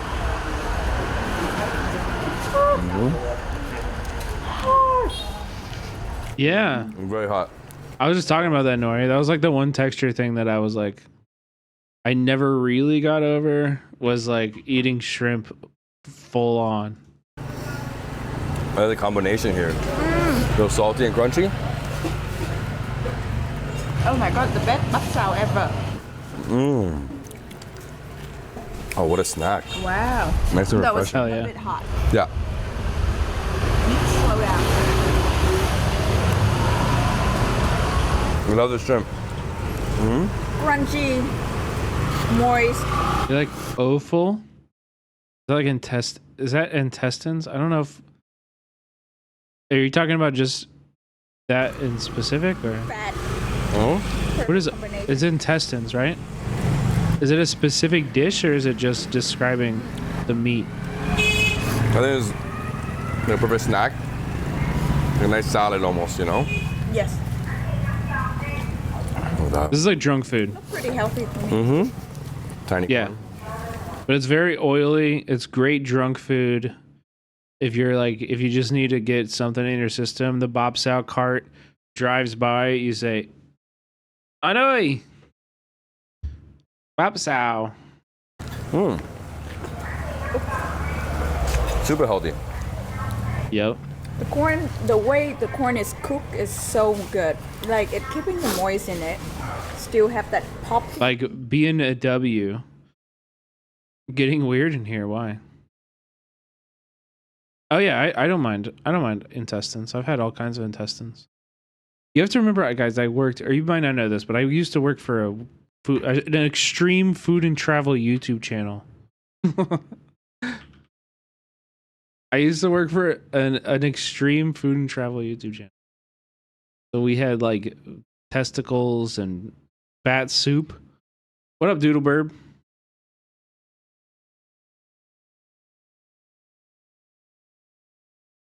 Yeah. This is probably the. Yeah, I've had all of it. I had bat soup before COVID. Didn't you drink blood in Africa? I did not eat. I ate the meat, but I did not drink the blood in Africa. But I did film with the tribe that, yeah. that you're talking about. What were your favorite balls? I don't really fuck with testicles. I don't think there's any reason you would eat that regularly. Ever. Okay, Mike, okay. He's doing South India. Tamil Nadu. Wait, somebody tag Arun. Arun's asleep, dude. God damn it. Should we save this? Maybe we save this. Let's see if he has other India videos. I want to watch. We should do a dual stream with Arun for India stuff. He actually did a ton of India. Can you show chat via snail dishes? Oh, fuck yeah, dude. Oh, Vietnam, dude. I love. Oh, I love up. Right, hey everyone, it's Mark. It's one of my favorite dishes, dude. One of my favorite Vietnam eating food stuff. I am in Saigon, Ho Chi Minh City, Vietnam. Also, chat, I'm speaking this into existence. It's going to happen. After TwitchCon, all of the leftist streamers are in one place. Okay? I'm talking Grimlow, Tofu, Mari. I'm trying to bring them all to Vietnam after TwitchCon. We fly out we're on the West Coast. We fly out. We spend 3 weeks. Gumbo Man, yes. We bring him. We spend 3 weeks. Every time I talk about it, I add a week. 3 weeks in Vietnam. IRL streams. I'll get us set up in a nice spot in Saigon. I'll get a nice computer there. You know what I mean? I'll get us like fucking kitted out, dude. And I'm sitting down for what is one of, I guess you could call it We'll do our own like Japan content that the big streamers are doing right now, but in Saigon. Tons of IRL. It'd be so fun. Vietnam have gaming cafes? Of course they do, bro. That's where I learned to play CS. I'd play CSGO and them all the time. time for a highly enjoyed meal in Vietnam, eating snails. That one. Driving stream would go wild? Hell yeah.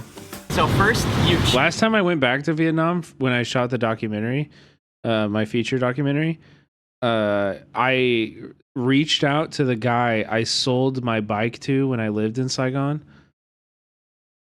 So here, hold on, let me find you a picture.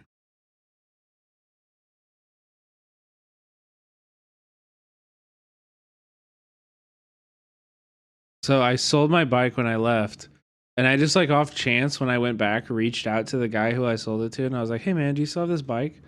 And he was like, "Yeah, dude, I'm in Finland. You can go get it." So this is my bike. This was me in Vietnam. Don't look at my Yeezys. I wasn't wearing Yeezys, okay? They were knockoffs, okay? Don't look at the Yeezys. Stop. They were knockoffs.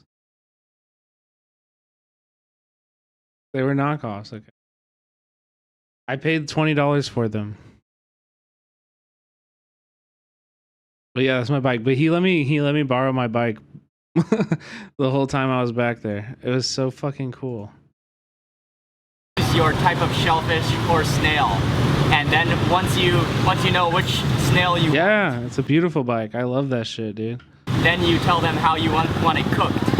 So they have like 5 different ways to cook it. I think one is stir fried, sautéed, like steamed, a bunch of different. Dude, this one's so good. Cause can I just tell you, this liquid that you see here? This liquid that you see here is like coconut milk concentrated and just fucking perfect, dude. And the way you eat these is you pick them up and you go and you suck really hard, and the meat comes out, all this juice comes out. Oh my fucking god. It's so good. It's like a Vietnamese pastime. It's extremely popular, and whenever you eat shellfish and snails, you have to be drinking beer as well. Mo hi ba yo. Almost everyone does. So I am. Everyone does. Dude, I love this. Gotta shout it out. We love the aunties who they just wear pajamas outside all day long. This is a super Vietnamese thing. We fucking love it. It's amazing. Auntie, it just all day PJs. We love it. Super common. Happens all the time.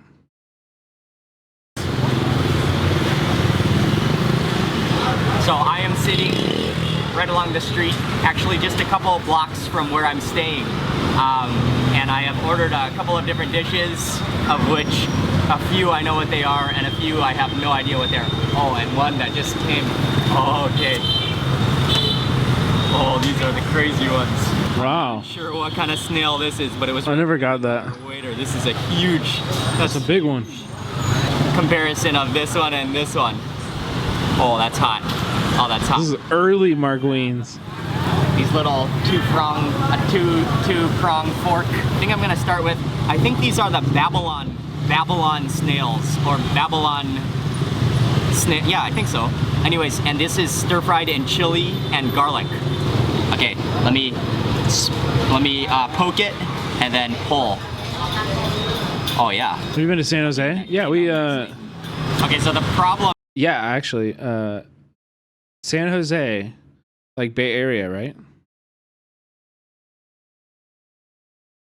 Yeah, we filmed for a documentary there. Is that all the seasoning is on the shell, but then when I pulled it out, it's like a little naked snail. My co-director is from there. Dip the sauce. Okay, I'll dip a little bit, and then I'm gonna eat it. Okay.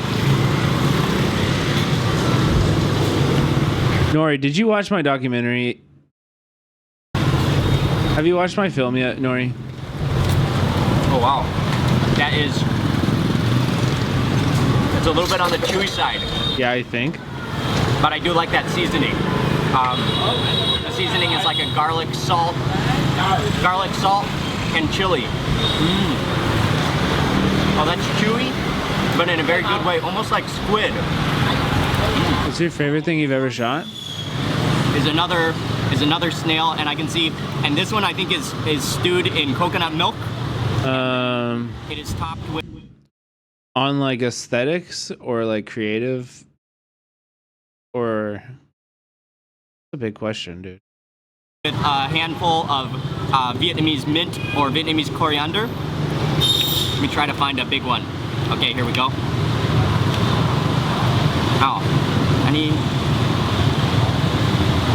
Oh, you're not doing it right. Eat this, but oh, he doesn't know how.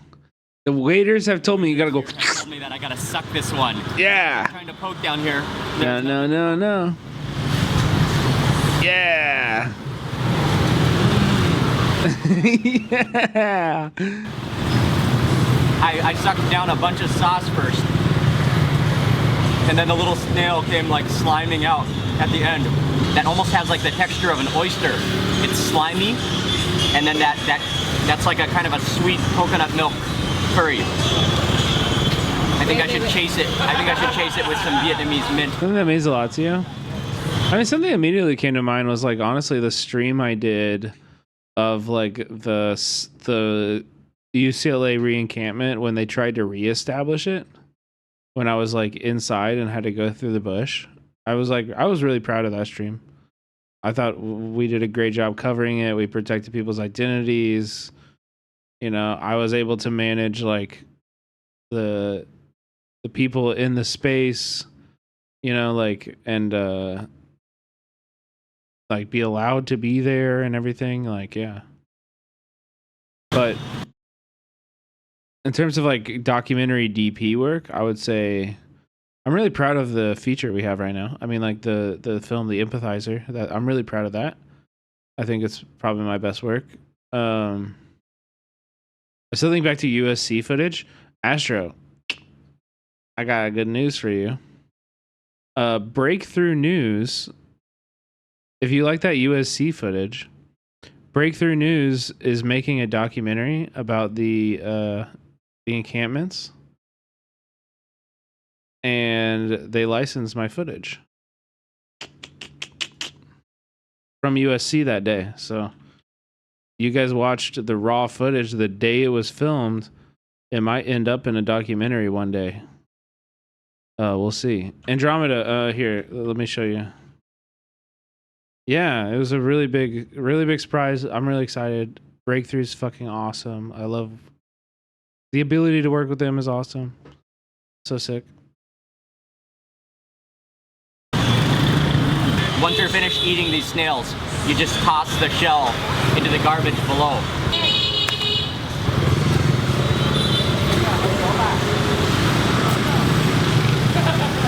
Okay, these are not that part. And they're just little scallops. That was at UCLA. That was at UCLA. I think they're grilled face down or shell down, and then they are topped with. They're actually licensing like footage I shot with my documentary camera. Wait, do you mean break? Yeah, BT. Yeah. With this camera, with a documentary camera here. No, not the UCLA stuff. I went to USC the very first day that it started and shot a bunch of documentary stuff. So like it's like very high quality stuff of me just filming by myself. Like I did that a little bit at UCLA, but around that time I kind of transitioned. Because it was also like I was just going to UCLA. I wasn't even an IRL streamer at that time. I just had an app on my phone and like, you know, was at the right place at the right time. Like I was at UCLA rebuilding the barricade and just like decided to go live because something important was happening that needed eyeballs on it. Like UCLA was speaking to the students live, you know? I needed to document that. Green onions and peanuts. So I don't think I've ever had the combination of scallops and peanuts. So I am looking forward to this one. I'm not sure if you should just go in with. Yeah, Astro, you know, honestly, more recently. So I think when I first started on Twitch, I was like, I just want to get it up and like get it in the best quality I can get as like a, you know, as like simple as I can be, right?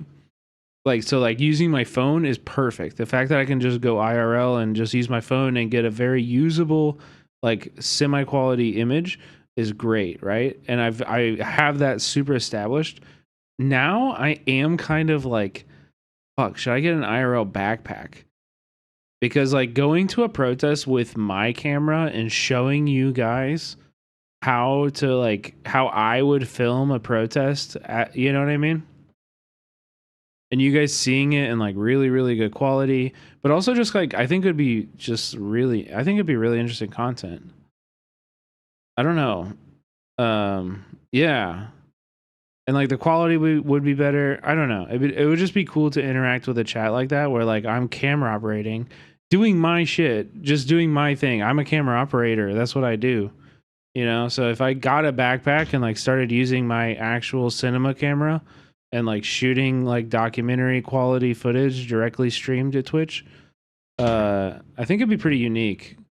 I think before it was just like those backpacks are fucking insanely expensive and they require a lot of you know, they require a lot of like monthly fees and shit like that, so not great. Also, doing IRL streaming is really hard. It's like I've only ever done it with my camera. I've only ever done it for Caroline and Hassan. And I think if I did it for myself and like there was nothing else, you know, like framing for a person and wanting to capture all the footage that person is doing, like doing IRL for Hassan or something, that's very different than if like I was just at a protest and I was covering it and it's just my stream. You know what I mean? I'm going to shoot that like really differently. I'm going to shoot that really differently. No. Yeah, I got my phone, like my phone IRL setup is as good as it can be.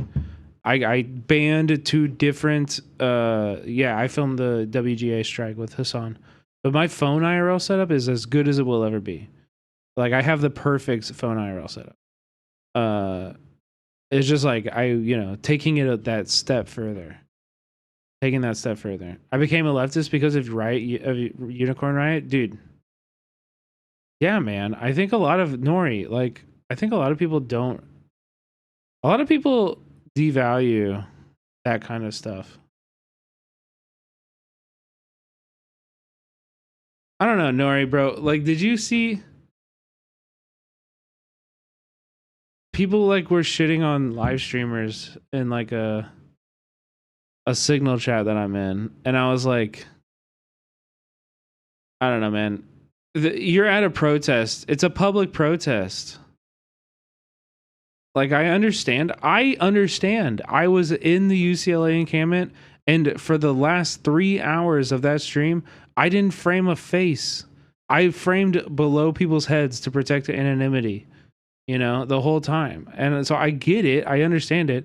However, if you're like this weekend at one of the protests that's in the main streets of LA, like, there's a fucking helicopter overhead recording everybody. There's like people all around with cameras. There's media everywhere. Like, if you really think that the live streamer is the problem here, it's kind of wild. Like, you know what I mean? Like, I get it that we should have OPSEC cover your face. Also, I wear masks at protests. Yes, cover your face. And I understand it's a nuanced conversation, and we're not very good at having nuanced conversations on the left. But like, genuinely, like, the reason I was allowed to film inside of the encampment movements in Los Angeles is because I showed up at 5 a.m. the very first day that USC was establishing their encampment. USC was the first encampment in LA before UCLA did it, okay? It was the day before. UCLA started, USC started, and I was there at 5 a.m. I brought my camera. I didn't start filming immediately. I talked to the activists. I had people there who were activists who were vouching for me, and so I was like, I just like established a rapport with the organizers of the movement first. And I was like, what do you guys need? How can I help you? And I want to document this. And like, I just hung out for fucking 12 hours, and let me tell you, when the fucking cops started attacking us, they were fucking thankful that I was there. And it wasn't a moment where anybody was like, hesitant to give me an interview or anything like that, because I had earned my spot and they knew that I was standing there with them because I was there early. And that's how I got Hassan in the encampment. But that's not to say that Hassan couldn't have gotten in the encampment without me. But he reached out to me and was like, "Hey, can you get me in?" And I did,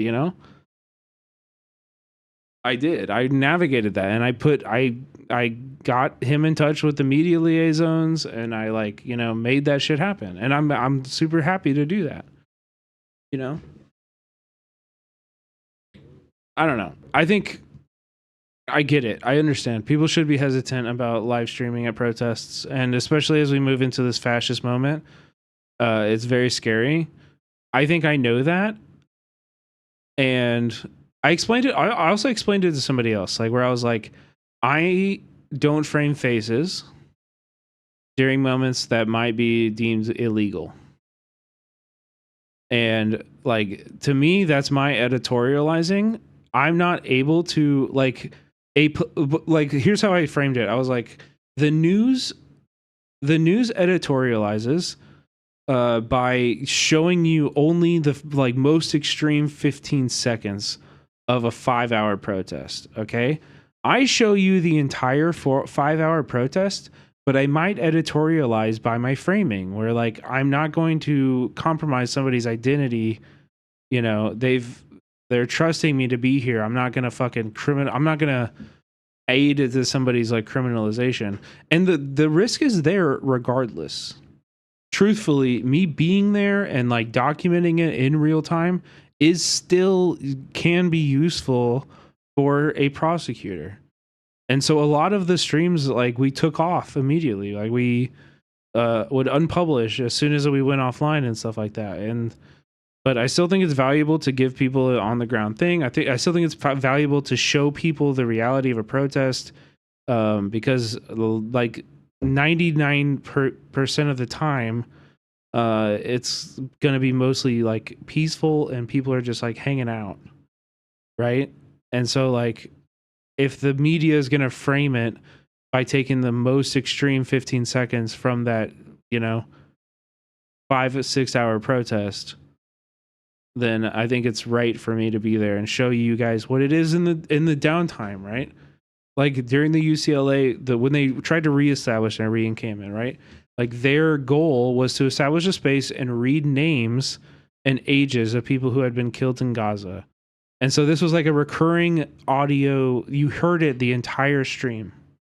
A name being read and then like a chant after. You heard it the entire stream. And like that was the organizer's goal, was to hold the space to honor those people, right? And like you're never going to get the organizer's goal communicated in any nightly news edit. But the people who were watching my stream that night, they heard that and they got that communicated to them. And so I don't know. I think there's value in it as much as there's risk in it. I think it's a really delicate, hard thing to navigate, like between those two things, but I think it's worth it to try. I don't know. Maybe it isn't, but I think it's worth it. Or eat. But it's also something where like I'm critical of myself because I'm like, do I just think it's worth it because it's beneficial for me? But I don't know. I had COVID during George Floyd, so I sat and watched riot footage. That's what brought me on Twitch in May of 2020, was watching woke.tv riot like footage from across the nation. So anyways. And also like, even if I'm not doing it, somebody else is going to be. So it might as well be me, because I'm going to do it with my idea of what is responsible. You know what I mean? A channel was fired during that time? Exactly. I guess I'll go with the fork method first. Try to scoop on all those peanuts. Okay.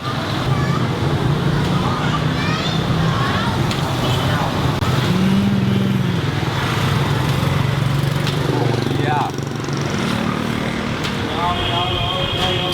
Oh, that really works. Oh, that really works well. And then you're supposed to chase it with the Vietnamese coriander as well. And I think I'm just gonna bite straight into the shell to get everything out. That's the right way to do it. He did it right that time. Yep. Oh. I think there must be some butter on that, because it tastes so good. Oh, wow. That is a combination, scallops and peanuts, that I never would have thought of. And it doesn't, to me, it doesn't even sound that good, but it's actually amazing. It has that beautiful sweetness from the scallop, and then that peanutty, nutty flavor, and also the crunchiness from the peanuts. That is awesome. That's like a scallop with peanut butter. Amazing. I also got some beef stir-fried. Misao. Got to get some little bit, bit of a more filling dish as well. Misao ball. And so let me taste that. Damn, dude, his order is fucking great, dude. You got the Morning Glory stems with the garlic too. Let's fucking go, Mark. Oh yeah. That's a good ass order at a restaurant like that. The beef in Vietnam is so good. He's gotta have a Vietnamese noodles with some like Kai Lan Chinese broccoli on there. That's marvelous. The beef. And also I got some Morning Glory stir fried, I think with just garlic. There's no Saigon beer in my area. Nori, I've had Saigon beer in LA and it's ass. Same with Tiger. Tiger tastes like ass. They actually are not the same beer. They're not the same beer. No, in Vietnam it's good, although red is the worst one. Saigon green is really good. Yeah. Saigon Green is good. I drink Saigon all the time. Great beer. Tiger also pretty good. Served right to perfection. It's crispy and fresh. That shit's so good.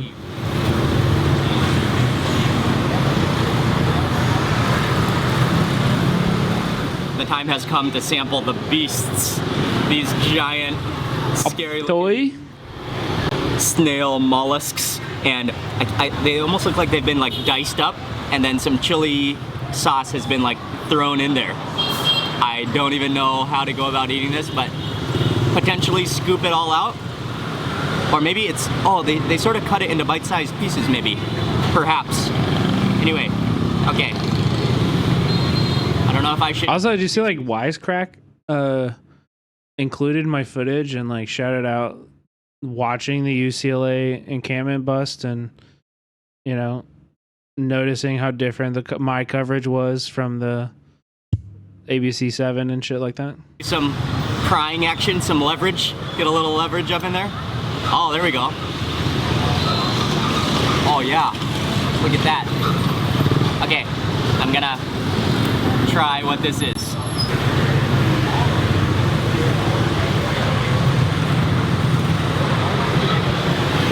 It has the same texture as squid. It's chewy. Oh man, that's wonderful. It has like a sweet, kind of a sweet and salty chili sauce on it. I like that, and that's so meaty. Yum. Oh yeah, one more big bite.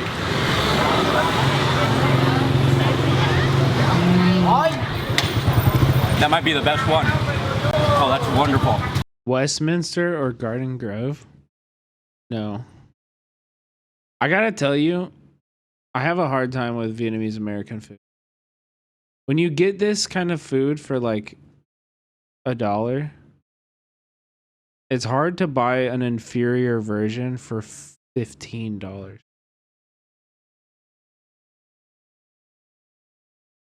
It's kind of hard. It never hits the spot, and it's always too expensive. You know what I mean? Kind of annoying. You guys want to watch this?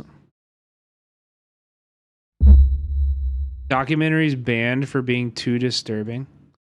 I had to click on this. Love this guy, Mac Oi. Okay, let's eat. We're actually inside. Oh, he's cute. Let's save it for another time. Save it for another time. I'll save it.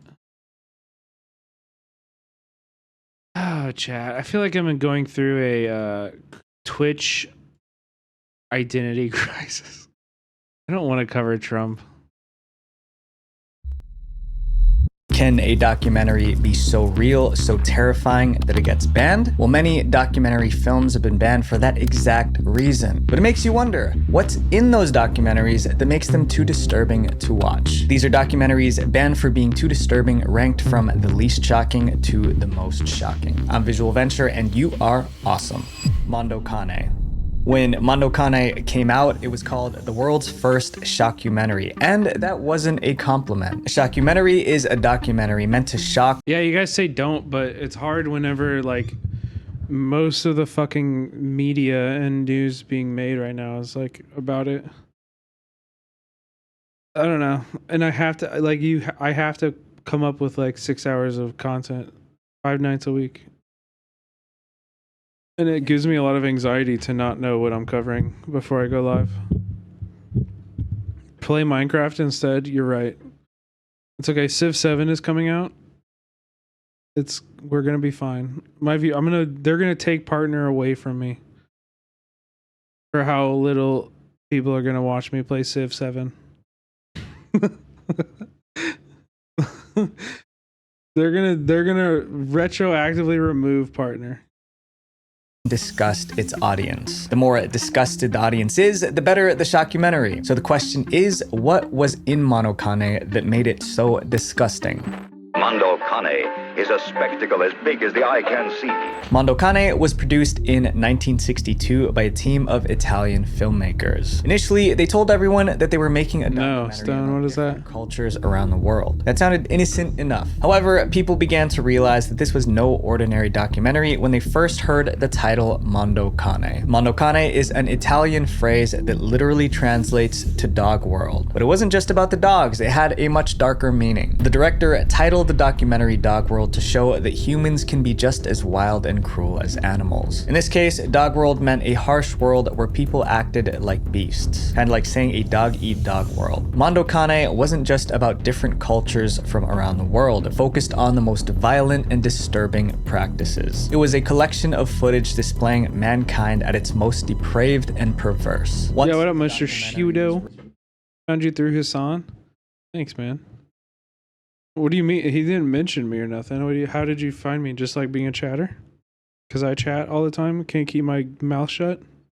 Ready, posters popped up all over Italy inviting people to watch it in theaters. Hurry, hurry, hurry! They're just in time, friends, to see the most sensational, the most colossal attraction ever witnessed by the human eye. Even though the ads warned about how unsettling the movie was, people wanted to see it for themselves. History was fucked up.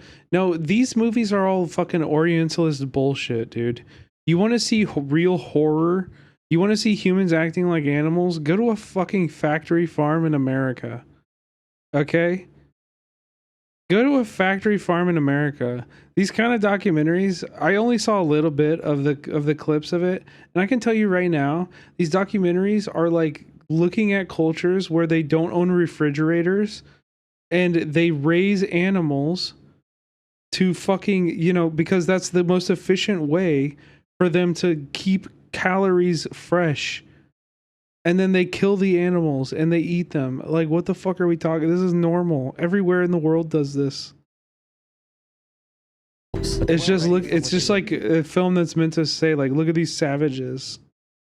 When Mondo Cane finally aired in theaters. The film premiered in Italy on March 30th, 1962, and it was 108 minutes of non-stop shock. It showed the filmmakers traveling the world, capturing the most gruesome footage from different tribes. The documentary opened with a chilling disclaimer. All the scenes you will see in this film are true. If they are shocking, it's only because there are many shocking things in this world. The duty of a reporter is not to make the truth seem sweeter, but to show things as they really are. And like, yes, cultures around the world eat dog. It's true. It's true. They weren't kidding. In one scene, women were fattened up with food until they weighed over 264 pounds. Then they were offered as wives to the village dictator. There was a religious ceremony where villagers walked in a parade while holding live snakes. Another scene showed people burning money during a funeral so the deceased person could take the money into the afterlife. Here, after hundreds of dark centuries, men discover for the first time in their lives that they have a doubt. The film also included scenes of animals being treated badly. Mondo Cane definitely delivered on its promise. It was shocking, disgusting, and soon everyone was talking about it. Mondo Cane. People all over the world are talking about Mondo Cane. For Mondo Cane has more in it to talk about than any picture ever before seen. But the same thing that made the documentary famous also led to its downfall. When Mondo Cane became the talk of the town, it also generated a lot of controversy. The first problem? Critics hated it. They called it gross and uncivilized. And with very graphic scenes, it's easy to see why. But that wasn't the only issue. Soon, people started to wonder if everything in the documentary was actually real. There were rumors that some scenes were staged or edited to make things look... Yeah, for sure. I mean, we talked, it's orientalizing, for sure. Exploiting the tribes they filmed. Critics said they were only showing this footage to make money without caring about the cultures they were showing. And as more people watched it, the backlash got stronger. Many countries banned the documentary. For instance, Mondo Cane was banned in the UK because some scenes showed animals being treated inappropriately. The filmmakers defended their work, saying that they were just showing the world as it really is. Now, more than 60 years later, Mondo Cane is still one of the most disturbing documentaries ever made. And it's still... Yeah, I mean, like, if you go to a dog meat market, I've been in these markets. Like, I've been in wet markets that serve dog, and that shit's like fucked me up, man. It sat me on my ass. I never wanted to film it, and or much less like show it to other people in the West. I'm a Westerner. I've grown up with dogs. It hurt my soul. It hurt my fucking, you know. There's nothing I can do to fix that. I just love dogs, you know. But I don't judge the people. People in India love cows, and I eat a burger all the time. You know? I wish Boy Boy released that dog meat video. Yeah, it would have been interesting, but they probably would have gotten a lot of fucking hate for it. A ton of hate. People can't see past it, especially right now. Banned in many places to this day. This audience review on Rotten Tomatoes says it best. This is still the quintessential shockumentary. If you have a strong stomach, watch this flick, but if you have any hesitations, hold back. Mondo Kane was so strange that people called it crazy, but this next documentary actually featured people who were diagnosed as crazy. Mondo Kane and these documentaries to come show us an unsettling view of the world. I've eaten for a while. It feels overwhelming. Something as simple as enjoying a meal without the stress of cooking can make all the difference. Be honest, guys, I don't cook. Unethical reacts. Don't tell on me. Imagine spending 20. Is there a reason they call them wet markets? Because they're usually the animals are killed on site, and so the ground is like wet. It could also like typically they're wet with like fish, so they will have like water that's constantly running to keep it aerated. But it's also blood from animals being killed and butchered there. Inside a mental hospital in the 60s, filming everything you see. That's what happened in 1966. Melting ice, yeah. Titty Cut Follies recorded 80 hours of raw footage showing what happens inside a mental hospital. But before the public could see what they filmed, the documentary was banned. There were powerful men who tried so hard to keep this documentary buried. But why? The story of Titty Cut Follies started in 1966. I haven't heard of any of these movies. Wiseman made a huge decision. He was Wiseman going to quit his job as a lawyer and become a filmmaker. Wiseman wanted his first project to be a documentary, but he chose a really weird place to film, the Bridgewater State Hospital for the Criminally Insane in Massachusetts. Although it had never been done before, Wiseman somehow convinced the head of the mental hospital to allow him to film there. But there was one condition: the camera crew would have to be followed by hospital staff at all times during filming. They agreed and the filming began, but if the filmmakers knew the depravity waiting inside the hospital, what the fuck? Gone in. Next, let's go. Quincy. Bridgewater wasn't just any hospital. It held patients who committed crimes but also had serious mental illnesses, making it hard for them to understand right from wrong. Instead of going to regular prisons, they were sent to places like Bridgewater to get treatment. This meant the inmates were dangerous criminals. But when the camera started rolling, the crew was shocked at how helpless these so-called dangerous criminals really were. Bridgewater Hospital was run more like a prison than a hospital. Instead of being treated, the inmates were bullied, humiliated, and neglected by the staff. The inmates were also left in unhygienic conditions. It was clear that the staff had no sympathy for them. One of the most haunting scenes in the documentary showed an inmate being force-fed while a guard made fun of him. Wiseman tried to stay professional even though what he saw deeply disturbed him. The way the patients were treated was wrong, but the staff didn't seem to care that the camera was catching all of it. With the help of cameraman John Marshall, the two-man team recorded interviews between patients and staff, daily rituals such as the cleaning of patients' rooms, and interactions between the inmates. The crew spent 29 days filming the horrors inside Bridgewater and then spent a year editing the footage into an 84-minute film. The documentary... 84 minutes? This has got to be his shortest movie. I've never watched a Wiseman movie because they're all fucking 5 hours long. They're so long. Any narration... And every review you read is like, it's incredible, but it's so dry. It's like, it's amazing, but it's so boring. I'm like, that does not motivate me to watch this 3-hour movie, man. Reviews or explanations. It just showed what life was really like inside the hospital, leaving it up to the viewer to make sense of it. When the documentary was finally ready, Wiseman couldn't wait for people to see the truth about Bridgewater. I've never heard this one though. For it to be premiered. Yeah, I mean, I've heard, right. Fake Weasel, no, I know his... I think I would really like his films. Maybe we should do a deep dive. I think actually on stream is like one space where Maybe I could really grapple with him. At the 1960s. Let me see if his movies are on Canopy. Maybe we could watch a bunch of them. 7 New York Film Festival. Everything was set to go, but then, just before the premiere, something unexpected happened. A powerful group suddenly showed up and tried to stop the documentary from being shown to the public. As the premiere date approached, rumors started spreading that Titicut Follies contained Titicut Follies is on Canopy. So is High School, so is Welfare.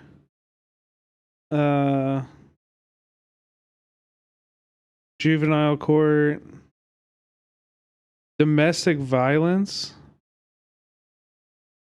Law and Order in Tampa. 3 hours, 15 minutes.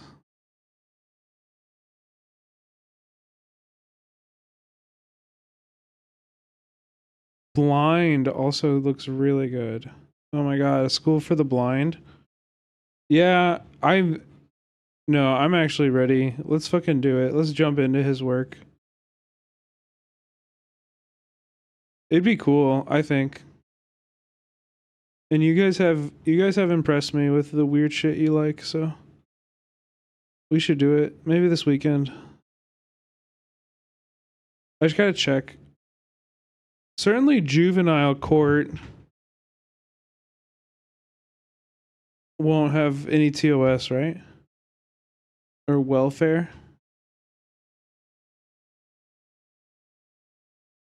Settling footage of the patients being mistreated. That's when the Massachusetts government realized they could be in big trouble. If people saw the horrible things happening in the film, families of the inmates might... No, not right now. After all, it was the government's job to make sure the hospital was running properly. And so the Massachusetts... This one seems like it's probably going to have TOS. ...filmed the court to prevent it from being shown. Their official reason, they said the documentary violated the patient's privacy and dignity. They also accused Wiseman of breaking an oral contract that was supposed to give the government control over what could be shown. But Wiseman wasn't going to give up easily. He wanted the world to see what really happened in the hospital, and he was ready to fight for it. And remember, he was a lawyer before he became a filmmaker. This kicked off a long legal battle between one filmmaker and the Massachusetts government. Wiseman won the first victory when a New York state court allowed the documentary to be shown at the film festival. But ultimately, he was no match for the might of the Massachusetts government. In 1968, a Massachusetts judge ordered Titicut Follies to be pulled from theaters and for all copies to be destroyed, claiming once again that it violated the privacy and dignity of the patients shown in the documentary. This was the first time a movie got banned in the United States for reasons other than obscenity, immorality, or national security concerns. It wasn't until over 20 years later, in 1991, that the court finally allowed it to be released. But there was one condition. The film had to include a statement explaining the changes and improvements in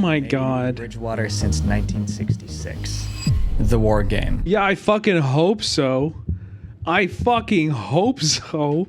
The War Game wasn't just a documentary, it was a warning. Made in 1960. Wait, we've watched this. Showed what might... Wait, we watched this on stream.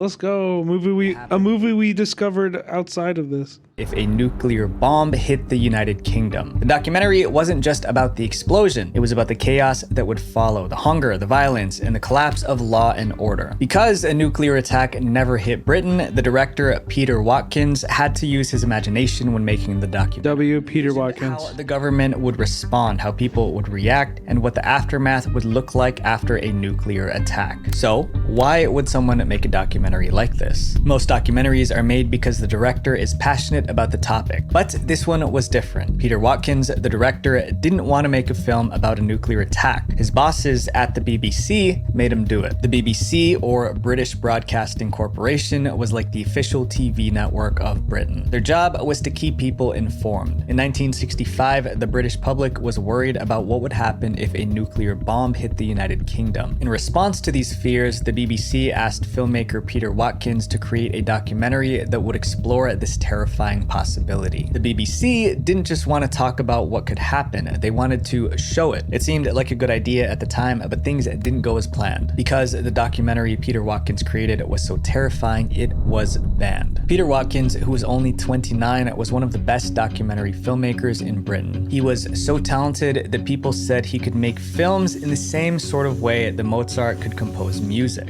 In other words, Peter Watkins was a genius. When the BBC ordered Watkins to make a scary documentary about a nuclear attack, he took it very seriously, maybe too seriously. He worked with scientists, experts, and government officials to make the war game as realistic as possible. 9:16 a.m. A single megaton nuclear missile overshoots Manston Airfield in Kent and airbursts 6 miles from this position. Peter Watkins is an anarchist, by the way. We watched a lot of his films last year. Showed people hiding. We watched it. We have. We should watch it. Yeah, we did. Ill. There were also scenes of citizens looting shops, firestorms, and whole cities reduced to. We watched it. Supplies run out, and the police are. He also. This is the same director as Punishment Park, which we've watched multiple times on the stream. Even those who escape injury go into a state of fear and shock from the things they've seen. Throughout the documentary, a narrator explains how these events could really happen if a nuclear war occurred. December the 25th. A refugee compound in Dover, Kent. 4 months after the attack.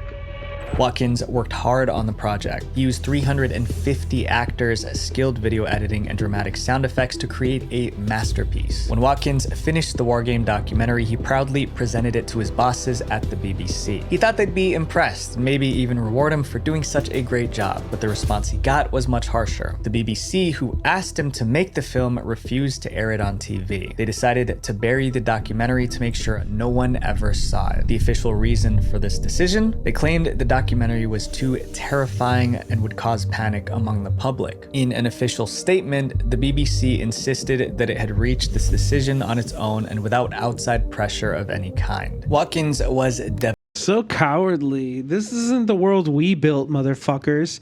This isn't the world that I built as a fucking filmmaker, man. I just showed you the truth.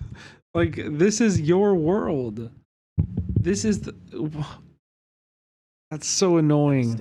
But there was nothing he could do because the BBC owned the rights. Actual 1984 shit. So upset that he resigned. However, people started to wonder if the BBC's reason was the whole truth. Was it really banned for being too scary? Yeah. Or was there more to it? Will declassified government documents later reveal the truth? After Watkins completed the documentary, we did watch it on stream. Over to the BBC. The BBC then invited top British government officials to watch it before it was shown on television. This turned out to be a huge mistake because the government officials hated it. The documentary showed the British government completely falling apart during a nuclear attack, unable to help citizens. It made the government look weak and unprepared. If the British public saw the movie, they would lose faith in the government's ability to protect them. The declassified documents revealed that even the Prime Minister of Britain heard about the documentary and didn't like it. And so the government pressured the BBC to keep the documentary hidden from the entire country. Although the BBC couldn't air it on British TV, they allowed the documentary to be shown at several film festivals abroad. For 20 years, the ban on the war game stayed in place. It wasn't until 1985, about 20 years later, that the BBC finally aired it on TV. In those 2 decades, the war game became legendary. People heard it through word of mouth and wanted to see what was so terrifying about it that it couldn't be shown on television. Today, the war game has a score of 93% on Rotten Tomatoes, which it's great. Proves how amazing it is. Peter Watkins is a genius. It was so dangerous that the entire... We watched Punishment Park, which is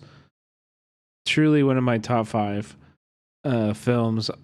Still would love to remake it at some point. It's incredible. But we also watched Paris Commune 1865 or something like that.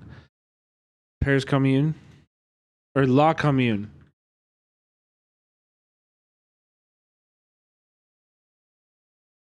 Yeah.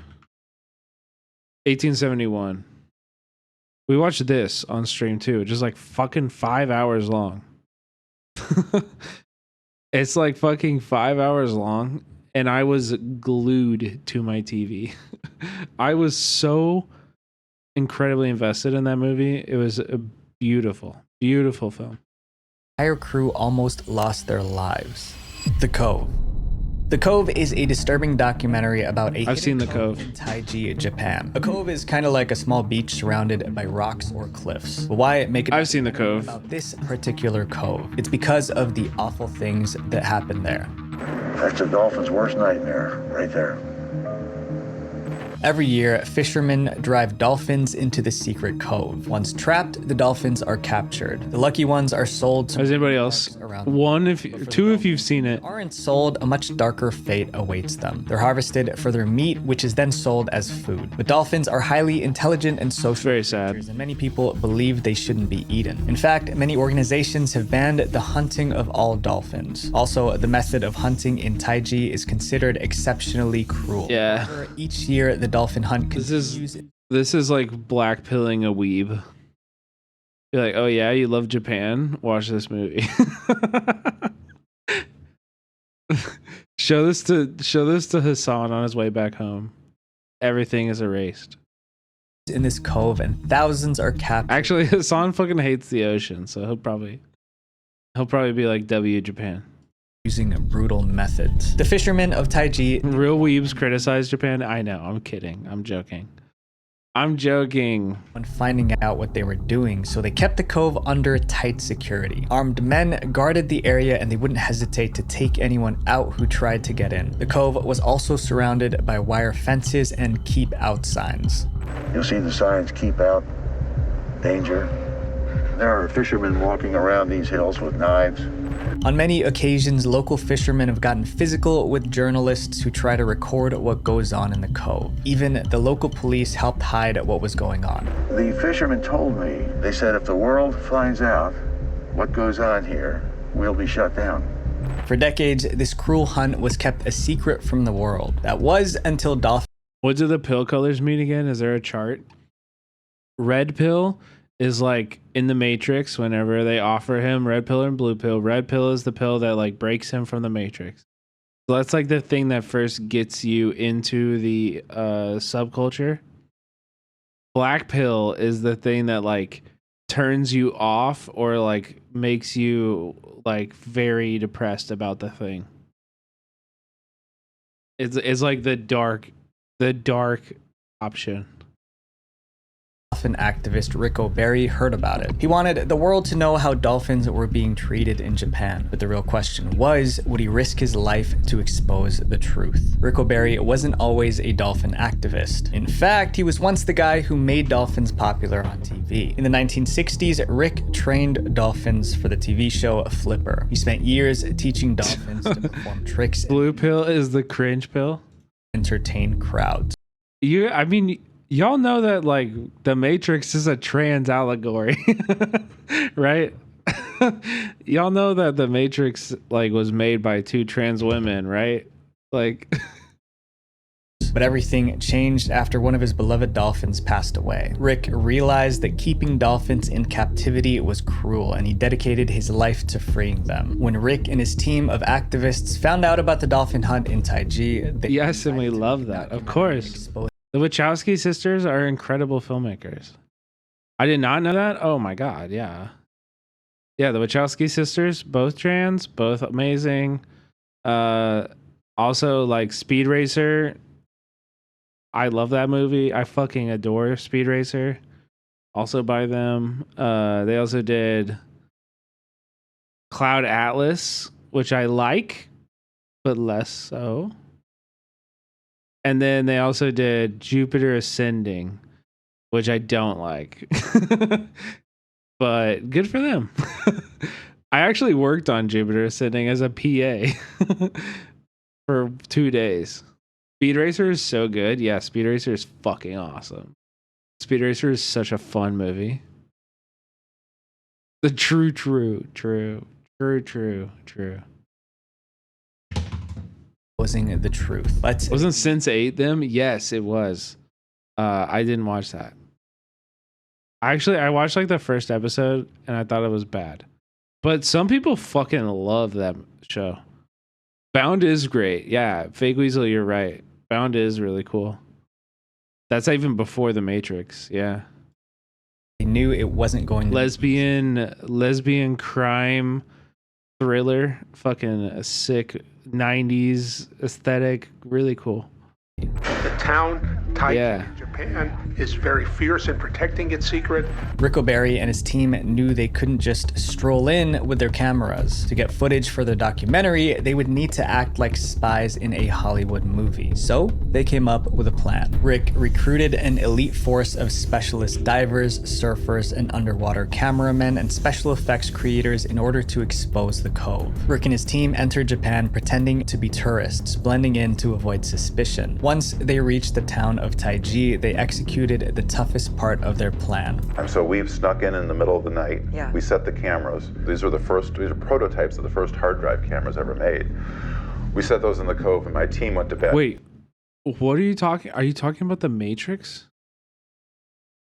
Or Game Gang, you're going off. I can't follow. Hidden cameras disguised as rocks around the cove in the middle of the night. They also set up high-tech gear like underwater microphones to capture the sound during the hunt. Right. And I was hanging from a rope with black paint on like a ninja. And then we had to come back the next night to retrieve them. When I was hanging from the rope, I had a camera, so I'm watching it through the lens.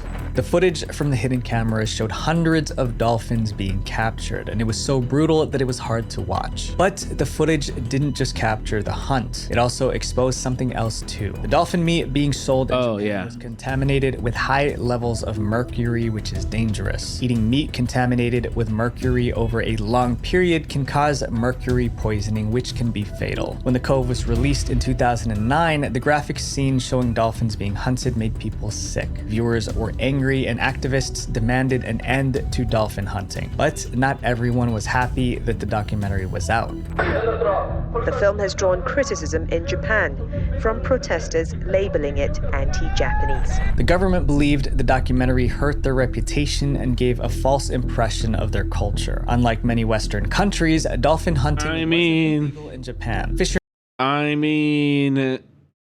Do y'all do it? Like, is it fake? It's real footage.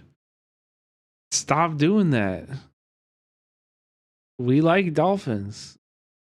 The world likes dolphins, so stop it.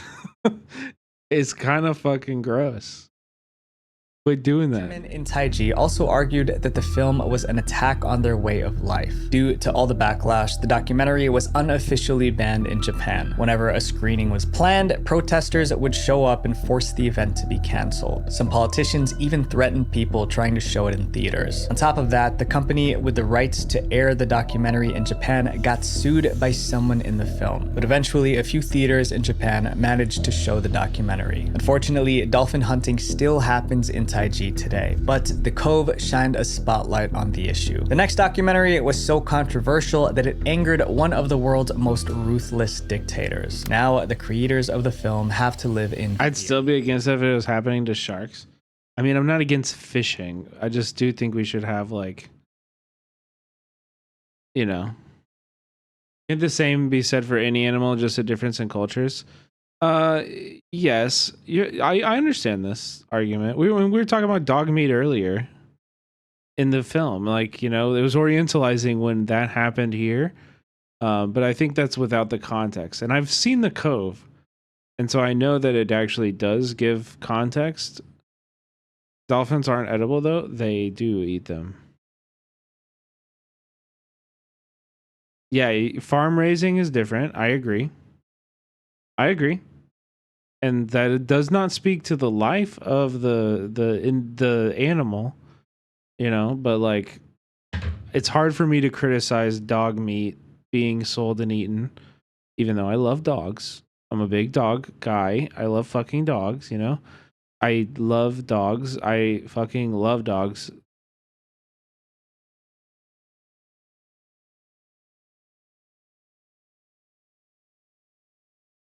Okay. Phrasing. Yeah. Don't clip that. I love dogs, but dogs have like the same dogs have the same intelligence as like a pig. So I eat pork. You know what I mean? I eat pork. How can I criticize like factory farming of dogs? But I don't know, man. The dolphin stuff, dolphins are like actually very, very intelligent creatures. And they do it really brutally, bro. It's like there's nothing humane, which is weird because like a lot of the Japanese, like the way that the Japanese kill fish is like all about reducing its like stress and shit. Why is a creature's value based on its intelligence? Because, well, of course it is. What do you mean? Of course it is. It's its capability to like experience pain and panic and it's like suffering. Yeah. Also, like I am speciesist. Like I maybe this is like me moralizing my meat consumption, but like if a person can live and a chicken has to die for that person to live, I don't think that's like, I think that's a very clear choice. This is not a defense of factory farming. This is not a defense. There are ethics that make gray areas in all of this conversation. I do think humans are more important than all other animals, but there are a lot of gray areas. Aren't horses pretty smart as well? Yeah, I think we should treat horses with respect. For sure. For sure. Yeah. I do.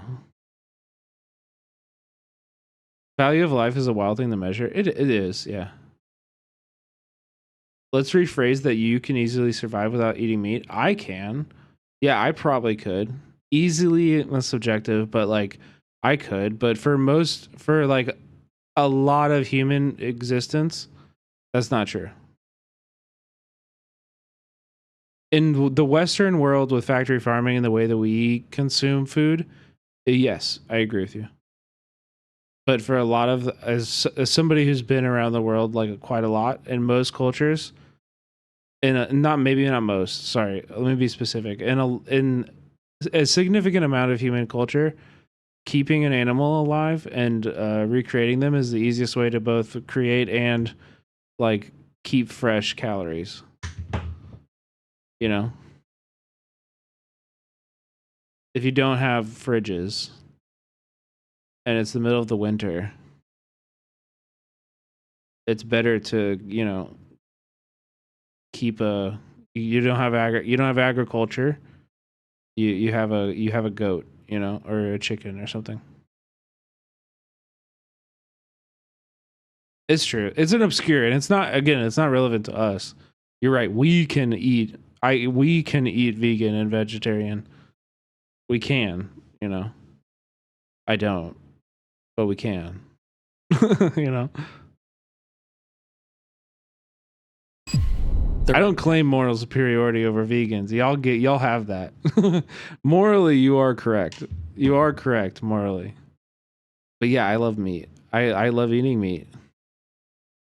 I don't know. I'm selfish like that, I guess. Chapel. Red Chapel is one of those documentaries that feels more like a spy movie than a regular documentary. Released in 2009, it begins with a wild idea. A team of Danish filmmakers wanted to travel. But that's not a defense of factory farming either, though. We should treat animals with more respect and find a more like holistic way to interact with the animals we eat. You know, like we really should. It's not good for us. Yeah, like it's bad. Everything we do with meat consumption right now is really bad and toxic. But we're not standard around the world, by the way. You know, a lot of places deal with this in a different way, and I think that's better. Or we can just not eat them. Yeah, sure.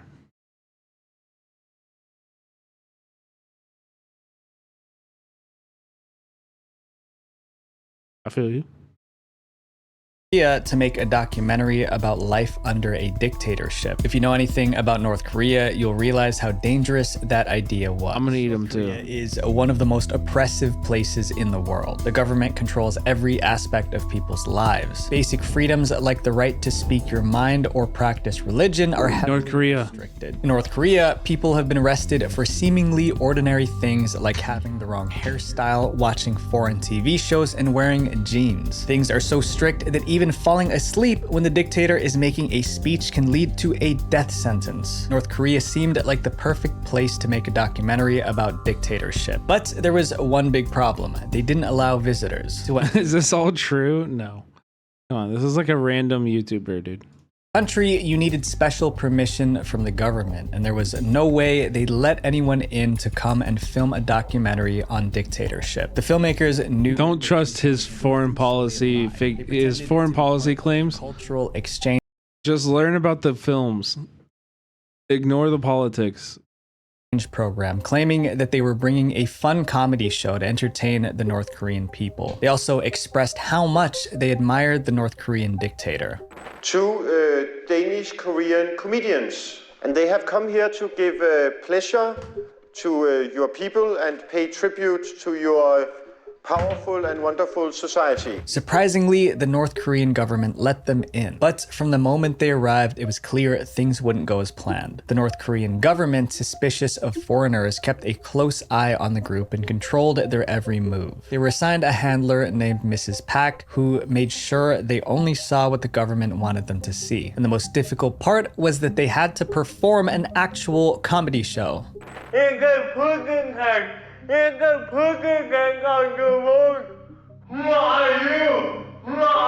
A cat. Push or with In English you can say pussycat or cat. It's you know, a cat. Pussy. Meow.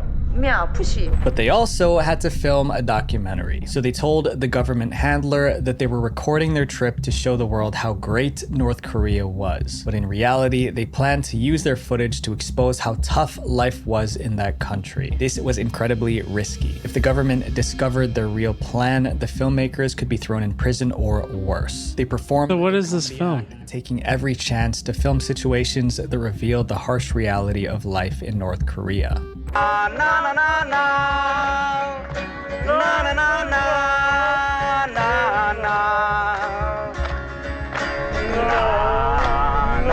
However, as they kept filming, they started— Did they know the Beatles? Doing the right thing. They realized they were putting North Korean citizens in danger just by talking to them. Because if anyone was caught saying something bad about the government, they could face severe punishment. After finishing their comedy performances, they left North Korea and turned their footage into the documentary The Red Chapel. It was shown at multiple film festivals and got a lot of praise. But obviously not everyone was happy about it. The Red Chapel? In North Korea for mocking the regime. North Korea— It was banned in North Korea? Okay. The Red Chapel exists. The full film's just on YouTube. It has 50,000 views. If taken down, watch here. Dude, who the fuck is trying to take down your CIA propaganda movie, man? Who the fuck? You think you got somebody in Google? Er det ikke det? Jo. No. Det vælger vi ikke at kalde det. Ja. Altså. Diktatur, det skal der sådan sige. Ja, diktatur. I love that I just randomly clicked through and we have a white guy being like, you guys live in a dictatorship, right? And he's like, nah, we don't really call it that. And he's like, no, call it that.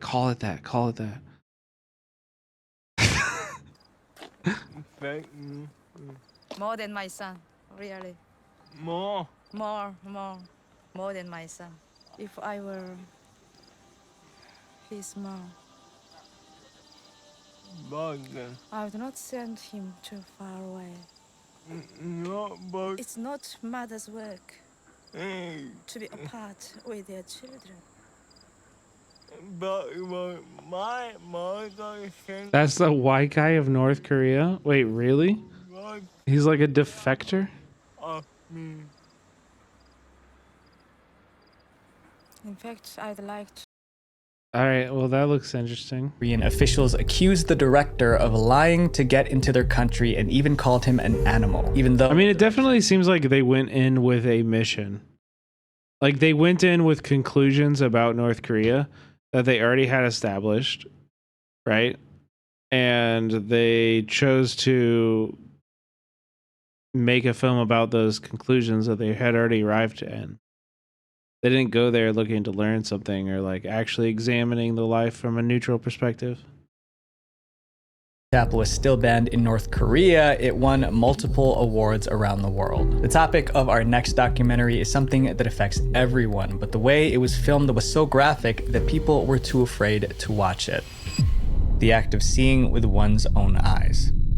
Have you ever wondered what happens to your physical body when you pass away? This documentary tried to answer that question, but ended up creating one of the most disturbing documentaries ever made. Entitled The Act of Seeing with One's Own Eyes, the documentary takes viewers to a place most would never dare to go, a morgue. And the camera keeps filming as real autopsies are performed on real bodies. Oh no. So why would someone make a documentary showing real autopsies? It starts to make sense once you learn more about the guy who made it. The director, Stan Brakhage, wasn't your average filmmaker. He was an experimental filmmaker. Yeah, I was gonna say I recognize that name. Stan loved to talk about deep topics that pushed people out of their comfort zones. In 1971, Stan decided to make a documentary about autopsies because he believed people needed to face the harsh reality that everyone one day would pass away. The title, The Act of Seeing with One's Own Eyes, is a literal translation of the term autopsy. The word autopsy is derived from the Greek autopsia, meaning to see for oneself. But how did he get permission to film a morgue? Today, this would be almost... Nah, Stan Brakhage is like an interesting filmmaker. Yeah, I think I have seen one of his films. Let me look and see if I can remember the name. If I look and see.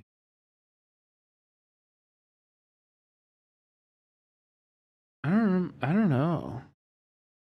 I definitely have seen some of them. Maybe Dog Star Man?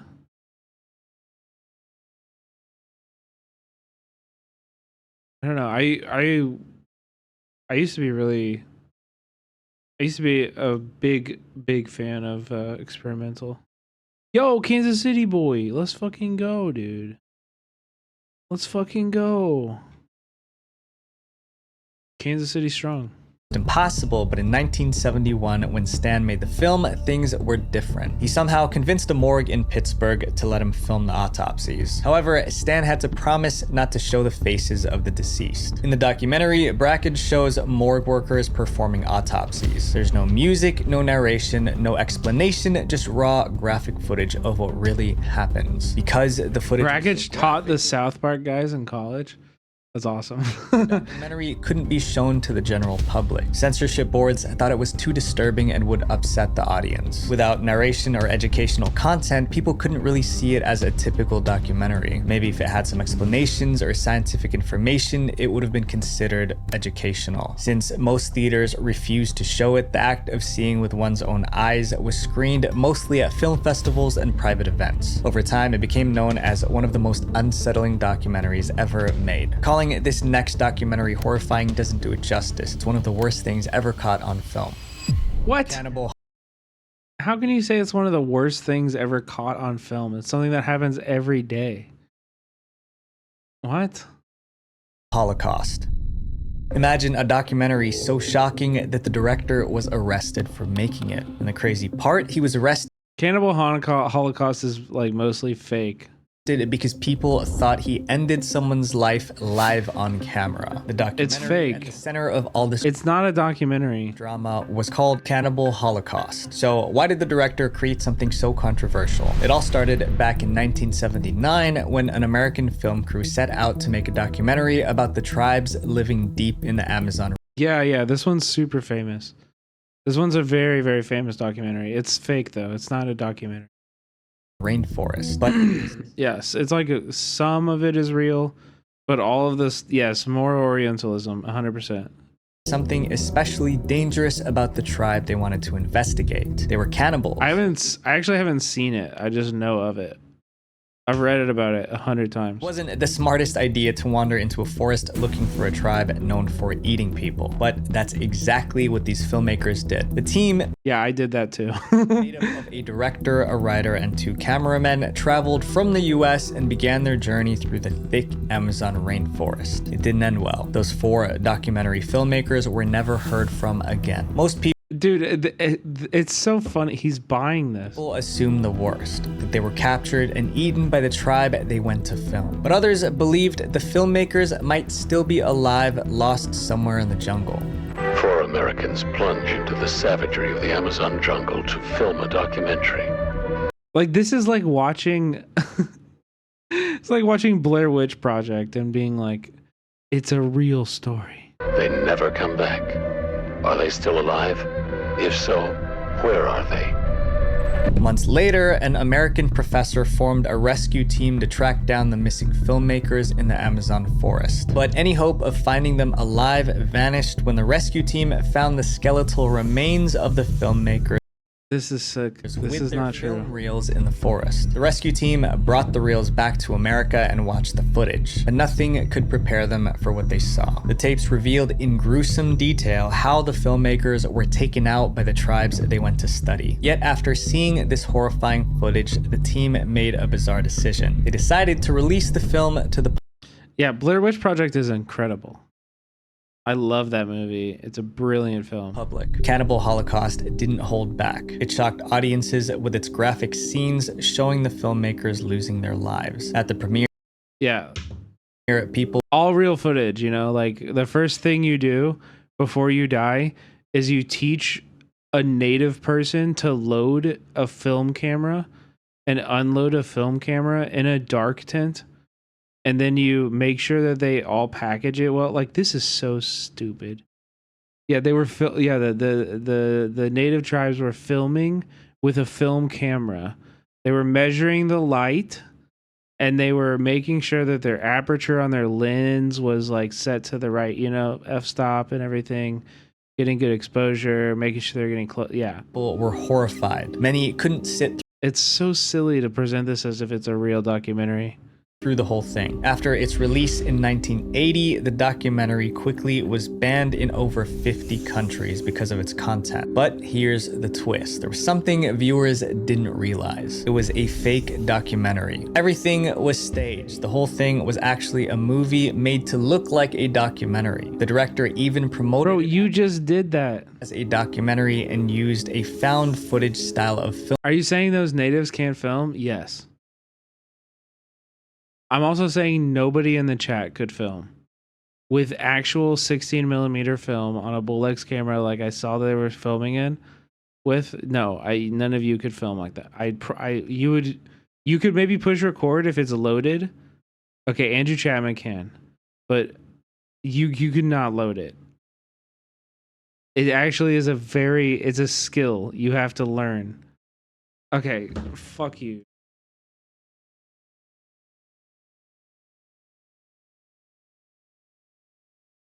Hey guys, what's up? I'm Noah. This is Analog Research Department at exactly how you would load this camera. Now let's start by winding up the motor for a few turns because loading requires using the motor to initially thread the film through the camera. Okay, so I just want you to remember this is being taught to somebody who doesn't speak English and has never seen anything like this before. So this side of the camera has our film door, and we open it up and remove it to see the film compartment. Now, Bolex will take 100 foot of 16mm motion picture film. You can buy these 100-foot spools from Kodak, and they usually come in boxes that look something like this. The 100-foot roll comes on what's called a daylight spool, and the film compartment inside the camera holds 2 spools. Up here is where the film is loaded, and down here is where you need a second empty spool for your take-up. So if you have a Bolex, then you need to make sure that you have an empty spool in order to shoot your film, because when you buy one of these rolls, it will only come with one spool that already has the film on it. You need that second spool in the camera so that the film will have some place to roll up once it's been exposed. These spiked rollers here will pull the film through the camera. Really old Bolex models might have spikes on both sides of the rollers, which means you can't use it with modern film stocks, because Kodak's 16mm film now is only perforated down one side. The second set of spikes would damage your film. This switch is for our loop formers, and when loading we engage these so that the film can be fed through the camera and have proper slack above and below the film gate. This is our interesting. Yeah, actually, low-key, the mechanics and the insides of film cameras are so fucking beautiful, dude. This is like one of the simpler ones. Let me show you like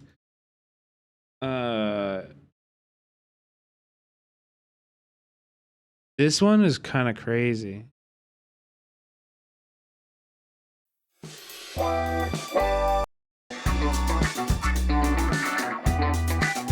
So you have to do this first of all, you have to understand this has to be done you can't see it.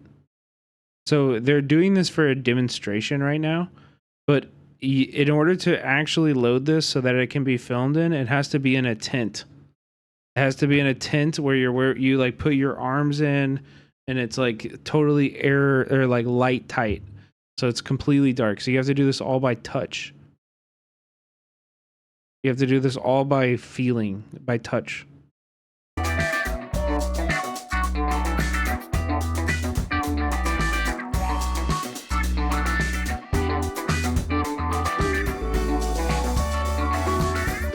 So this one's actually pretty easy to load, like that. You just load it all in the magazine.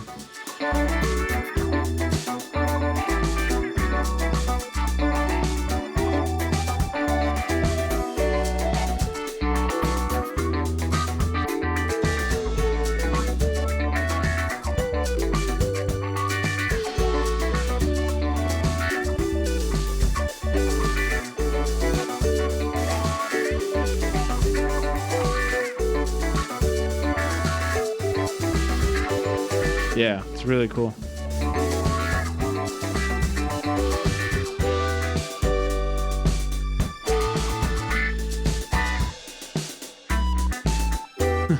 How much megabyte does this have? Probably like 5 at least.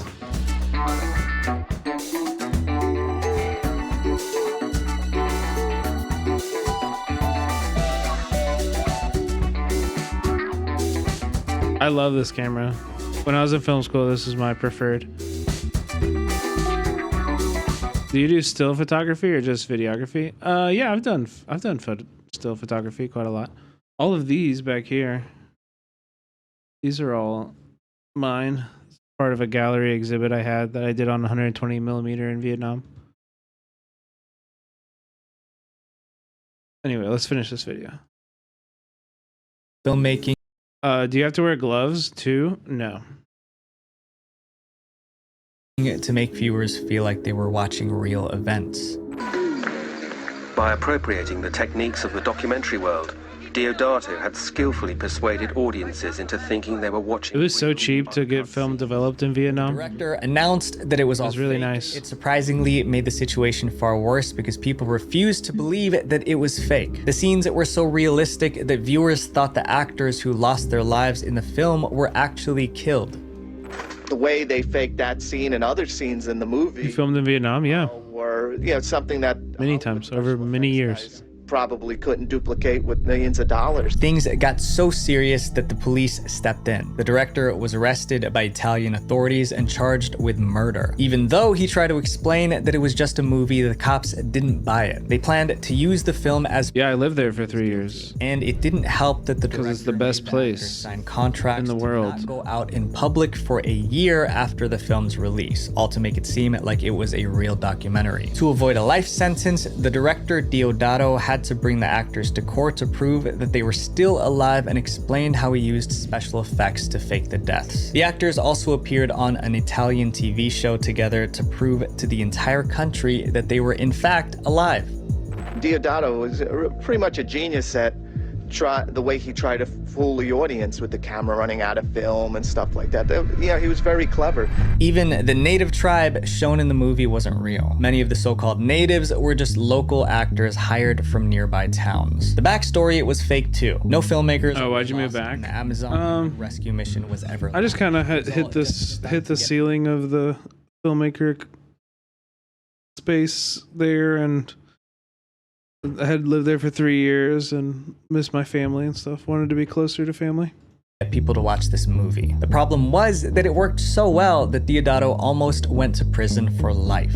As unpleasant as the film is and as crude as it is, you know, he does have a pretty good grip of the cinematic technique. So why did Deodato make such a controversial film? He had a reason, though it didn't exactly make sense. He claimed he wanted to criticize how the media sensationalizes crime and violence to boost ratings. Deodato accused Italian news of showing real violent footage just for attention, and he wanted to show how wrong that was. But his explanation didn't calm people down. The violent scenes were too realistic that it remained banned in over 50 countries, even though everyone knew it was a movie. Earthlings.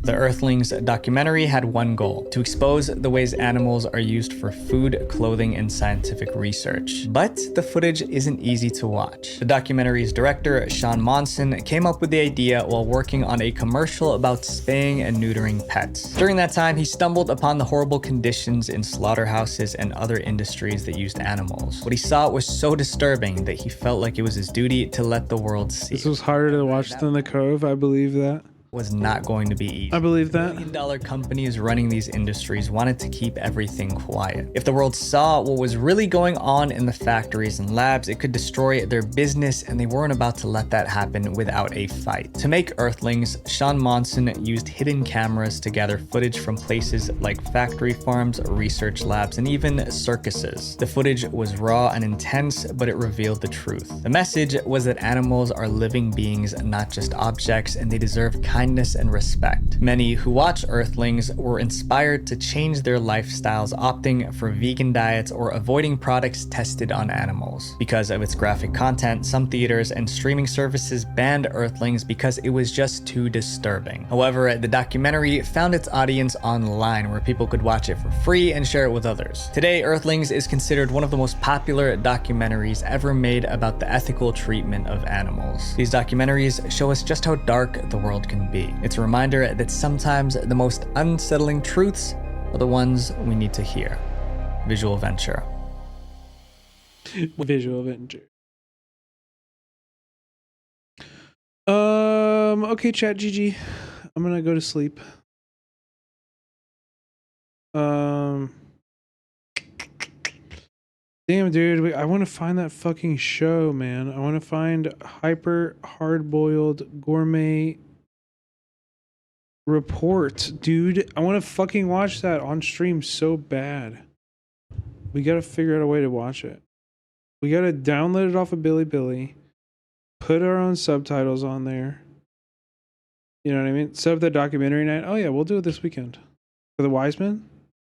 The Wiseman films? Yeah. We'll do it this weekend. It'll be fun. Good one. I will probably stream tomorrow, although I have no fucking idea what we're gonna do on stream tomorrow.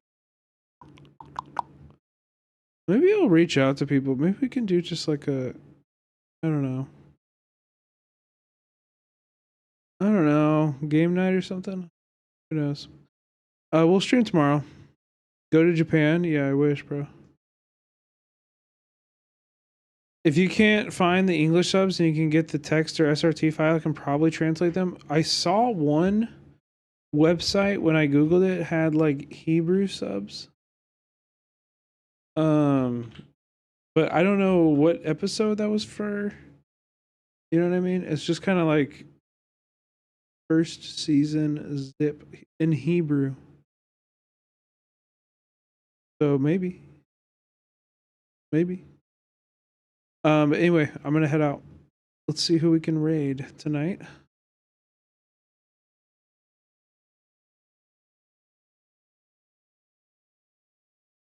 Damn, bro. IRT Media is still out there. Did I raid y'all into like protest stuff? Wait. Oh, hell yeah. Okay, I got one good one. Let me check. Okay, I know we're raiding. We're raiding Echo Waves. Echo Waves hanging out with Celtic, Peganox, Churro Papa, Cultivize. Bill Bowling is going to be a good ass time, dude. Go hang out over there. Have a good night. They're playing Dale. I don't know what they're fucking playing, but have a good night, everybody. Make sure you go follow, show some love and support to the person we're raiding. I really appreciate it if you do that. I only raid streamers that I really like and that I really believe in, and there's so many great creators on this platform that don't get enough attention, so I'm fortunate enough to have y'all care about me and want to watch me for whatever reason. If you guys could just drop a follow, you know, on the other creators that I you know love and that are part of this community. So, you know, if you like them, you'll probably like me.